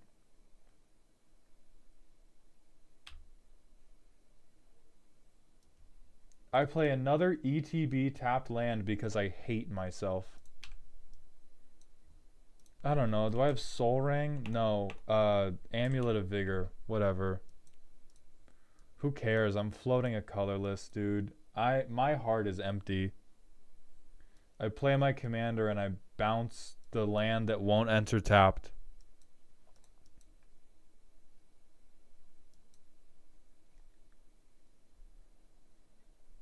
Secret Rendezvous? Fucking kill me, dude. Just fucking kill me.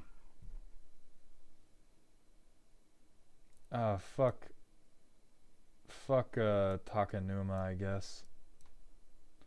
Next turn. Cabal Coffers. Tiller Engine. Oh, look, they'll enter untapped. He said, longingly. I'm gonna pretend I don't even know how to find the desert. Fuck you. You get a land. I hate you. This must be a different snail. Salubrious would never build anything like this. This is just somebody else that also uses the tag snail in their name.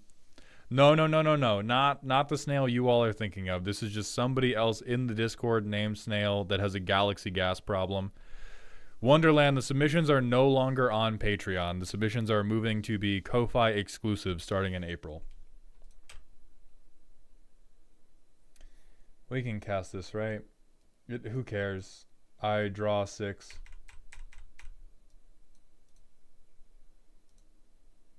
Oh, good. I discard to hand size. Fuck a board wipe. Just kill me.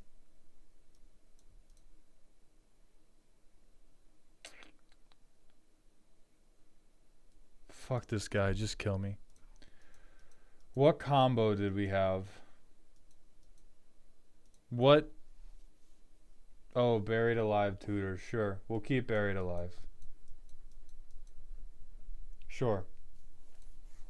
Next turn. We buried alive tutor.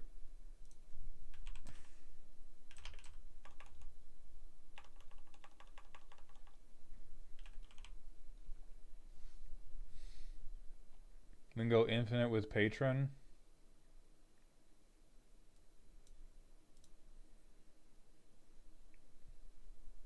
Oh, oh, that's awful. Ugh, I hate you. I hate you as a person. This is just the most like do nothing, do nothing, do nothing. I'm infinite now. Die. I want to throw up, man.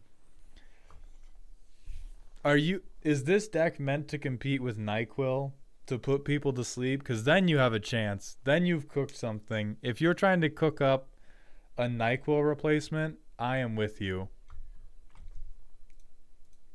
But this either needs to be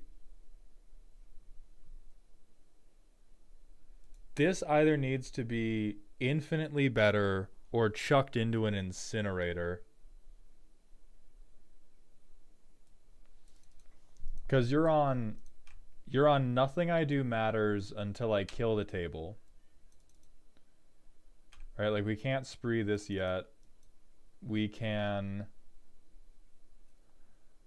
Amulet of Vigor to top, I guess, and then our next turn is just we get Amulet of Vigor. So we play that. We don't even have a Moonfolk.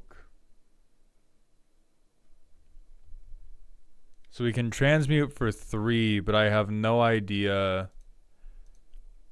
Like this is the VHS videotape they could play in school about the dangers of dirtling into an infinite combo, because this is what the most dangerous part of this deck is me hurting my skull as my head slams onto the table, how quickly I fall asleep.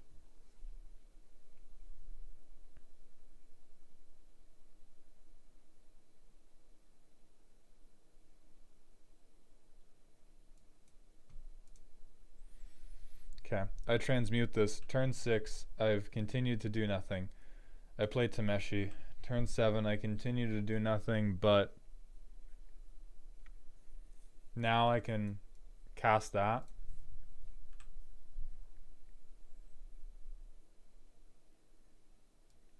I don't even have... Oh, grab CMC4. So, Ninja, the combo, I say lovingly, is we have a thing we can do with Heir to Corlash where we can turn Ever-Changing Dane into Corlash, and then we can loop them through our hand through a series of like pots, pans, tubes, snakes, and ladders. Or we have Patron of the Moon Infinite, where if we have an untapper like Tiller, Engine, or Amulet of Vigor, and we have bounce lands, we can just like permanently poop bounce lands back and forth and float, I believe, infinite mana.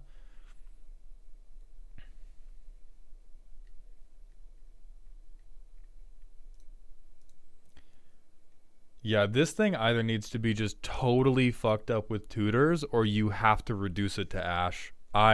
Not heat. This is the opposite of heat.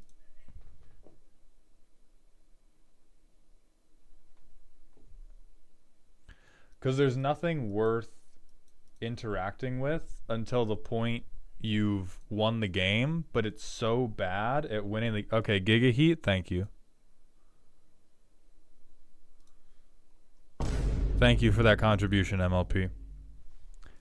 This has broken my spirit. This is awful. This is my enemy. This is my, like, if I am fucking Obi-Wan, this is my Vader.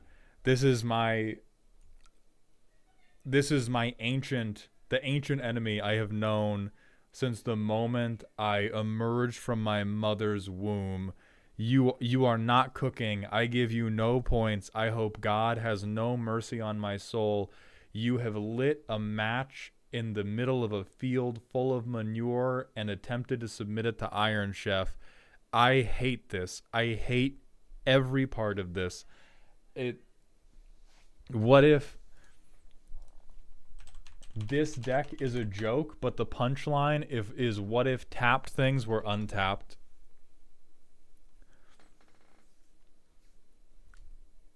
What if tapped things could untap? Imagine the world we would live in, the utopia that we could be a part of if Amulet of Vigor existed. Like, you know what, Cyborg, you know what I sentence you to?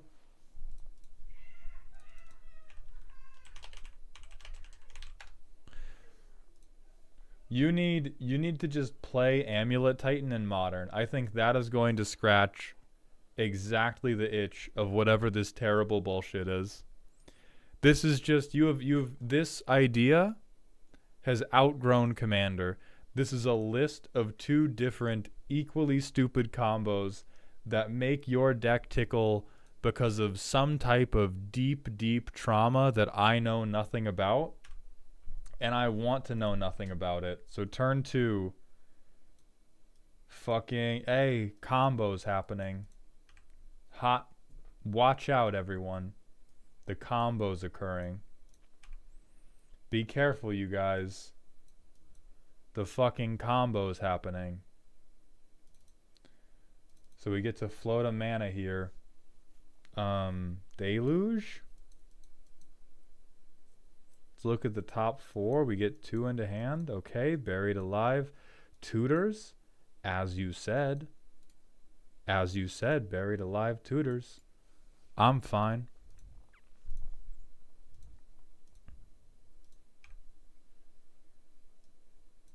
We float an extra mana. I believe this is on 2 now.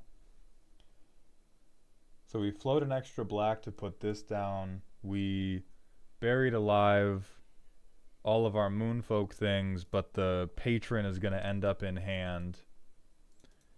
And then, I don't know what it's like. Archon. Oh, Emiria Shepherd. I don't even know if that's fucking useful. And then whatever... Dread Presence, because that actually converts infinite landfall into infinite game actions. We have no way to get Patron of the Moon onto the field. Excellent. Oh, we can Lotus Field. Okay. So we float. We get Amulet of Vigor out after floating a colorless. We play Lotus Field, sacrificing these guys. 6 mana. Not enough. Excellent. ZC Kaiser, thank you for the Twitch follow. Don Shepard, thank you for the Twitch follow very much. Oh, we have the mana. Okay, Patron of the Moon's in play.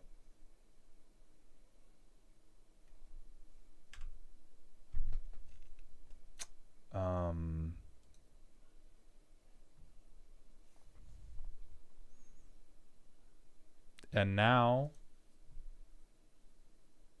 we hang out. That I believe that is the, I mean, you said Lanessa was the trick here. I don't believe you. Oh, we can use Urza's Cave. True. We tap Lotus Field, Urza's Cave. We get Orzhov Basilica, which is a bounce land.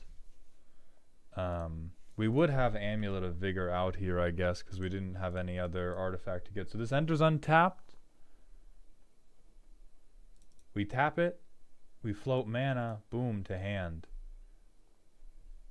We make infinite mana.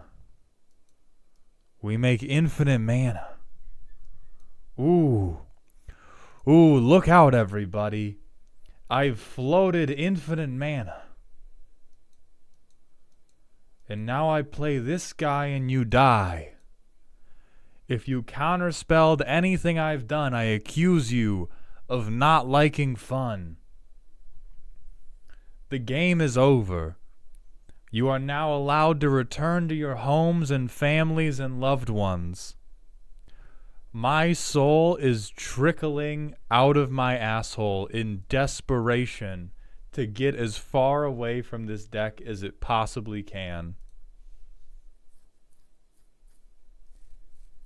The only silver lining to this cursed collection of cardboard is that I know that Cyborg is a good enough pilot to not be one of those petulant little dipshits who actually gets butthurt when these combo pieces are removed. Are you mad at Works? Very much the opposite.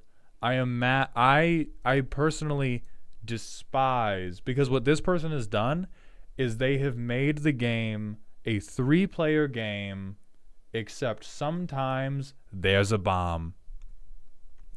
I play Commander because I like the social aspect.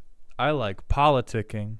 I like the various situations that you can get put in by nature of the 4-person free-for-all. And what this deck does is says, I don't know, guys. I'm over here on the bench. Sometimes kablooey. Like you're doing this because sometimes motherfuckers have to die so that you can keep digging for Patron of the Moon. You do this because me need land. Like if this was able to do this turn 2, I would go like, you are a criminal. I wish you luck at your next competitive EDH tourney. But because this only works to the degree that it can be played in goofy haha casual, and its degree of engaging with goofy haha casual is I'm a brick of C4 taped to the underside of the LGS table with a random timer on it. Oh.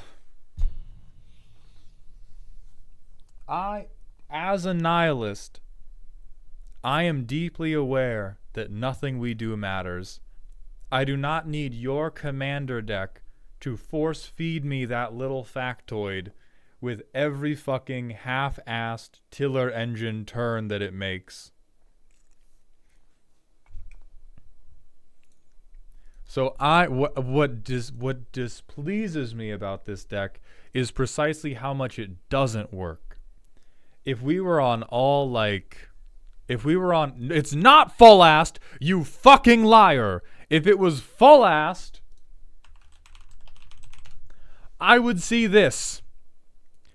If it was full-assed, I would see an actual attempt to resolve this combo before the heat death of the universe.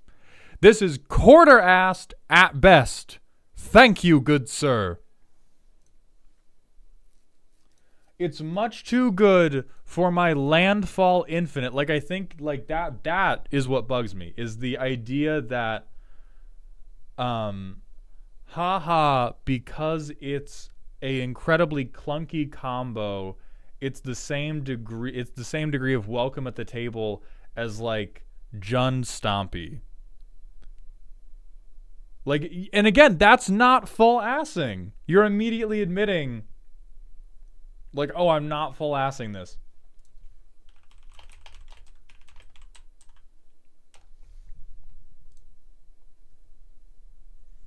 This used to be CEDH relevant. Like, you are not Indiana Jones digging up some ancient combo up out of the mud. You are taking known CEDH tech and ripping all of the things that make it work out of the deck. And then bringing it to the Chuck E. Cheese with a smile on your face.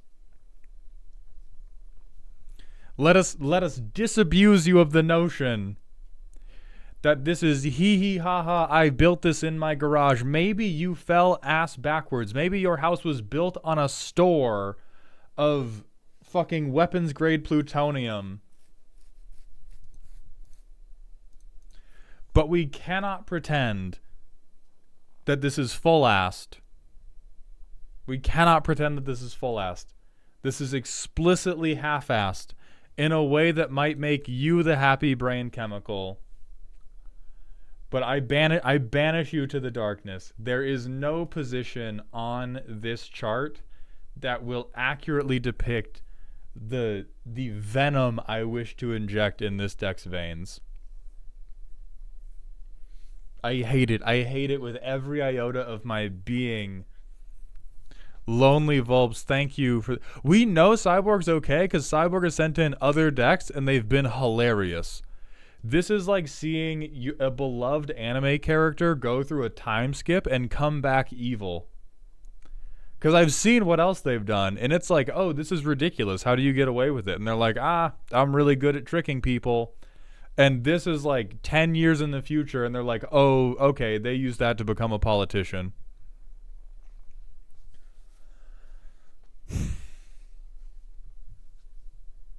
Why? What happened? Is Snail a bad is Snail a bad influence?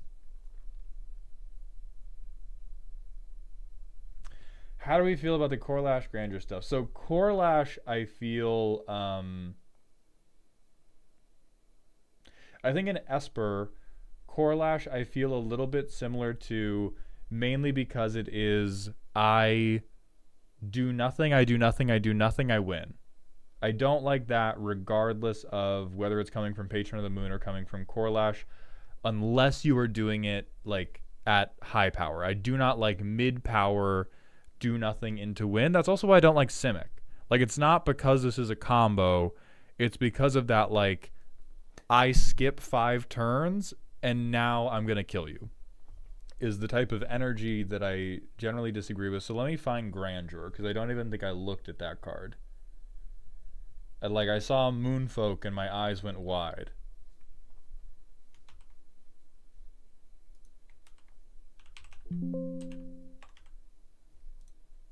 Why can't I find this?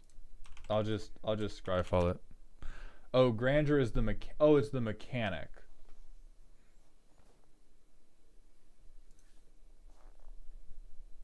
It is funny that you found a way to do this, but this is definitely like a YouTube short combo that I can't imagine why it would be doing.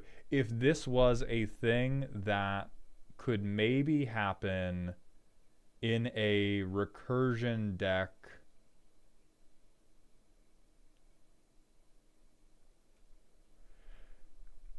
the world I could see where I was like, oh, okay, this is a hilarious thing that can happen in a deck that's actually trying to play Magic, is I have a bunch of creatures with really good effects. I have some death benefits, and I want to use Ever-Changing Dane as a way to have a backup creature if my opponents use removal. And other than that, I'm on Esper Reanimator. I could see that world. As soon as we go, my game plan is I ramp all my swamps to field.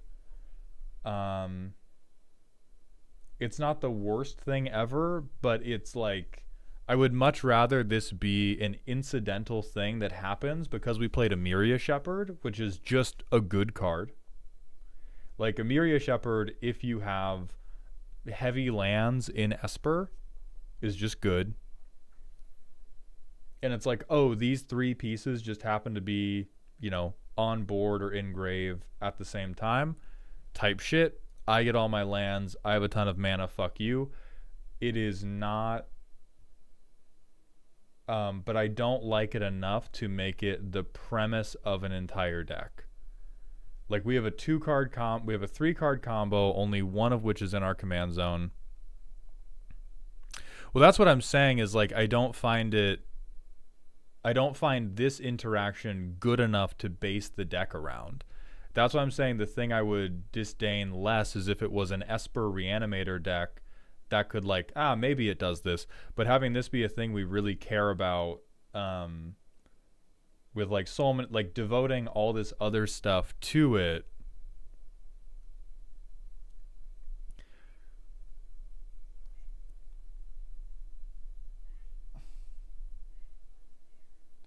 is like we're saying, I'm not submitting this on premise of good. I'm submitting it on premise of flavor, and I'm telling you I think the flavor of this is burnt onion. Like I just don't think if you tell me, oh yeah, I understand it's not good. I'm farming aura by ramping to 14.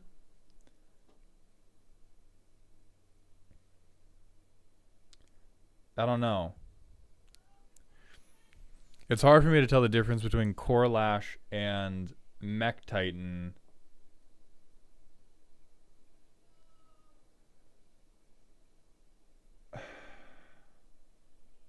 I will ruminate on how to verbalize the differences between those things.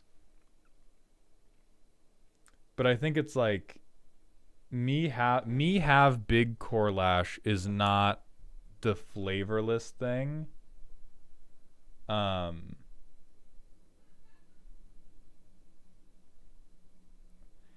think it might be that Mech Titan Core is like a better creature.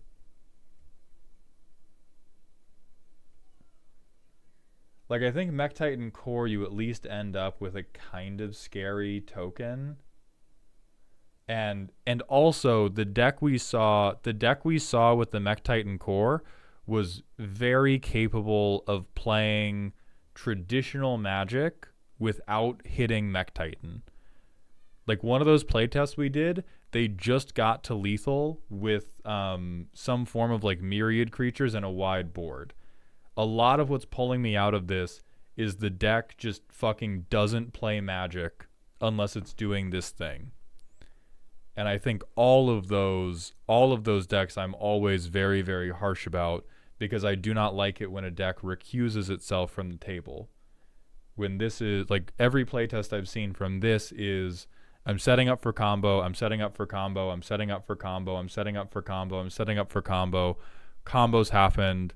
What's payoff? Versus that Mech Titan deck that we really liked, every turn both set up for combo and set up to play a game of Magic that did not rely on the combo going off.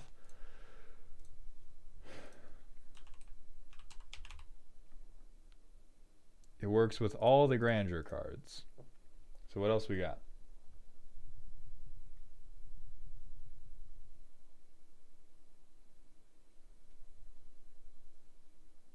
These are also not particularly attractive to me because they just do.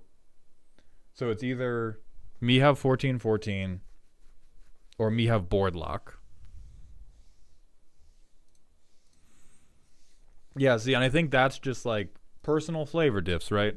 I am admittedly highly biased. I am not an objective arbiter of what has motion. Personally, when I play against bad combo decks, I would rather have not played the game of Magic.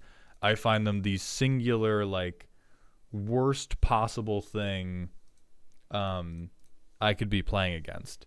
Unless it's like that one Mech Titan deck where it's still capable of keeping up, and then there's a bad combo that happens sometimes, which is why I talked about, like, if this was Esper, like, Reanimator or some other type of, like, Esper Aristocrats, and these grandeur combos could happen at the same time, A1, no problems. No problems. I'm going to laugh. I'll probably high-five you when the Core Lash thing happens. Once we go to, well, I'm doing this fucking, I'm doing grandeur combos, but I'm not tutoring for them. I'm going to play Smash Bros. I'm going to boot up Monster Hunter. I at least want to touch myself as much as you're touching yourself. But that is, again, a personal distinction. I know plenty of people who love their bad combos and who love playing against bad combos. Is it as bad as playing against Shrines? I'd say equally bad. I view Shrines as a bad combo deck. Maybe not, like, that's not totally mechanically accurate, but in terms of the emotional response it elicits in me, it's very, like, eyelids heavy, where I'm just like, okay, I don't know. In your estimation, how many turns do I have before the room blows up? Can we make deals about who we need to interact with? Can we talk about who the problem is? No? You need to find Amulet of Vigor? Real shit, brother. Speak your shit. I'll see you tomorrow.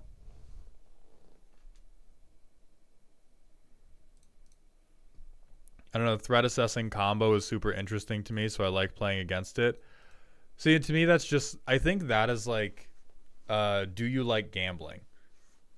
Because personally, I think there's some gambling cards that are fun for me, but for the most part, like, I have a lot of vices in life. That's why I have to be sober, because I'll fuck my life up with alcohol. Don't have a gambling vice. And most of like combo threat assessment seems to be like you have to guess if they have it or not, which is to me just like, yeah, that slot opening packs is pretty fun. Yeah, I think that's the difference. Is I don't care about opening packs. I'll open them with my girlfriend, but like they take all the cards, and whenever I get like the joy I get from opening a like good card in a pack of Magic cards is I'm like, oh, Z's gonna freak out when I show them this. And like, but that like that's the end of the road for me. And so I think that's the like fundamental switch. I mean, you don't actually guess, you infer based on past turns and the actions they take. Yeah, like sure you can, yes, you can inform the guess. It is still ultimately, do you enjoy poker or do you not enjoy poker? And I don't really, it just doesn't do anything for me.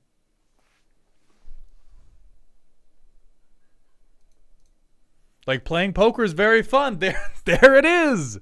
Like that's just the difference. Is I've learned how to play poker. I'm totally able to play poker. I know what like metrics you need to compete on to play poker well, and I just don't. In playing poker does not create any happy brain chemical for me outside of like funny bits I can do. Outside of like making a silly noise as I flip a full house, it's like zero dopamine. And that's nothing wrong with you, but I think that is the context that informs why this deck makes me sad inside. Is like, I think if you, like, I think most, I struggle to think of, I don't know if there's anybody in my life who could invite me to a poker night, and I would say yes, even if it was mainly to hang out with them. Threat assessment is always a guessing game. I mean, we're certainly not going to like reason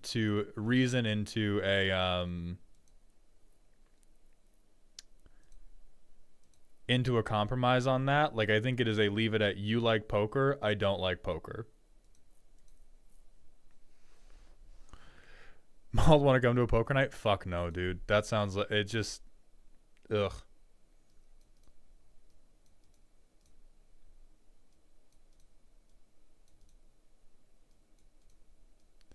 Prof, I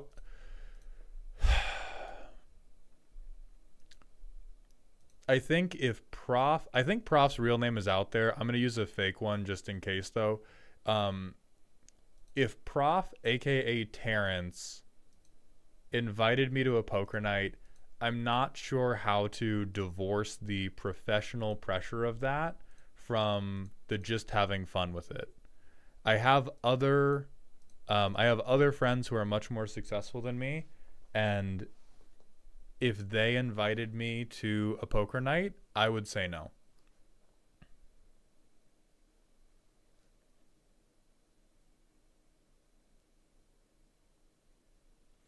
Okay, it's super, so yeah. So if Brian invited me as like a friend to poker night, it would probably be like if I've had no other opportunity to see him in 2 months, maybe.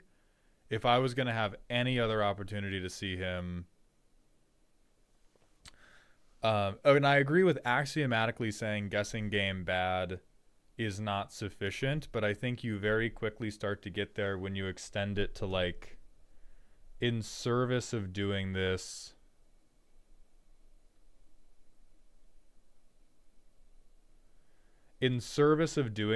we are giving up on a lot of other parts of the game, because like we are investing in this particular combo, which is just the game of do you have it or not.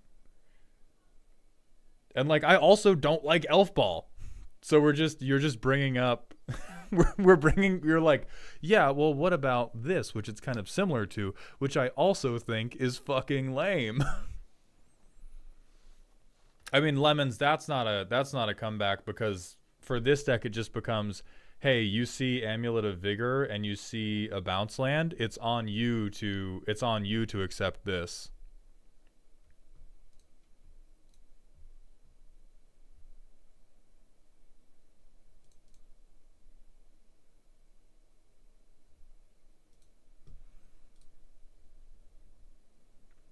Use Indestructible, Justin. Be nice.